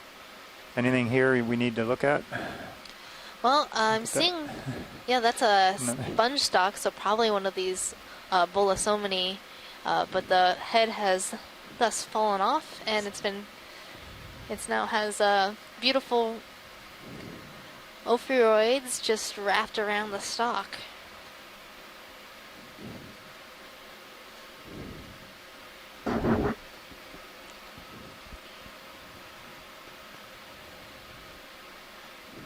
Take a peek to the left. I noticed a couple colonies over here. Let's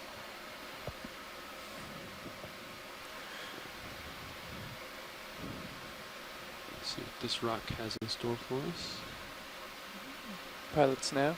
Go ahead. I suspect Sirius has probably come to a stop. We stopped, our last move completed at 23:48. Okay. Yeah. Yeah. I'd call another one in then. I'm looking 335 right now. I think that'd be pretty good. For So it looks like we have a 30 different meters. kind of dead sponge That'd be with ophiuroids You concur, pilot? wrapped around it. Yeah, 335. You can tell a meters sponge is dead because it has this sort of 335. brown, Calling it in. yellowy color Bridge ROV instead now. of like that bright yellow or bright white color. We'd like to place another ship move, Definitely please. a no fun So, look. yeah, you good? Yeah, We'd like it to do looks 30 sad. meters, Sad. sonar bearing over. 335 Yeah, degrees at 0.2 knots, please. It's really popping up, so I think I'm seeing over it. So from the view on our map, it looks like we're transiting up that ridge, That is correct. headed Angular to the summit Thanks, of the Rich. seamount. So for those of you just joining in, we are coming to you initiated, live pilots. from the Okeanos Explorer, the NOAA's ship for ocean exploration. Or is America's ship for ocean exploration? America's ship for ocean. You know, I've heard it so many times and, you know, still can't say it right. And we're approaching the summit of Sebelius Seamount. Yep. And Sebelius is a composer. He's a Finnish composer, actually. And he got a lot of his inspiration for his music in nature and from mythology. He even was inspired by some of the ocean organisms and the sea itself. So the backstory on that is we're in the musicians seamount, named by Dr. William Menard at the Scripps Institution of Oceanography in 1959. It's just a group or a province of 25 or so seamounts in the just north of Hawaii, kind of a group together, and they were named that group as well as individually by some gentlemen at the U.S. Coast and Geodetic Survey, which is the precursor agency to NOAA back in the 60s and early 70s. Some initial mapping of the lower resolution of the systems at the of the time was done then, and some rock dredging some decades later by other scientists. But no dives that we're aware of by ROVs or manned submersibles, so or camera sleds even. So what you're seeing is being seen for the first time. So you're joining us live with maybe a slight delay and seeing the seafloor and these organisms that no one has seen before. That's really exciting. And so this is your biology lead, Megan Putz. And John Smith, your geology in residence. We're both from the University of Hawaii. We actually share an office suite, so it's pretty exciting to be able to work together on the ship. Yeah, different environment for sure.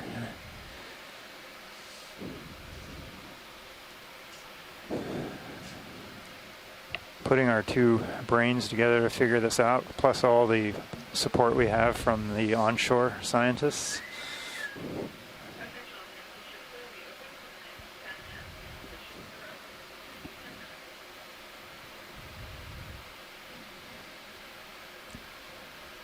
Got just a second while we wait for the ship to move. I thought I saw something over here. I think it's another one of these. Yeah, another one of these stars. Brazingans? So, let's see. So what we've learned today about these orange starfish that are coming into view is that they are actually in the family Phreelidae and are probably in the genus Phreaster, You can frame this which are known from deeper depths. They look a lot like sea stars in the family Brisingida, but the way to tell the difference between the two is that the Phreelids have flat plates along their arms, whereas the Brisingids have ribs or rings. And now these types of sea stars hold their legs up into the water column, and they have what are called pedicellaria along their legs that help them capture food. These pedicellaria are like little sticky hooks. Do you want to rotate slightly like starboard? Velcro, the Velcro of the deep. It might pull you actually if I do that. Wow, could you use them to attach your pictures to the wall? Probably. Might be why you're having. I might be. I bet if you stuck one onto the wall, you could have it hold picture frames for you. Could be. We could use them as cup holders on the ship so that our coffee cups don't slide off when the ship moves. That's a good idea. Yeah. That would be the coolest cup holder. Let's design something like that. Don't tell anybody. It's too late.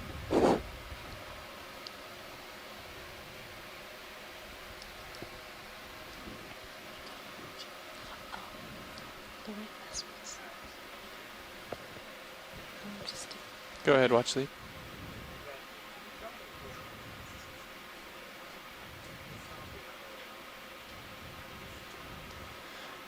Last time I checked in with the pilots, they said it was pretty benign. Yeah, I don't feel any current. Yeah, I think it's negligible presently. No problem. Pilot's nav. Go ahead. Looks like we're coming to the end of that ship move, and you should also be feeling the last one here shortly. Great. Yeah, I think I'm starting to see some terrain pass me by. Copy that. So I think we're moving.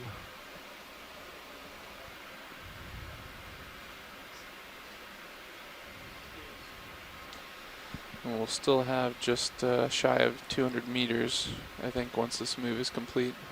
Okay. And probably about an hour and 15 minutes of bottom time left. Copy.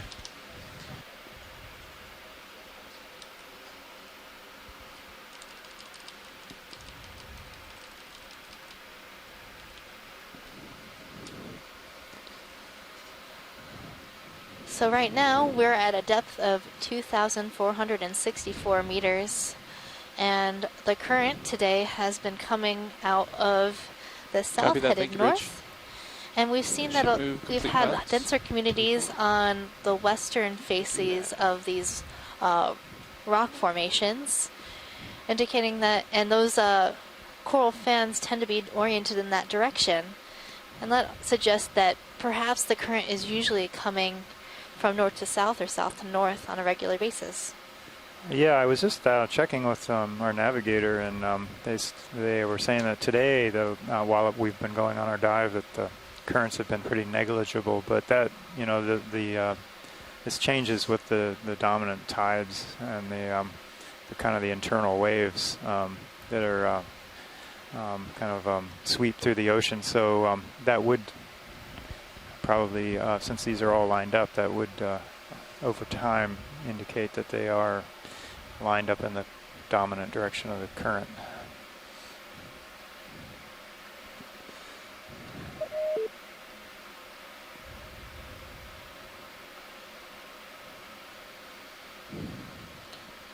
I heard a beep. Did someone just join us? We're getting up to side of this? Maybe. Can do a quick peek from here. Yeah. Oh yeah, we got Quick peek. I can come down a little bit, but you might not have full rain over there. 10-4.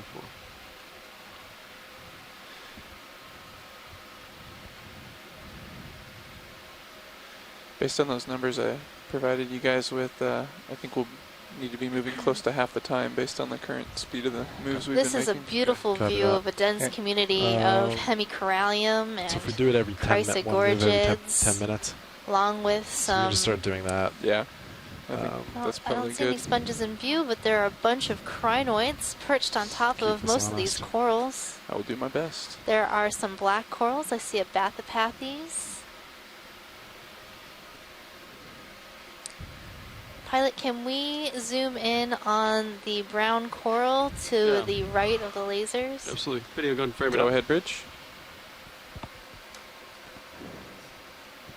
Yeah, go ahead and zoom in video on this brown one. Yeah.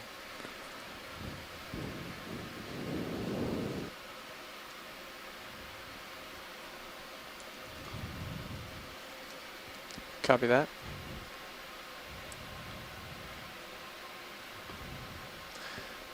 Let me check in with our pilots real quick and I'll get right back to you. So this looks like I missed what Bridge said. I want to make a Trissopathes, heading change. I think go ahead. Is that okay with the you guys? type of Yeah, black which coral, confirms center of rotation is A-frame. and that's Copy because that. the skeleton is ROV actually now. black. Even Just though the confirm you tissue said our here center of appears to rotation is be a A-frame? peach or brown color. Oh, it looks like I can see some Copy black that. on that one. Please go ahead and Yeah. One make your heading branch. change The as necessary. skeleton shining through. Thank you.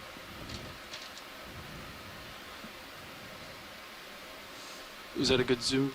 That was a great watch zoom. it? Okay. Thank you. I didn't know if we needed a closer look at any of that. But okay. We're going to keep moving to make waypoint 3. Yeah. That sounds good. So, Wow, It's this almost like top a of the valley or outcrop is something just ahead. covered with these Chrysler Gorget corals. They look like bottle brushes. So these might be Chrysler Gorgia geniculata, or maybe another species that has a similar body form, or colony form. Yeah, so Nav, we won't be able to make ship moves while they do heading changes. But so after that we can. Yeah, we're start getting moving. into some really Copy that, big co-pilot. outcrop of rock, massive lava flows, some that are broken apart with large fractures or cracks. And definitely the corals are taking advantage of that. I'm even wondering if they like this crack here that might help funnel some current there, but that's a pretty small feature. Yeah, it is a small feature, but it could be helpful. You never know. So this is like that, and that was like that. Yeah, and they seem to be just lined up along this outcrop right here. So what are all these brownish ones again? These are the blacks? No, those are the Chrysler Gorges. Chrysler, okay. Yeah, the family Chrysler Gorgetidae. Oh, right, They're a right. type of octocoral.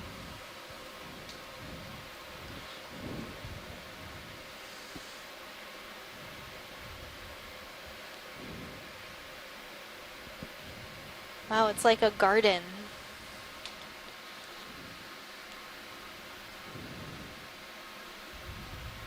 A Coral Fantasy. No, that was yesterday. That was yesterday. Sorry. I'm going to come up with a new one. That was Beethoven.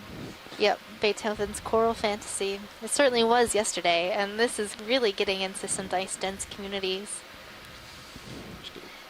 If only Sebelius could have seen get it. this rock below me If here only. for a second. I think I got just a minute. I would have loved to hear the symphony of the Okeanos and the chorals of the deep. We'll have to have a new composer Yeah. try to compose something.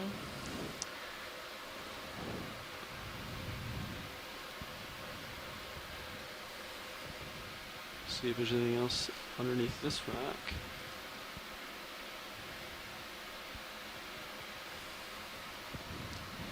Oh, another jelly. So all these jellies are really getting me excited about the water column transects later. Yeah, I saw that we already have some of the midwater people on the line on the chat, I think, logging things for us. That's very helpful. Okay, we're gonna say goodbye Especially to these since rocks. my chat doesn't seem to be working right now, so don't feel bad if it seems like I'm ignoring you. I'm trying to reload my chat. Yeah, I had some problems with that earlier.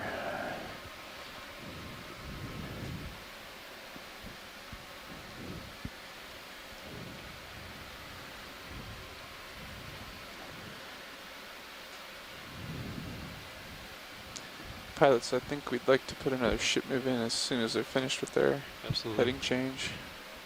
Yeah, I'm looking like maybe like 340 now. 340, copy. Yeah, let's snap on the sponge. I'm not sure if we've seen this one. Oh, this definitely is it's different. It's very round. Too bad I can't see the attachment from this angle. I can do my best to acquire that. Bridge ROV now. So I'm thinking it's a bridge. I just want to check in sponge. on that heading change. Could be a poly. I don't know about that. No? Copy that. I think we'll have a ship move ready for you whenever Yeah, you guys I think it's are ready. very close to the rock. Yeah, that's what I was close. Thank you very much. Yeah, I'll be right back with you. just a side view, a little more of a side view to look at the base Yeah, of so it. 30 meters, 340. The top of it looks a little bit more like it's a All right, bridge, pellet, but not really positive. We'd like to move 30 meters, bearing 340 degrees at 0.2 knots, please. Yeah, watch this. I was trying to get a side view of it, but Yeah, that'd be great. that's why there's wouldn't have that kind of Okay, thanks. on the top of them. That is correct. I can try the other side. Yeah, Thank you, Chris, we can't get you a better view than that. We kind of we're on a ship move. Yeah, video come Kind of the end of our rope. I would say just Ship move stick back to initiated. Nellis for now. And there's even another one there, that very leafy one next to it. But and Megan, you could be right. This could be hyaline matted. You know, that funny pot-bellied hyaline matted. And that would make sense because it does have that kind of ribbing on it. I haven't seen one of those for a little while, so I didn't think of that initially. Yeah, that's what I thought initially, that it might be one of those little pot-belly Hylanema. I would just say don't types. rotate anymore. That's what it looked like, Yeah, it was but such a bad rock since that we I was can't about see the attachment, We're gonna hit. Ship move is underway, pilots. And then watch. This way. This rock could be it. Yeah. Let's take a quick look at that. Go ahead and snap ahead, on video. rock real quick. and maybe it slid down? Looks like a possible maybe old attachments that are. Yeah, I think it might be old attachments, or it looks more biological in nature. What do you think? Yeah, I would agree. It looks like it's I would say, not knowing more, that it's attachments from biology. Okay, video when you're clear. Yeah, co-pilot, this rock might be overhung. Nice rock, though. Approach it carefully. Yeah, might have Nice, a slight overhang. lava blob. A lava blob. Yeah, that's very technical. That's a technical term. Lava blob. Blob-o-lava is the official term. This side of the rock, probably. Come up here. Back away from the rock. You know what my favorite geology good term now. is? Yeah, you're good. I don't know if I want to ask this. Might be something that It's interest rate up ooze. there too. Ooze, yeah. Ooze. Acquiring now. Oh Yeah, my that's goodness, good. look at that giant anemone. Oh, whoa, look at that. Now that's a chef hat. Fancy chef hat. Oh, what's the little things that they a- put on the tops of like the rack of lamb? Oh, yeah, yeah. Those little feet.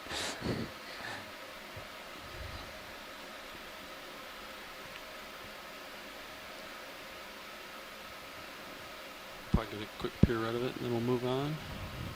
Wow, that's incredible.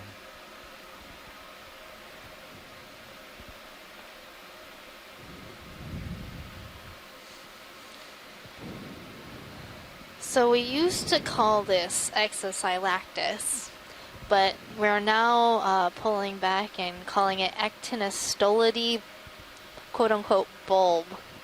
Bulb? Yeah, because of all those like little bulbs at the end of the tentacles.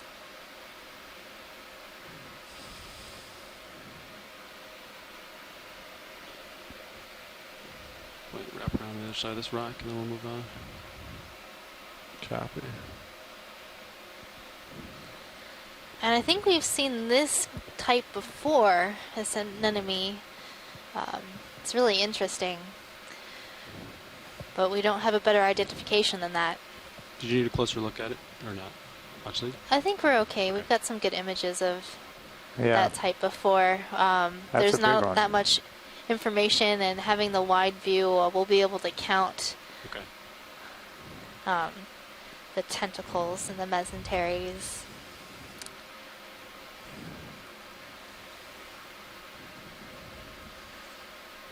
I'm just really enjoying this, you know, pirouette around this rock formation.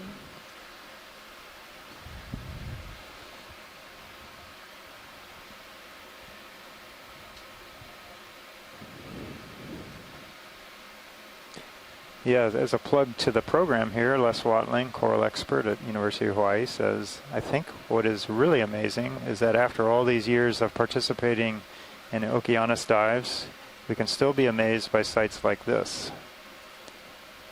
So Les has been involved in even years before the 3 years of capstone, and probably I think in the Atlantic as well as other parts of the world's oceans. So I believe that's saying a lot. Oh, star. Probably get a look at this. This is.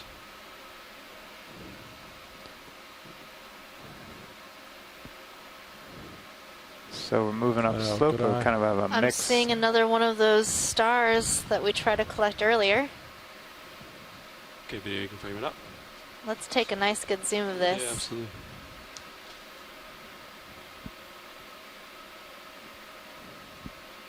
It's sort of in a weird place. I think he's posing for us. Yeah. Wow, the patterning on the arms is really interesting. I really want to collect it. I just don't know if it would be collectible in its location. So it really is, yeah, it's really down in there, and the rocks are really I think this one's sticking out in weird places. I think this would be, they're kind of obscured by the rocks. I don't think we would be able to get this one. Yeah. Yeah. But this is the second time, or maybe third time we've seen this one, so let's keep our fingers crossed that there might be another one around here that's more collectible. Okay, I'll keep my tentacles crossed. Keep your tentacles crossed. Everything's tentacles today. I really like saying the word tentacles. I don't know why.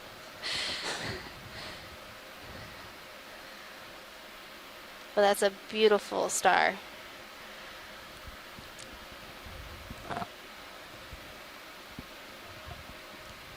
Could we get just one more snap zoom on one of those arms? Make sure we get a good idea of that patterning of the scales. Kind of looks like a giraffe patterning on a giraffe. It does kind of look like a giraffe pattern. I know some of these characters can be useful in identifying these types of starfish, so it's good to get a good visual, especially since we won't be able to collect this specimen. Yeah. All right. All right, think thank that's you, good. pilot. Yeah, okay, video, come on. When you're clear. Thank you. We'll keep moving.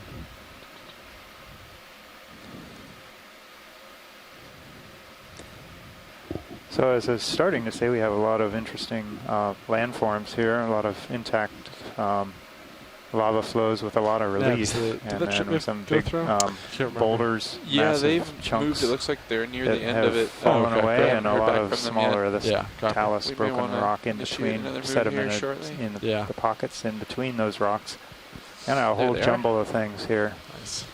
As ahead, you'd kind of Bridge. expect along Copy, thank you very much.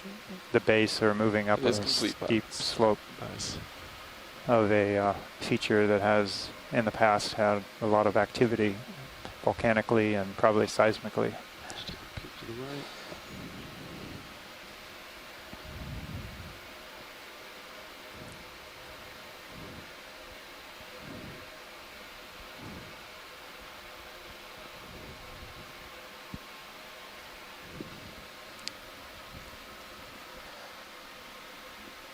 So again, more hemicralium, more Chrysler Gorgia, some Gorgia.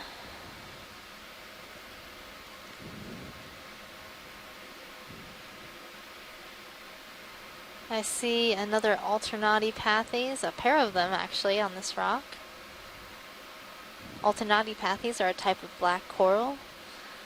Hemicralium is a pink coral, and it's a precious coral. Oh, there's a very interesting sponge. That is, I think it's one of those Bolosomini. Yep. But it's got a very long stalk. Sort of hanging out there on the side, like reaching out like a crater coming up into the water. Or no, never mind. I think it's just gonna be a wall. Yeah. Opposite what I said. They seem to be pretty prolific here, these Bolosomini. Real quick. Yeah, I've seen quite a few, enough that I can start to remember how to say their name. Zoom in video. See this little guy is. Oh, and there's a... So this is kind of probably sort of an example of how the terrain and where you settle on could potentially result in some less than usual... well, let's put it this way. If you look at the difference between that real giant Bolosoma that we saw earlier, it had a much shorter stalk. It was out there in the clear and wide open, and perhaps it didn't need to make a longer stalk, whereas this guy kind of in a crevasse. Perhaps it's possible that the way it was trying to get enough food to eat, it required a little bit of a longer stalk. It's the same species, but you're seeing this morphological plasticity, if you will, so that this is a better shape at this location than that big squat one was, or something like that. I'm not sure I said that right, but you get what I was trying to point out? Yeah. You got the idea. He's a shapeshifter. Yep, it's like if you have a plant, I'm sure a lot of people have done this experiment in their biology classes in like high school, where if you take a plant and you turn it on its side, it will start to grow upwards toward the sun. Well, in this case, we're not looking for the sun. The sun is not food, but the currents bring food. So in this case, the sponge started growing in a spot, but the current was coming from a different side, so it had to grow outwards in order to reach into that current and capture more food. Yes. 340. 340 still works pretty good. Bridge ROV nav. And then on the stalk of that sponge, we saw a benthic tenet 4. 30 meters. Called Taj bearing Fiala. 340 degrees. Or at 0.2 knots, please. It's like the TJ always messes me up when I try to say it out loud. I'm not quite ready to try that one. I'm not qualified. The spelling is quite interesting. It's TJALFIELLA. Now you guys write that down and see if you can pronounce that. I'll stick with Papa Hanalmo Kuake. That one took me a long time. I had to there's on the website, there's a button you can push and it'll say it. Yeah. I had to push that button so many times, practice saying it. Has been initiated, pilots. Nice. Of course, Chris, you helped a lot out on the Okeanos mission in the monument. Every day it was, let's practice pronouncing Papa Hanal Mokuakea. Yeah, you got to break it down into 4 parts, and then you actually have a chance of getting it, Papa, Hanau, Mokua, Kea. If you sort of break it into those 4 bits, then it's a little easier to remember, I think, for anyone who's listening. And so, speaking of the Papa Hanau Mokua Kea Marine National Monument, that is located very close to us here in the musician seamounts. So those Northwest Hawaiian Islands, which are protected within the Papahanao Mokuakea Marine National Monument, is located to the west of the musician seamounts. And that's why we're here. We're sort of looking at these musician seamounts, seeing if there's any similarities between the communities that we've observed a couple years ago in the monument versus over here in the musician seamounts. Right, so I think it's probably musician seamounts is the closest kind of a seamount group that is outside of the U.S. waters, but closest to the U.S.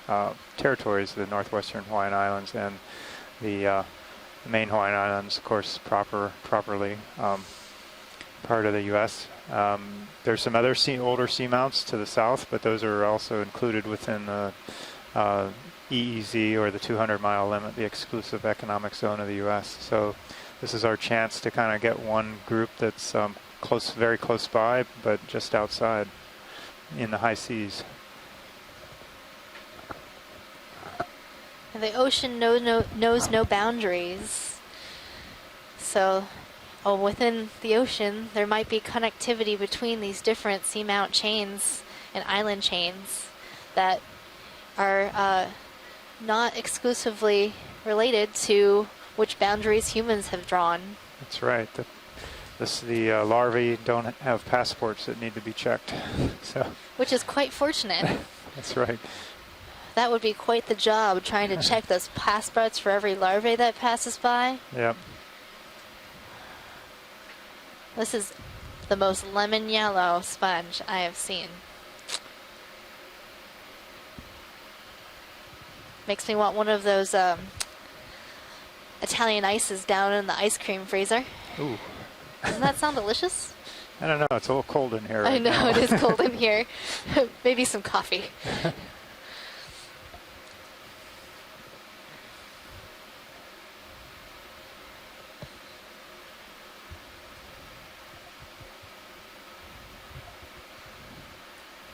So, Megan, I don't actually see, the water's so clear here, I don't really see what I'd call tons of food floating by.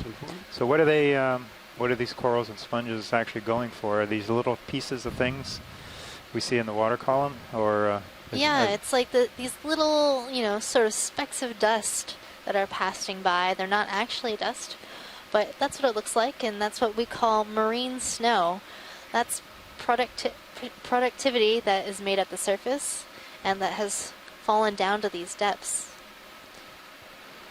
So that's a pretty slow and dispersed process by the time it gets down here, because I think there's a lot of things that eat it on the way, right? Exactly. So food in the deep sea is quite limited. And that's why scientists used to believe that there wouldn't be that much life down here. But boy, were we wrong. I guess so. Yeah. Kind of obscure. Well, part of the we should pin it all on the previous scientists, because they didn't have all these tools like we have now. We have ships that can go out in vehicles, advanced vehicles like this that we can use to go down and look. I mean, in the old days they had nothing like this except maybe throwing dredges over the side and scraping up things of opportunity off the bottom. Technology has allowed us to do what we're doing now. Go ahead, Bridge. Copy that. Thank you. Ship move complete, pilots. Thanks, Nav.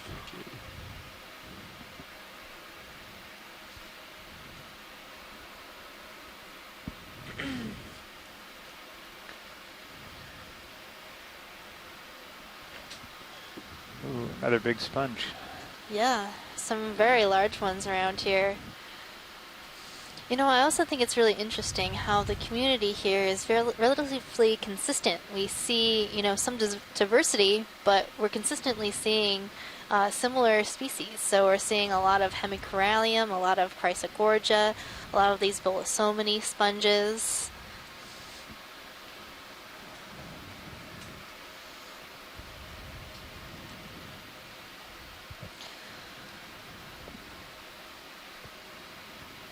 So right now we're at a depth of 2,434 meters. Les Watling made an observation that everything is big here, and he asked if there have been any babies or small colonies. Well, I'm not sure. I guess I'll leave that one to Megan as far as if some of these smaller colonies are actually young. Well, the thing is with the small colonies, when you have all these large colonies, it's hard to see the small ones. They get kind of blocked out from view. And a lot of these smaller coralliums are definitely younger than some of the larger fans that we've been seeing, but I haven't seen a lot of recruits, or those are those super small 1 or 2 polyp colonies speckled around in this area. Right, yeah.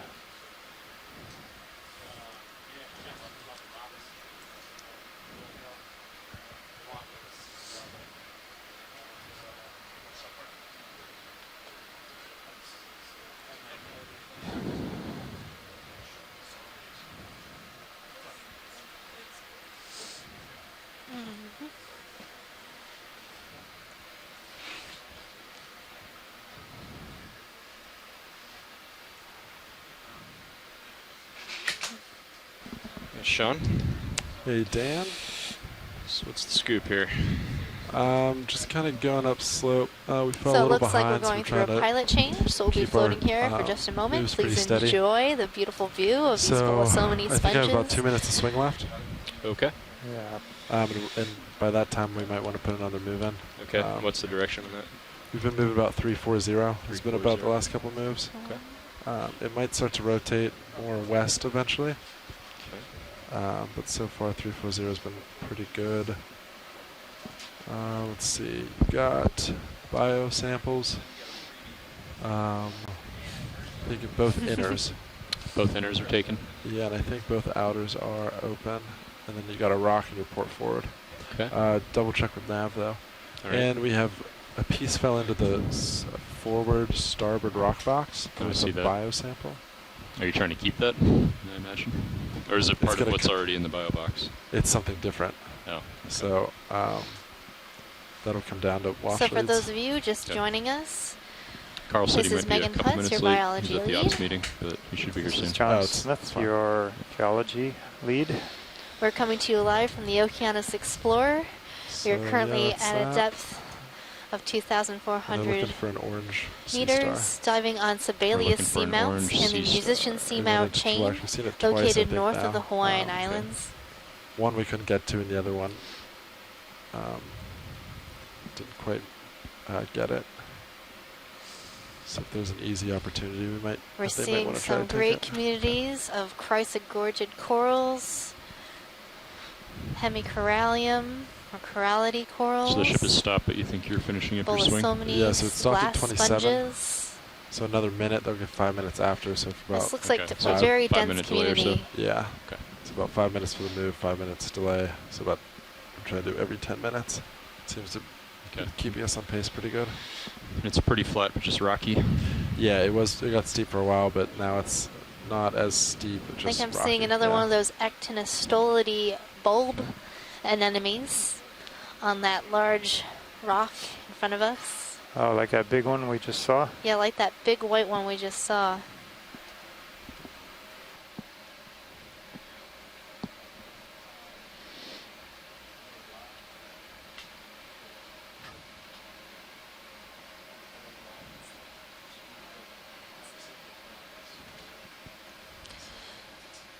So high density communities, when we say that, we're talking about how many corals and sponges we're seeing on the rock facies here.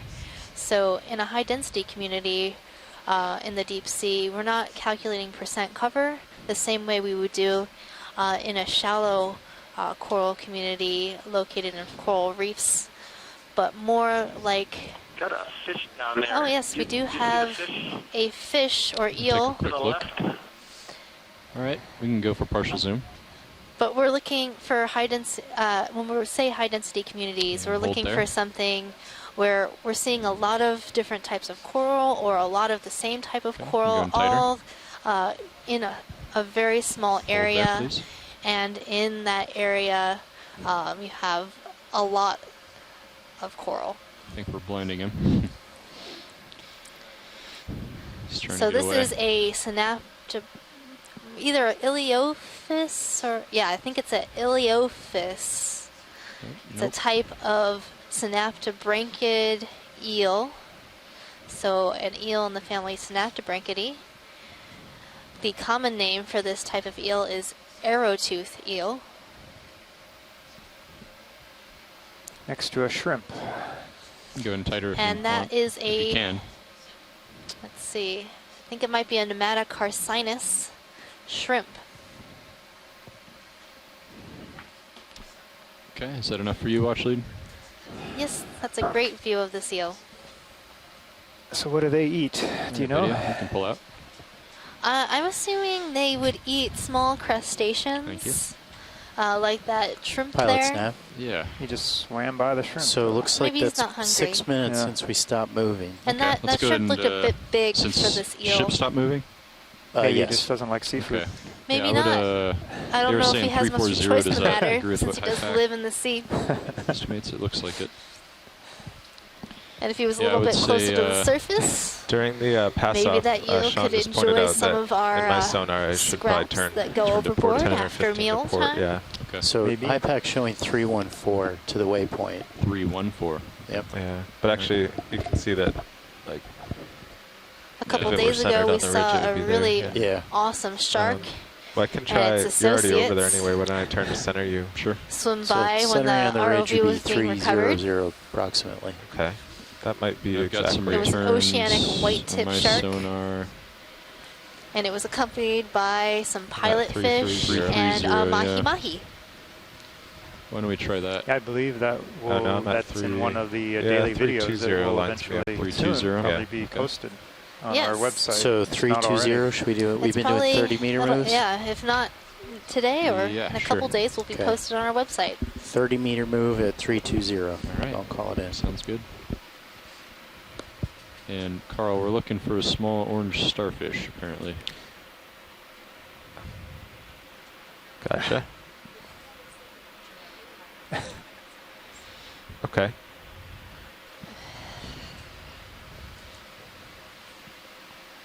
Bridge, Nav. And they're estimating about a 4 or 5 minute delay. Bridge, can I get a 30 meter move? Bearing 320. Speed .2.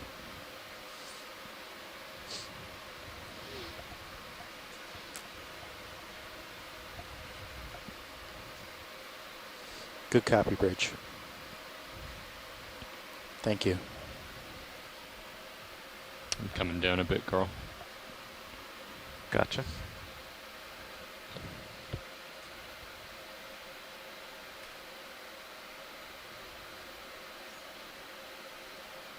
How big was this starfish, Caitlin?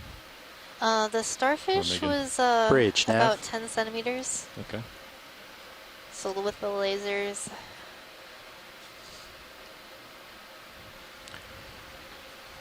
Yeah, I was all just the letting ones you that know. we see right now Thank you. are Bye. brittle stars.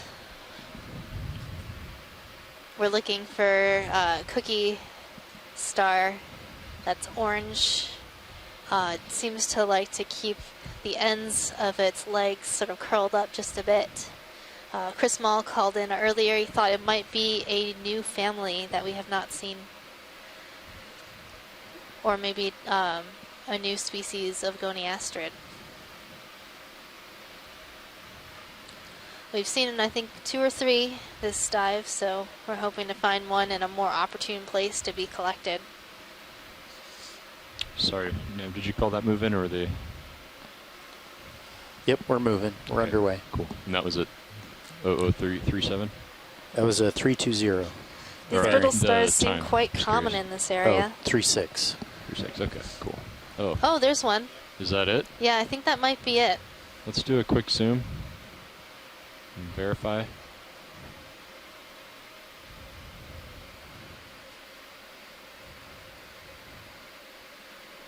It looks similar, but not the same. So that's not. Is this not the one. collectible? Or is it sort of in a weird place? Let's zoom out. I was hoping that that rock might be loose, but it looks pretty possible. in place. We would want to stop the ship now. Right. Let's make sure they want it. Would you grab it with your jaws gently? I think so. Yeah. Cradle it. You watch my swing arm. Maybe the lowers are in. The upper port though is what the. Yeah, I'll keep an eye on it. I can. Should I go ahead and call easy stop right now, just in case? Yeah, sure. We're gonna do this. Let's do a quick zoom. Bridge, nav. Let's confirm they want it. Bridge, could I get an easy stop, please? Thank you. Well, if you think this could be a relatively easy collection for you, I say go ahead. Yeah, we can give it a shot. Okay, let's come out, Caitlin. The ship is stopping.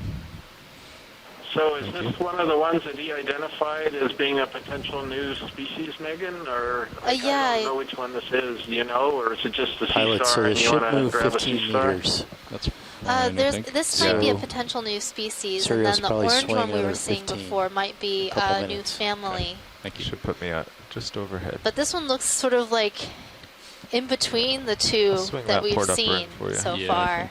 It's doing the same thing with its arms that the orange one was doing, but I'm not seeing the same scale pattern along the arms.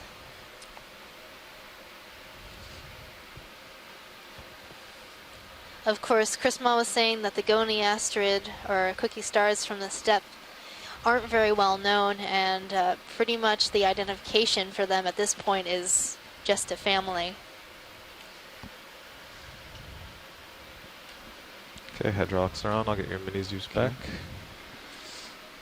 And if you can help us keep an eye on the Sirius camera while we put Mini Zeus up on the main screen.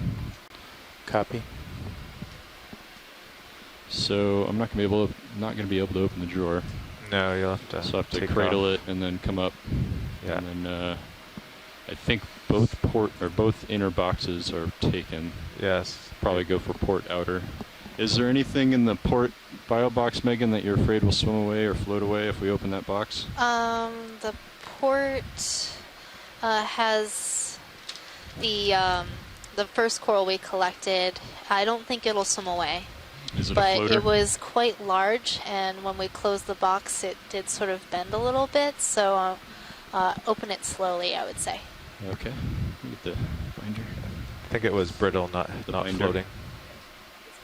The binder. Thank you.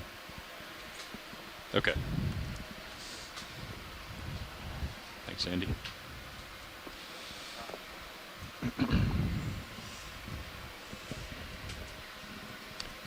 Okay, so you got the port bio box ready. Force feedback on.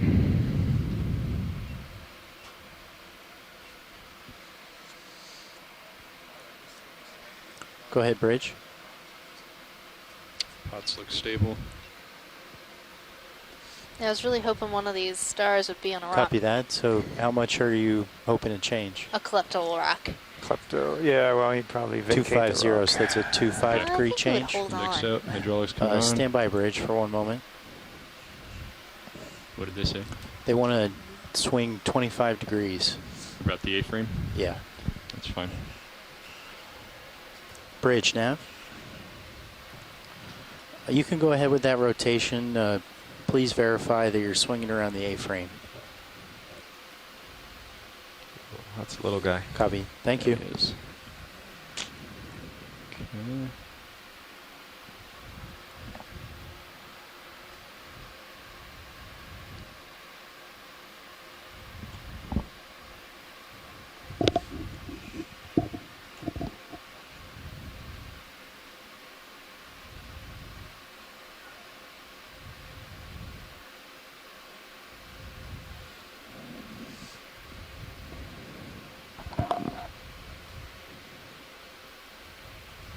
Go ahead, Bridge.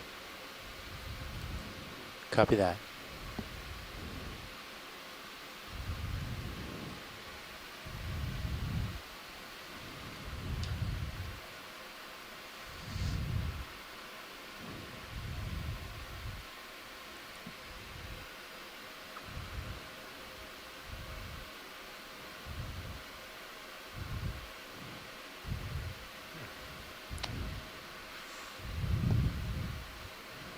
Looks like you got him.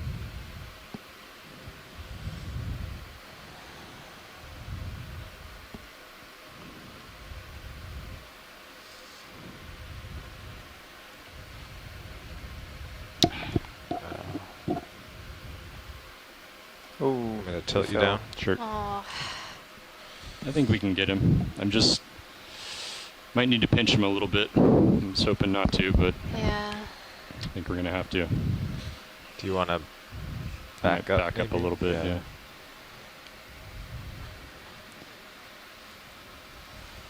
Well, I might.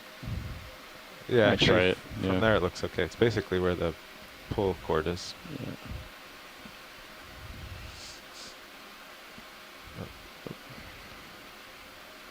It's kind of down between two rocks.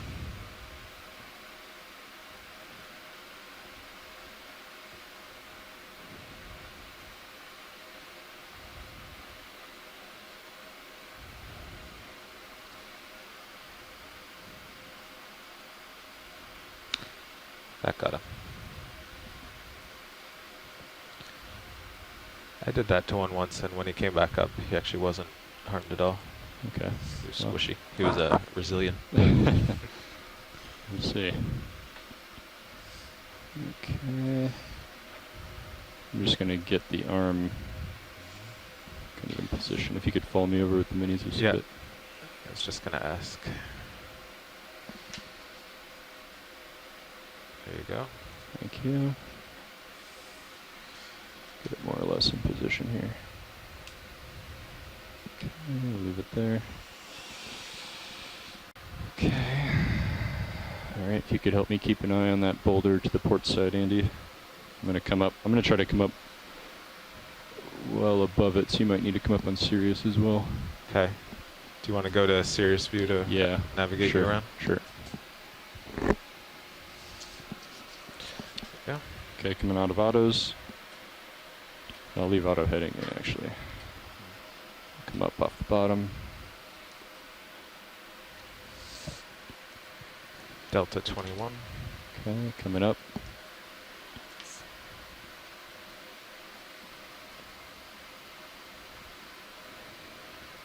Just gonna get the toe up near the top of that rock.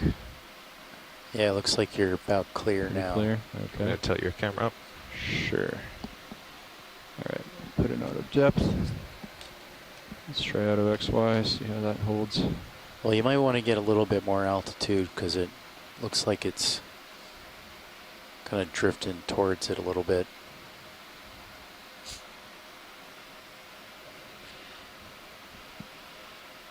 Seems pretty good. Okay, seems like it's holding for now. And if you could just keep an eye on it, let me know if we drift. Copy. Great. Okay, ready for drawer? Let's do it.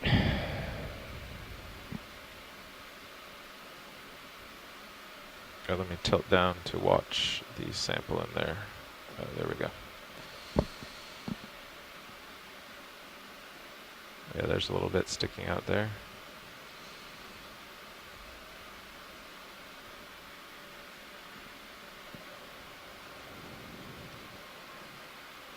Yeah, I see the associate too. Is that enough? Yeah, that's probably fine. Right. Okay.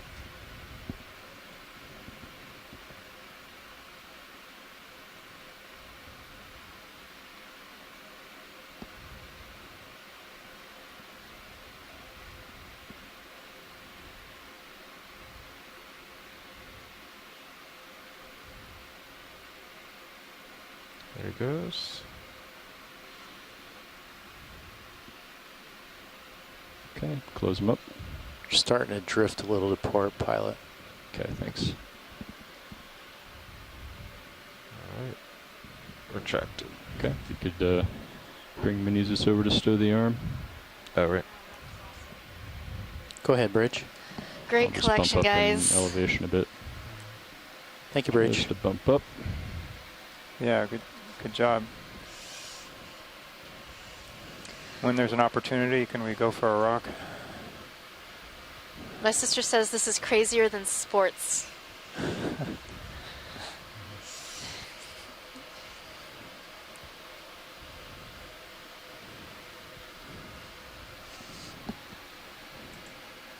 Okay, arm hydraulics are secure. All right.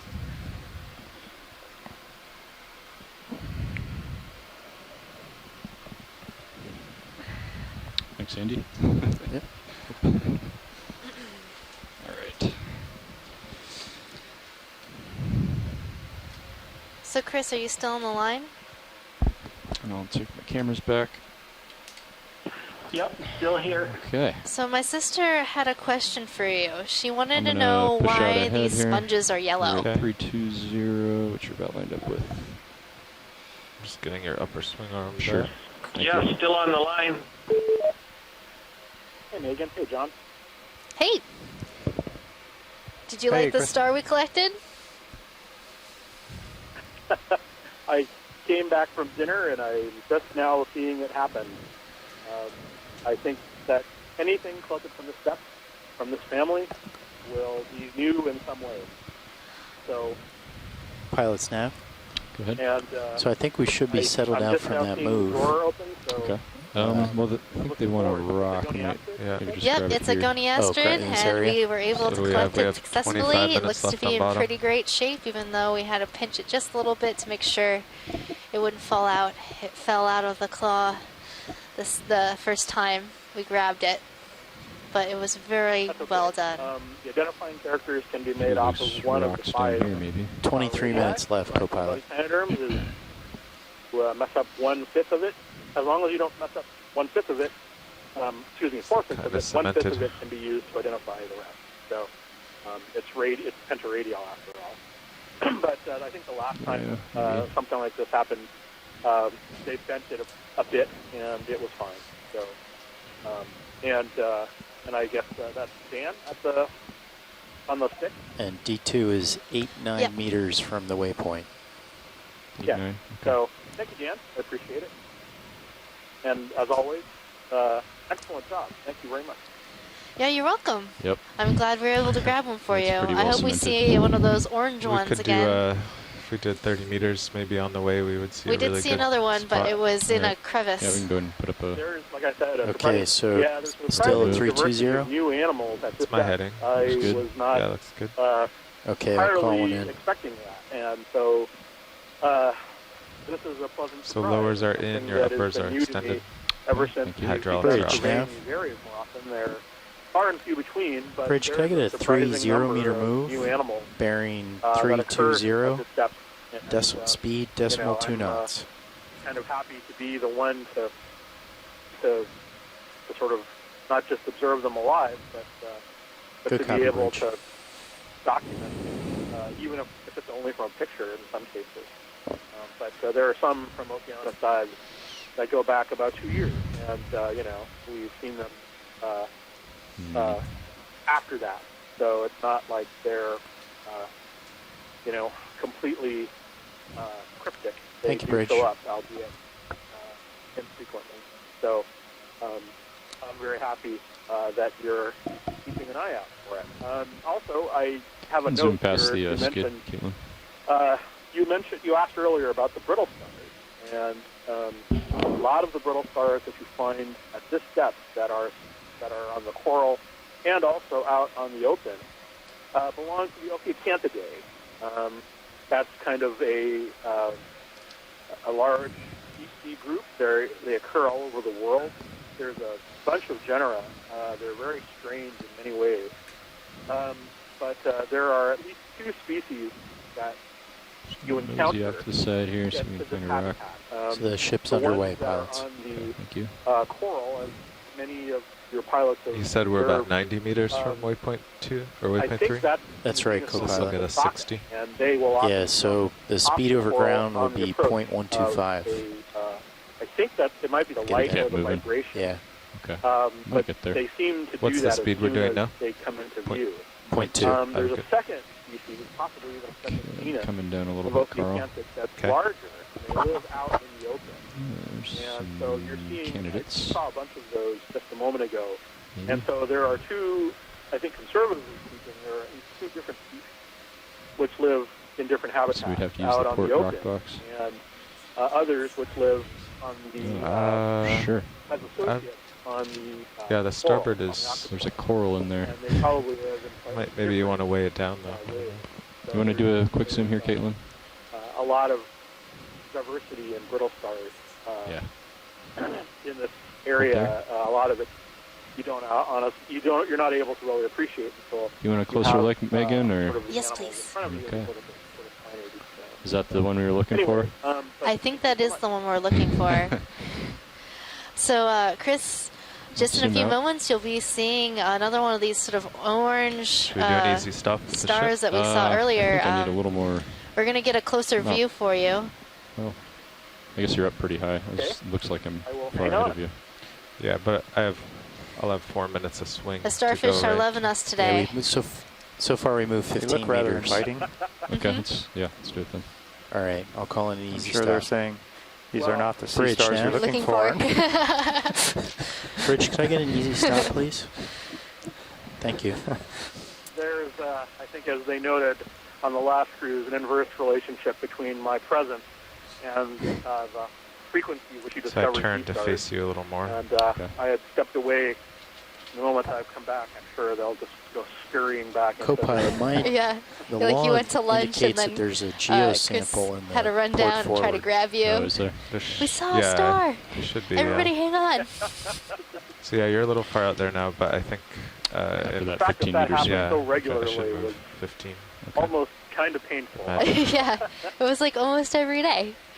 It's like nothing. Yeah. Lunchtime, There's a little all in the of the overhang there. stars. Let's do a zoom in. Yes. Well, like I said, I was Yeah, he'll be a little trickier. Then if he falls, he'll fall down in a hole. eating dinner and watching television. We'll Yeah, I pinch think him. this is I it. heard Do you want to go for a collection? on the background. I think we might want to collect this. Okay, let's come out, Caitlin. And it looks like it might be on this coral. On this coral. Yeah, there's like a coral behind it. So tell me when when it comes to view for you, Chris, and let us know if you want us to try to grab Well, it. we're starting. Yeah. It's on the ledge. Not really. It's, to the left of that. I can try it. Sponge. Yeah, I Yeah, like the so way it's you're on this turning, little rocky so you can come outcrop. at it from the side, a little further away.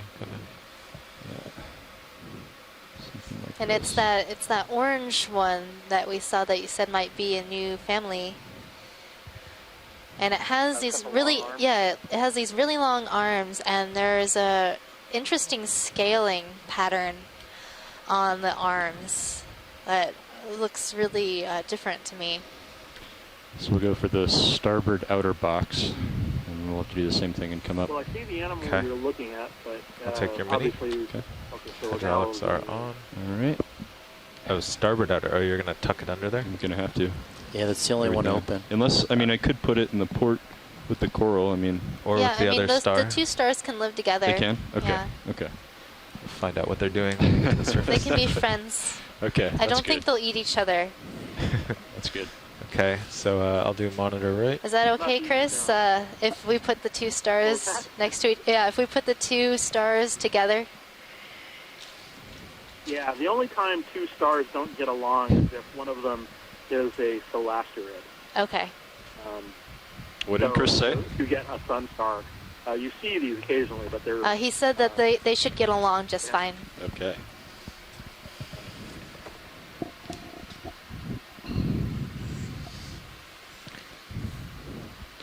occasionally sun stars show up, but they're I'm still moving, so I'm going to keep one eye on that.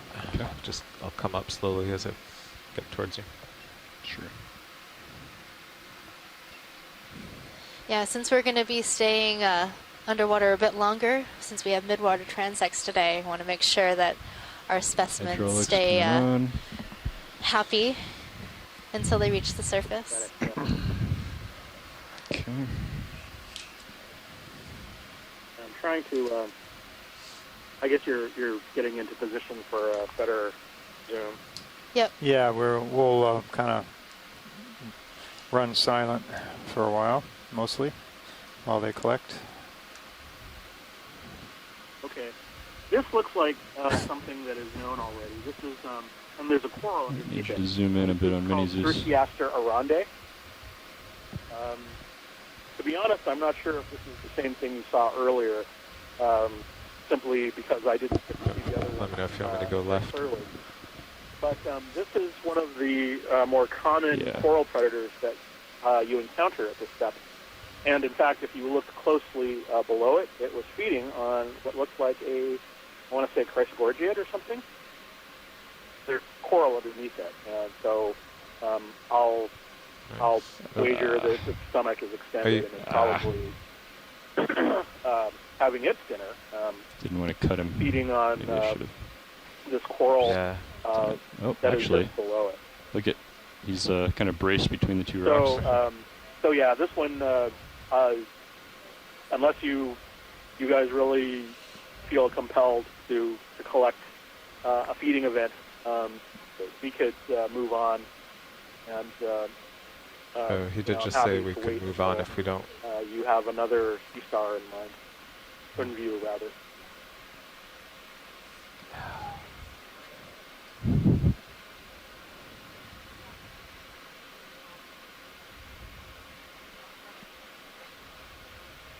Ah, I see you're collecting it already. Okay, good.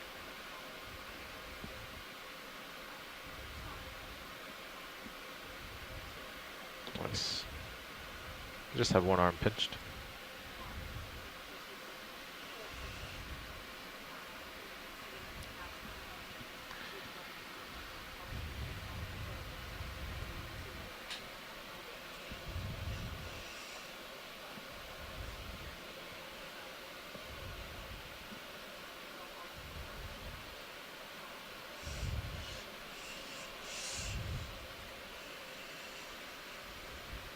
I'm going to follow you with Minnie. Sure.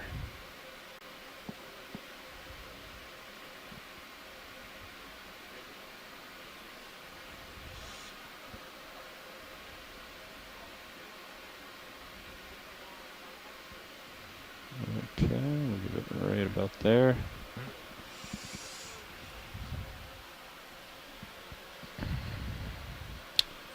Okay, coming up.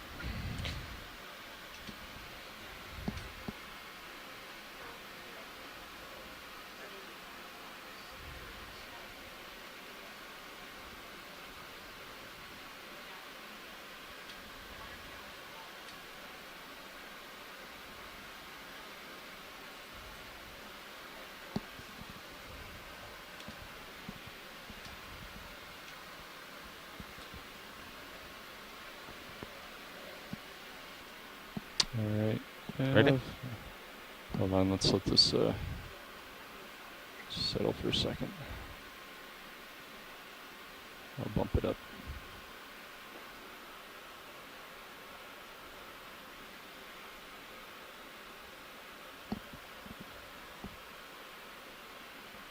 Are you in auto depth or auto altitude? Auto depth. I just bumped it up on the stick though. Just Okay. Alright, Andy, if you're going to help us keep an eye on that, we'll get it stowed here as quick as you can. Okay, ready? Yep. Will do.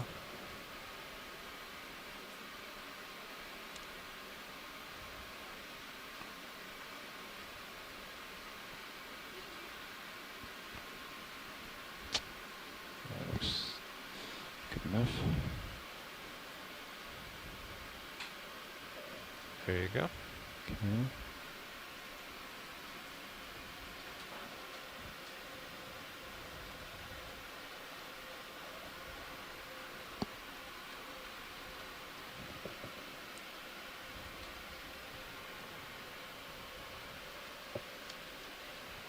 Okay. Okay, following you around. Great.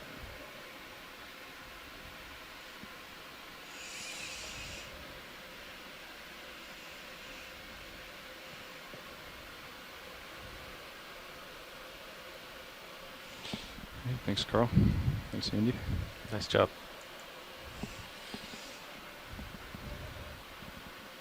Yeah, it was cramped.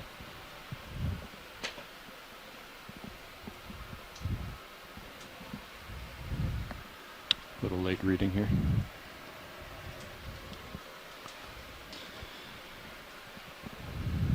Okay, take mini Zeus back and come out of autos. All right. So Chris, Chris let's Maher, get are a you still move on the line? toward 320. Copy that, another 30 meters. Yeah. Thank you. Ah, yes, we have collected that Bridge, star, Nav. and that is our final collection for today. Bridge, could I get a 30 meter move? Identification should I put down Bearing for it? 320. Right here. Speed decimal 2. Back to 320. Okay, Cersei Aster. Sounds great. Yeah, I think it might be close to something called a ronde, but Good I'll copy, need to Rich. verify. Thank you. Well, thank you. I'm glad I could grab a couple stars for you today. Thank you very much. And thank you. Was that Dan who collected it? Mm-hmm. I think so. All right. Thank you, Dan. Yep, we're wishing upon a star right now.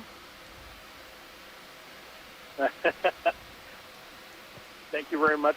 And have fun with the midwater. I just remember that one Will I do. collected that looked like it was going to squish but didn't.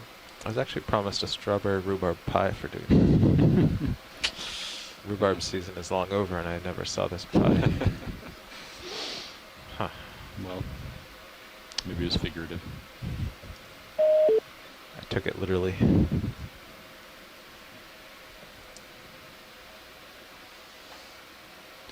All right, are we still looking for a rock, Megan? Or John?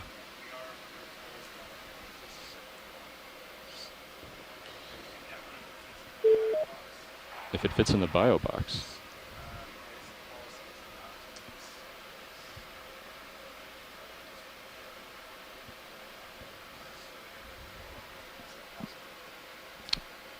How big is that rock in the port side? Because if it's small enough, it might be able to fit another one in there. Did it look like it was filling the whole box?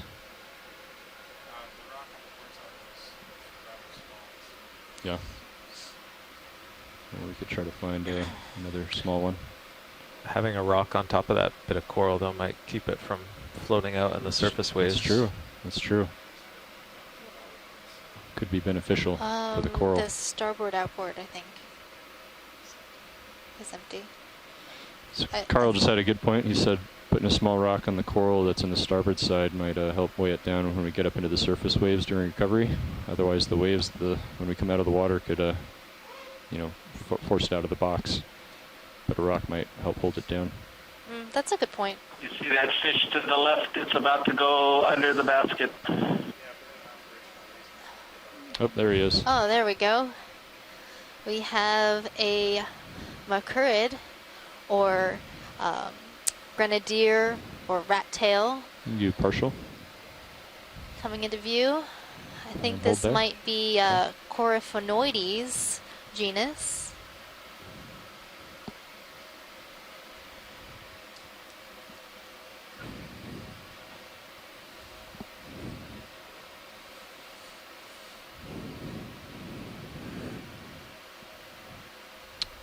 Go tighter and I'll pan over. And hold there.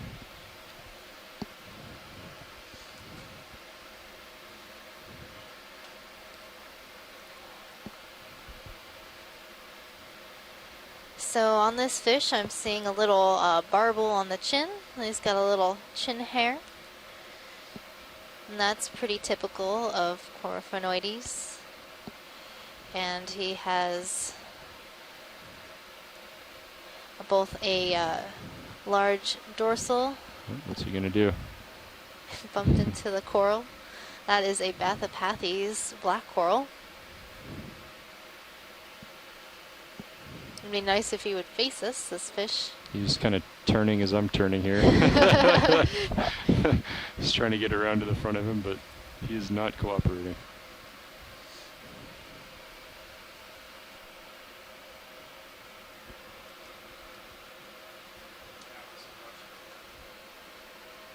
Okay, we can come out, Caitlin. Nav, I think watch lead 2 was calling you. Thank you, co-pilot. Go ahead, watch lead 2.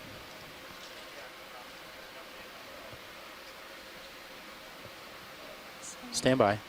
This one here.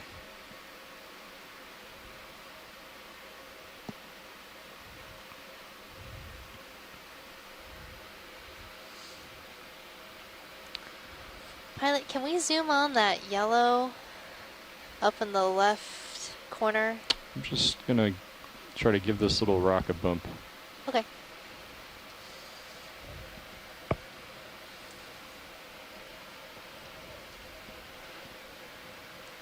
Watch lead nav.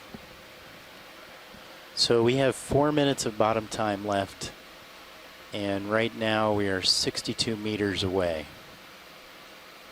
So we're not loose. We're not going to make it.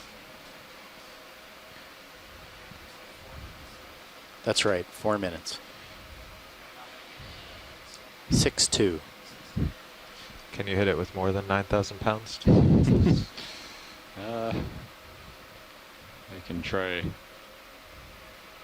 gripping it with, what is it, 800 pounds in the craft.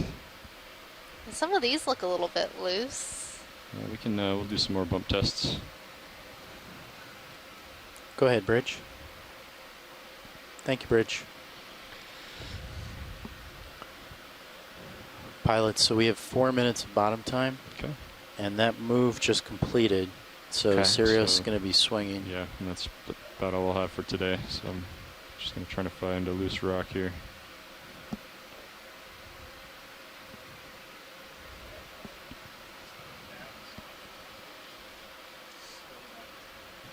Go ahead, Watchley.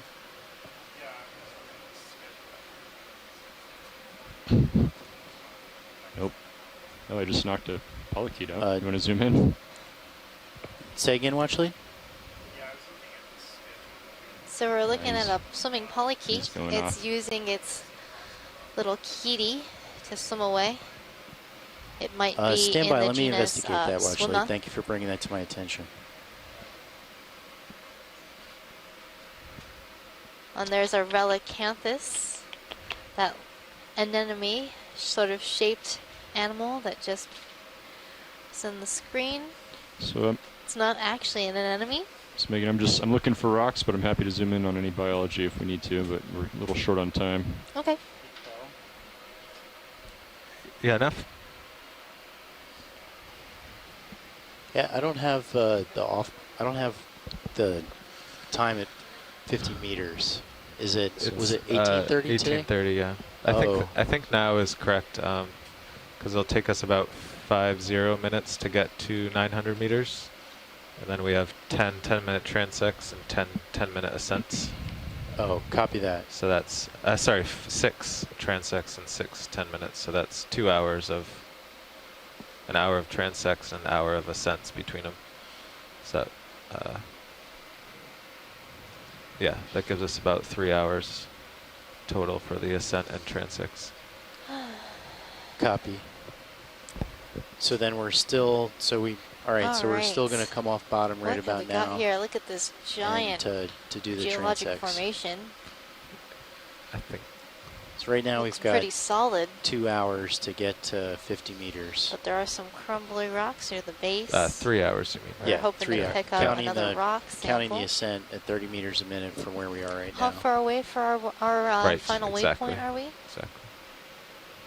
Well, we only have a couple minutes of bottom time left. Okay. So if we find a rock, it's going to have to be in this area. But it's all looking pretty cemented so far. Maybe some of this down here.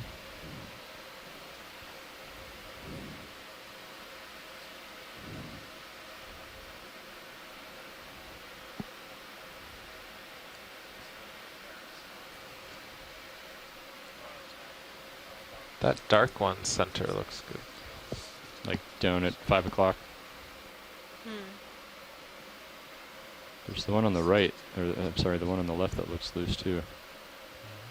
Looks kind of Yeah, I maybe a thought little we had big, more but time on bottom.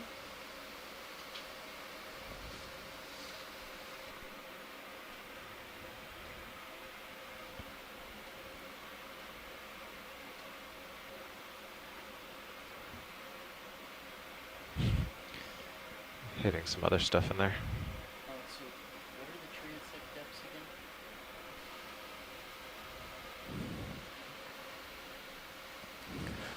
Co-pilot, what were the transect depths again?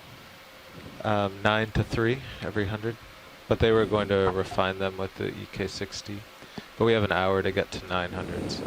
Okay, 900 meters to Yeah. 300 meters. Yeah. Copy. And then we wanted to do one every 100 meters or so. Yes. And then how long were we gonna pause? Are we gonna go 10 meters a minute through those depths? Yes. Okay. Looking up, that's why it takes 100 meters, then takes 10 minutes. Right? Well, right now we are just hoping to find the rock to hold down our volunteer specimen on hemicorallium that happened to just fall into our rock box when we were looking at a this little patch on the left side. sea star earlier. If nothing there, maybe we'll just pull up.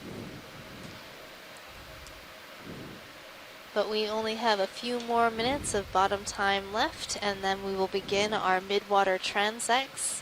So for those of you who are interested in finding out about the largest biome on the planet, please do stay tuned as we make our way to the water column. I'm spinning to follow you. Okay. Are you still moving, or are you? No, I'm pretty sure I stopped Some here. of these look nice and hopefully loose, but I don't know if we can get down there.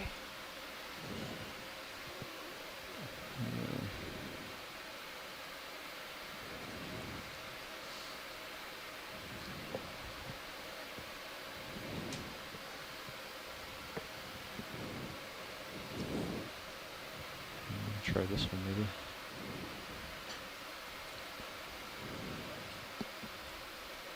I'll start putting the swing arms away, maybe. Sure.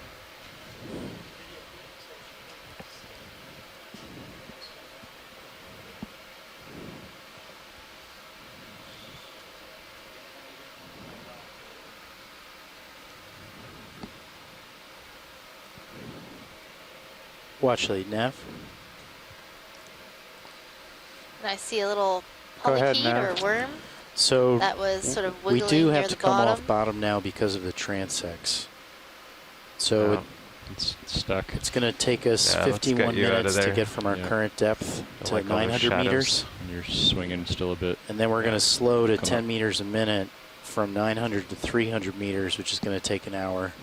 And then it'll take another 10 minutes to surface. Okay. Yeah, I thought we had a bit longer on the bottom based on the estimate. But, so I wasn't pushing earlier. All right. Well, sorry, All right. John. I don't think we're going to be able to find you one today. Up here, it's all really cemented. All right. Thanks. Well, folks, enjoy your last view of the bottom. We have a fish coming into view as we're flying over this beautiful landscape of sponges and corals. What you see now are these large sort of mushroom-like or tree-like sponges in the family, subfamily Bolosomini. They are euplectellid sponges or glass sponges in the family Euplectellidae. So you guys are coming off bottom now? Yeah. We're starting to ascend? Yeah. And right now we are hovering above Sebelius seamount in the musician seamounts, and Okay, we will thanks, be Caitlin. leaving bottom right now and headed towards the water column to do some surveys of the water column